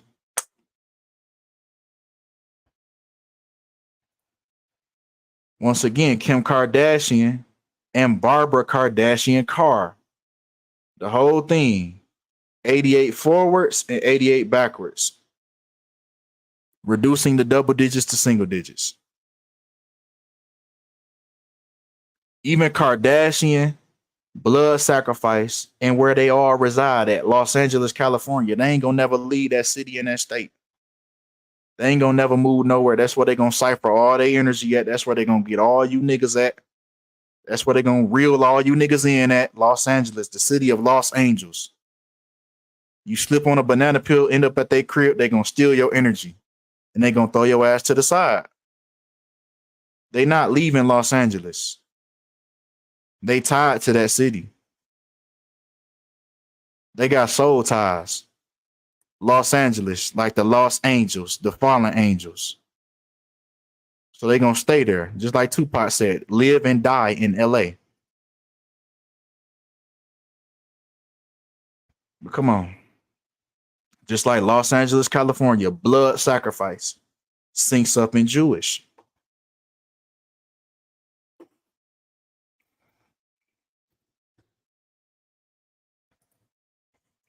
Yeah, to live and die in LA. Now, it's a reason why I didn't tell you how old the auntie was, because some people's cognitive dissonance was going to start kicking in. So I did a check. I did a chess move. Why do they say checkmate on chess? Yeah, we'll talk about that on another time. I don't know how to play chess. But anyway, yeah, checkmate. Because I purposely didn't tell you how old she was, because your cognitive dissonance was going to start kicking in. And you was going to say, Kinfolk, she was old, man. This ain't no sacrifice, man. She was old, man. But I'm here to tell you that it doesn't matter. And I just proved my point before with all the earlier slides, that it doesn't matter how old these people are, right? Because she died at 82 years old, just like Kimberly Kardashian equals 82 in full reduction. It doesn't matter how old these people are. If they are tied into the occult practices, if they're involved with a family that's tied into occult sacrifices, occult magic, they gonna go by the same code. I mean, damn, everybody can't just die at a young age. Wouldn't everybody start catching on? If everybody just died at 27, just every celebrity was just a part of the 27 club. That would be way too obvious.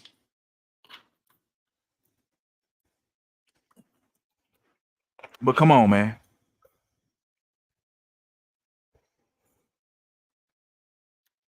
Right, 82.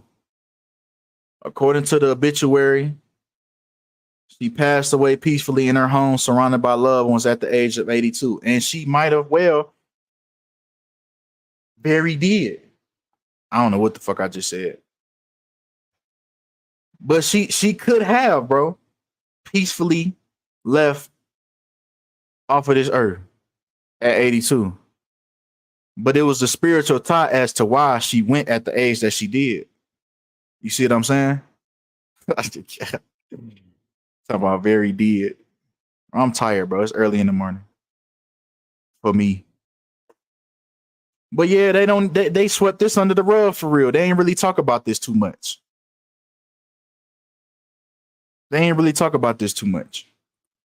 Right? They didn't talk about Robert Kardashian Sr. either.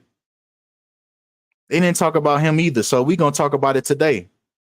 And it's interesting that his death anniversary is actually tomorrow. So it's just so crazy how, things just line up. Like I just happened to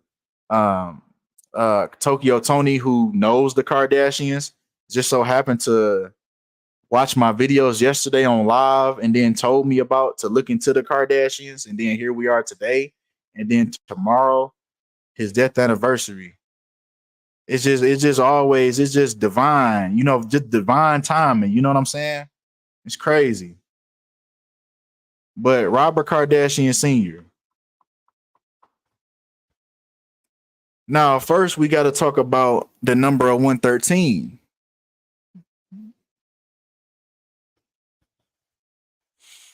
The number of deception, right? Dishonest, not true, not factual, perjury, mainstream, broadcasting, green screen, not honest, fiction, disinfo, illusions, politics, bullshit, and O.J. Simpson. Now, it's very interesting that O.J. Simpson equals 113 in reverse ordinal. O.J. Simpson. Just like Robert Kardashian, who was O.J. Simpson's lawyer, and his name equals 113 as well. This whole thing was a hoax.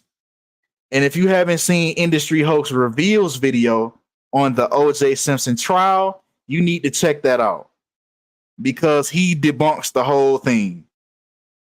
Y'all need to check him out. Right? Even if you search, you got to go straight to his channel.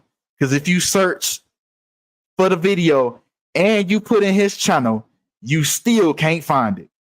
So you got to go to his channel and do a little scrolling, but it's there. But Robert George Kardashian equals 373 in reverse ordinal. Right? The English language backwards.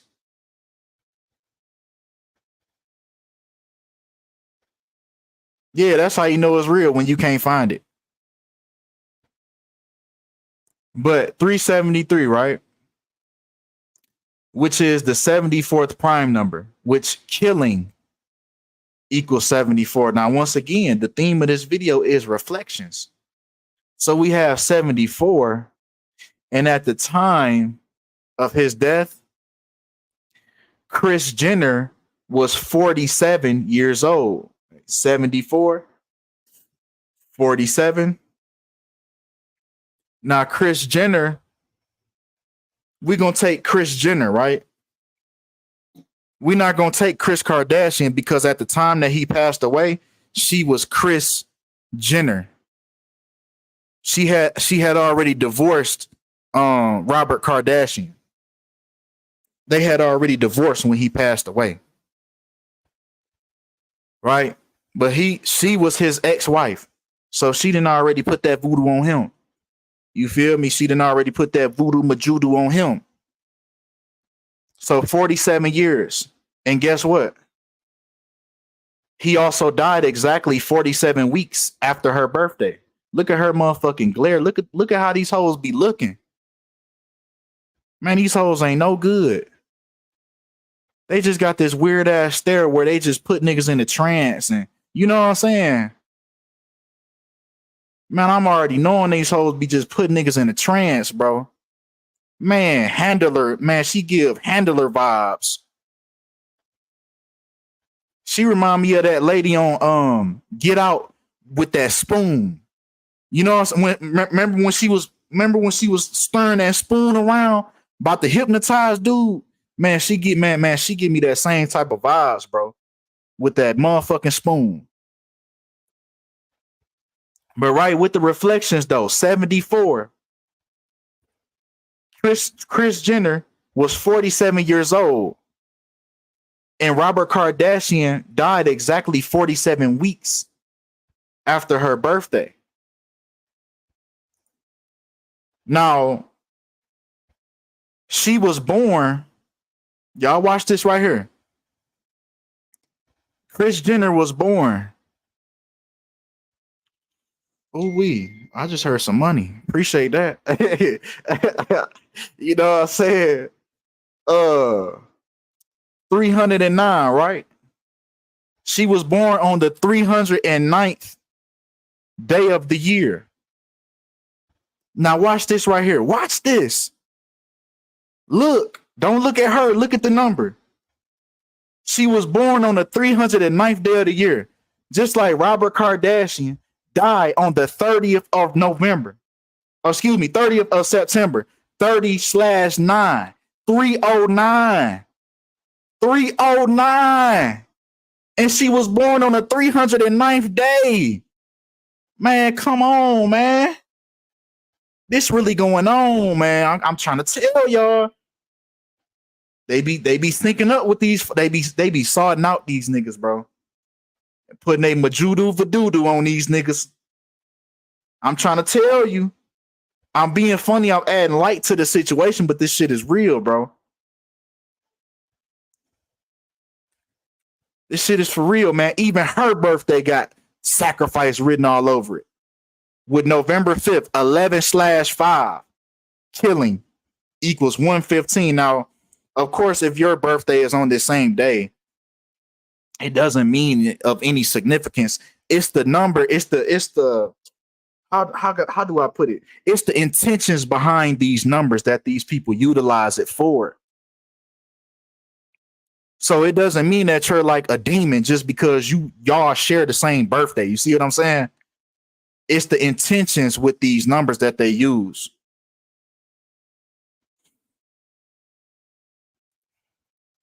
Now, what's interesting to me when I was looking this up, Kris Jenner equals 66, right? Her name now, because she's married to Bruce Jenner.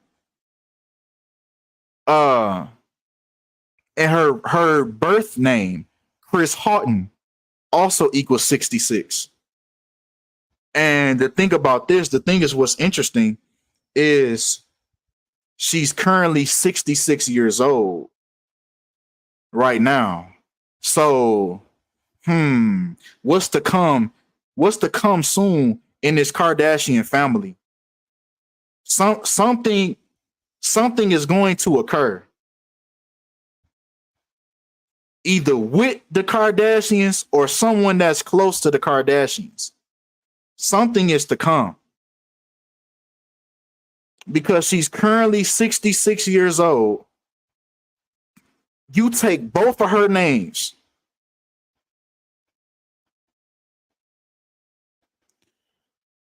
You're an idiot. How doesn't it mean anything? You can't be a hypocrite. If they share the same birthday, then it should mean something. So everybody that was born on November 5th is a demon baby. Is that what you're telling me? Use common sense, bro. I just said it's the intentions that you have with that number. So let's just round everybody up that was born on November 5th and let's kill them all. With your logic. Raise your hand if y'all was born on November 5th. So we can eradicate all you niggas, basically, with his logic. Anyway, Lord have mercy. But like I said, man, something is to come around this family.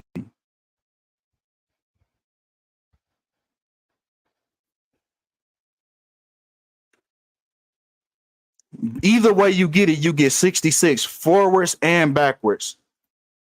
Like she's currently 66 years old. So should everybody that's 66 years old, like, come on, bro, use your common sense. Use common sense, bro. Use your uncommon sense. That's what I'm gonna start calling it. Use your uncommon sense. But come on, man. Now the lifespan of Robert Kardashian Sr. Now he was born February 22nd, 1944.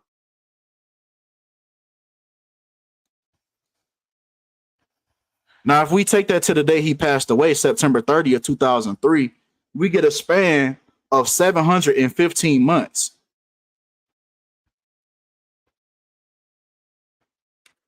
Just like Robert George Kardashian equals 715 in Jewish.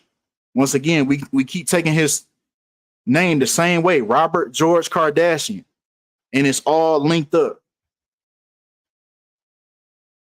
Even his lifespan, man. His lifespan. And this is how they do this stuff, man. This is how they do this stuff.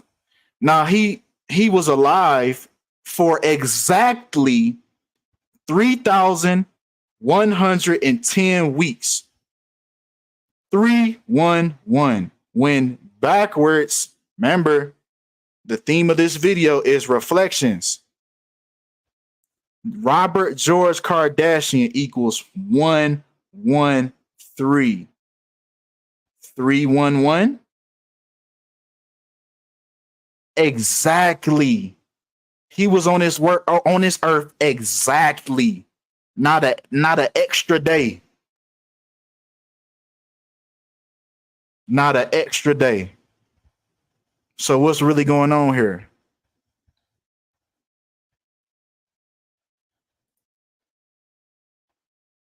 He also died on his 221st day of his age, just like Robert George Kardashian equals 221. Now, what's the odds of that? And then 221, right? 221 days, just like his name equal 221. And then he was born on 222. Who is Robert? That's they pops. That's Kim pops. That's this Kim, Chloe, and what's in that Courtney? This they pops. The 222, man. Just like Order Out of Chaos. 222. But check this out. See how they lined him up based on his birthday. They lined him up based on his birthday because his birthday is aligned with Order Out of Chaos, and that's how they took him out, because they took him out 7 months and 8 days after his birthday, which Order Out of Chaos equals 78. So the same way you come in is the same way they're going to take you out. Nah, Bruce ain't they pops. That's Bruce Jenner. That's Kylie pops. That's Kylie pops. That ain't Kim and them. Kim and them pops gone.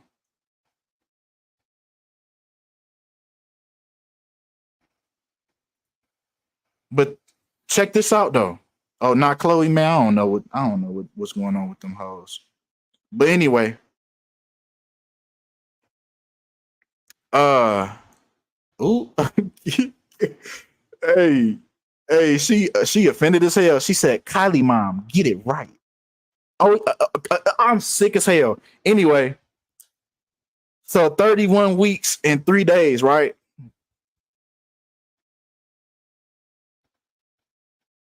31 weeks and 3 days. Just like how he was born with 313 days left in the year. He passed away 31 weeks and 3 days after his own birthday.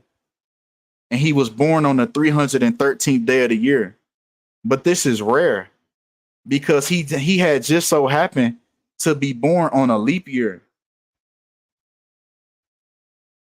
It's 313 on a leap year. So he just happened to be born on a leap year, which changed the day, and then he went on that same numerology, 313. If he had been born the next year, it'd have been 312. You see what I'm saying? And then they would have had to change everything up. But you see how they line this up perfectly down to the T? But come on, man. He also passed away 20 weeks and 6 days before his upcoming birthday. 20 weeks and 6 days, 206. Just like sacrifice equals 206 in Jewish. Chloe, OJ daddy? I mean, OJ is Chloe daddy? That's crazy. If that's true. Them folks don't know who they pops is. But also with the word sacrifice. The day he passed away, September 30th, 2003. We break that down. 9 plus 30 plus 20 plus 3. You get 62, just like sacrifice equals 62.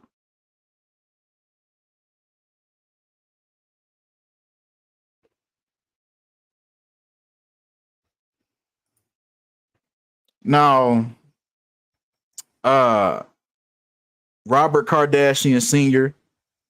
passed away. Well, let me rephrase it.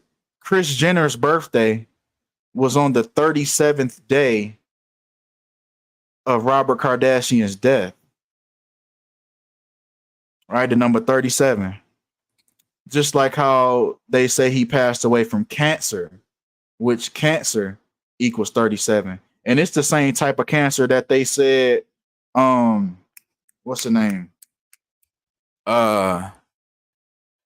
What's her name? The Braxtons. Was it Tracy Braxton? They said she had the same thing, Tracy Braxton, when they took her up out of here by the numbers. And I think Tracy was the one that passed away, right? I'm pretty sure. But yeah, they said she had that same cancer.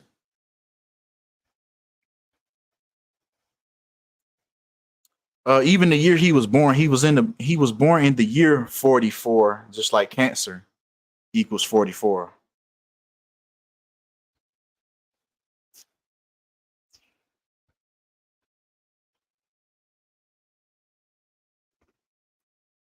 Even kill also equals 44. And watch this right here. Watch this. This is undeniable right here. Kill equals 59 in Jewish, just like how he died at 59 years old. And then if we break 59 down, you get the 17th prime number, just like how he died 1 month and 7 days before Kris Jenner's birthday. Once again, kill equals 17. This is why Jeffrey Dahmer killed 17 people. It's all by the numbers. It's all by the numbers.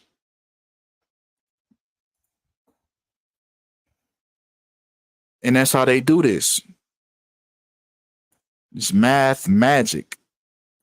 You know how they say mathematics? This shit is math magic. Literally. So yeah, they taking their family out. They taking their folks out by the numbers. Yep, Coolio just died at 59 as well. 59, just like Hill, 59. Well, yeah, that's all we got, man, for this video, man. These folks taking their people out. They taking their folks out. So yeah, y'all can let Tokyo know that the job is done. The request is complete. And this is what's going on, man. But yeah, we're gonna talk about don't stop, man. That's all we got, man.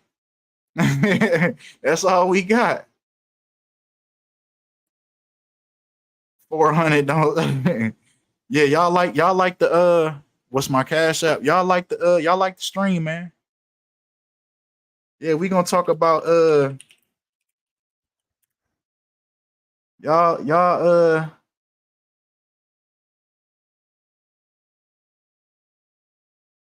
like the stream, man. Oh yeah. PNB Rock Shooters. PNB Rock Shooter was 17 years old. You see how they keep doing it? Shot equals 17, rap equals 17. You see how they keep on doing it, like right in front of you?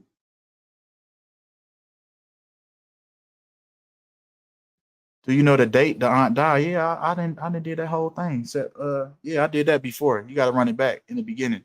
But yeah, of course we kicking it on Friday night. Of course. Of course we are. You know that. So I gotta get everything done, do the things I gotta do. So, we can chill for the rest of the night. Yeah, we gonna just do the Jeffrey Dahmer. We gonna break that down live. So then that'll be like, showing y'all how I be finding this stuff too.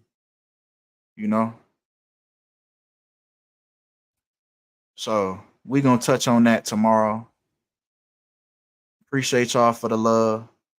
Appreciate y'all for the support. I hope I ain't fuck up too much, like fumble too much. I was all over the place.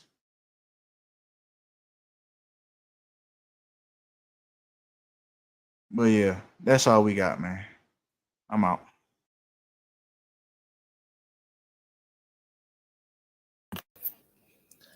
And there y'all have it. What I am. I know, right? So what y'all thought about that? Dean, Mr. Tip, Love Too, what y'all thought about that? Man, it's got a lot. Hey, I was hoping you would have got into a little bit more on them, man. As far as with Kanye or somebody. You know what? Listen. As I thought, but check this out. As I thought when he said about her 66 and some major about to happen, right?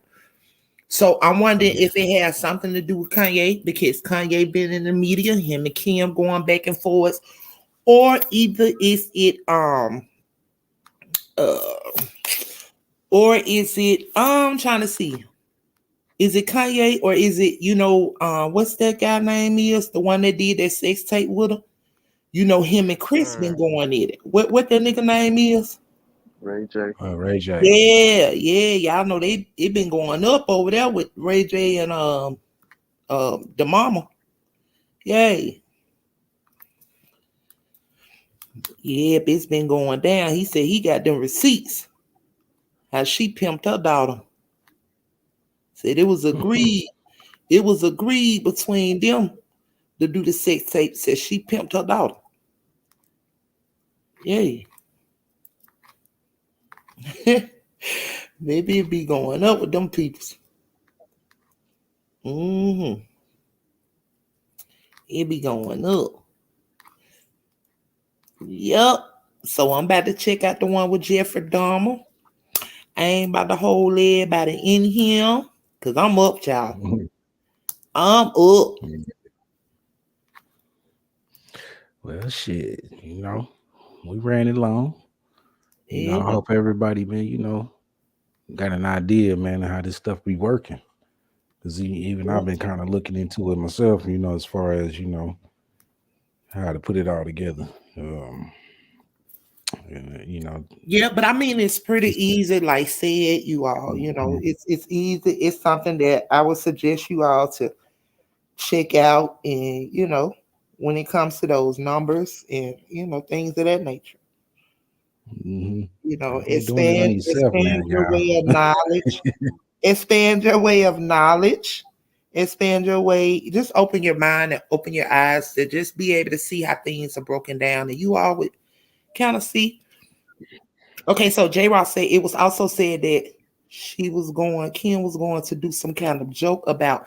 Yeah, she did that. I think in the backlash. I seen that a couple of days ago, J Rock. The backlash they came behind it, and they was like, she was said something about chaos or something happened, and it backfired on her.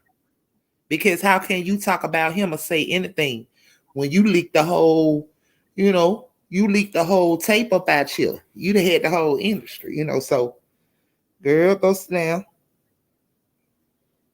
But do y'all see how she be dressing the daughter? Do y'all see the daughter? They got her Man, so gothic. they She's cooking so anyway. gothic and dark. Do y'all see the little girl? Rob over there, man. This over there, man, just shaking. He He don't like, fuck with him. Listen, he don't fuck with him, okay? He got away from them. It's because I'm gonna tell you something. His daddy left him some money. Allegedly. And the stepmom had then, told him what's what and all of that. So yeah, he got out of there. He don't listen, he don't fuck with him. And that's why they wanted what that chick name is. That's why they wanted what's that girl name? shit, I know you talking about though. When you got the baby. Yeah, that's why they wanted her Tokyo daughter, China. That's why they wanted China away from him. Because believe it or not, y'all, China was helping him and et cetera, et cetera. But they couldn't stand her. They couldn't stand her. That's why if you notice, she don't go after him. She be going after their asses. Yeah. Man. Told you, man, that lady whole goddamn allegedly Los Angeles witch out here. She went directly to Kim folks and said, "Hey, I need you to do one on them. I need to see what's going on." But Tokyo Tony, she knows a lot, and she be exposing a lot. I watch her, I watch Jaguar Rights. So, like a lot of those people, they be putting it out there. Jaguar Rights was like, she was here there, she was on the move for a minute. Cause they were trying to touch her, you know what I'm saying? So she stayed moving and she's been a little silent lately, but yeah. Reggie Bush, yes. Everyone that comes in contact, listen. Everyone that comes in contact with them things, either they gone crazy, they broke. It's something always happened to them. Yes. Yeah, but something with him. Something with him, man. The girl he got looked like Kim. He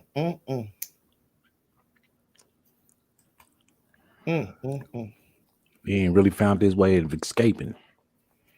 Yeah, look at Lamar Odom. Everybody cross their paths. Everybody cross their paths, Lord. Ooh, that voodoo puss. what Kim folks said? What he call it? Baby, no sir. Yeah, you got to do all that. Good God, man. Oh Lord. Paul Lamar. Yeah, man, they sent that man through a whole transit with cracking everything, man. Hey, they did him in. I like here, smoke this. They got Lamar and mess with trains. That's crazy. Yeah. What has it come to? They're just like the other one, baby. They made him a whole chick with a dick out here, baby. They run them crazy. Hey.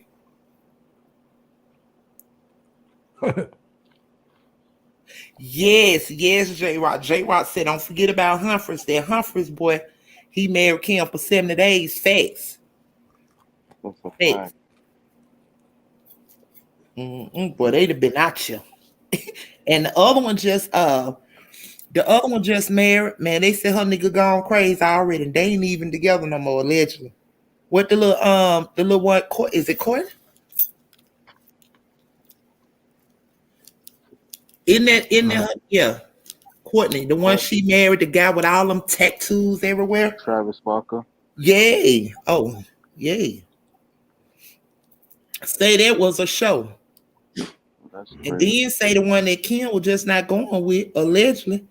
He the one slap crazy. He had to go see some counseling or doing something, so he ain't even dealing with it no more. Say his was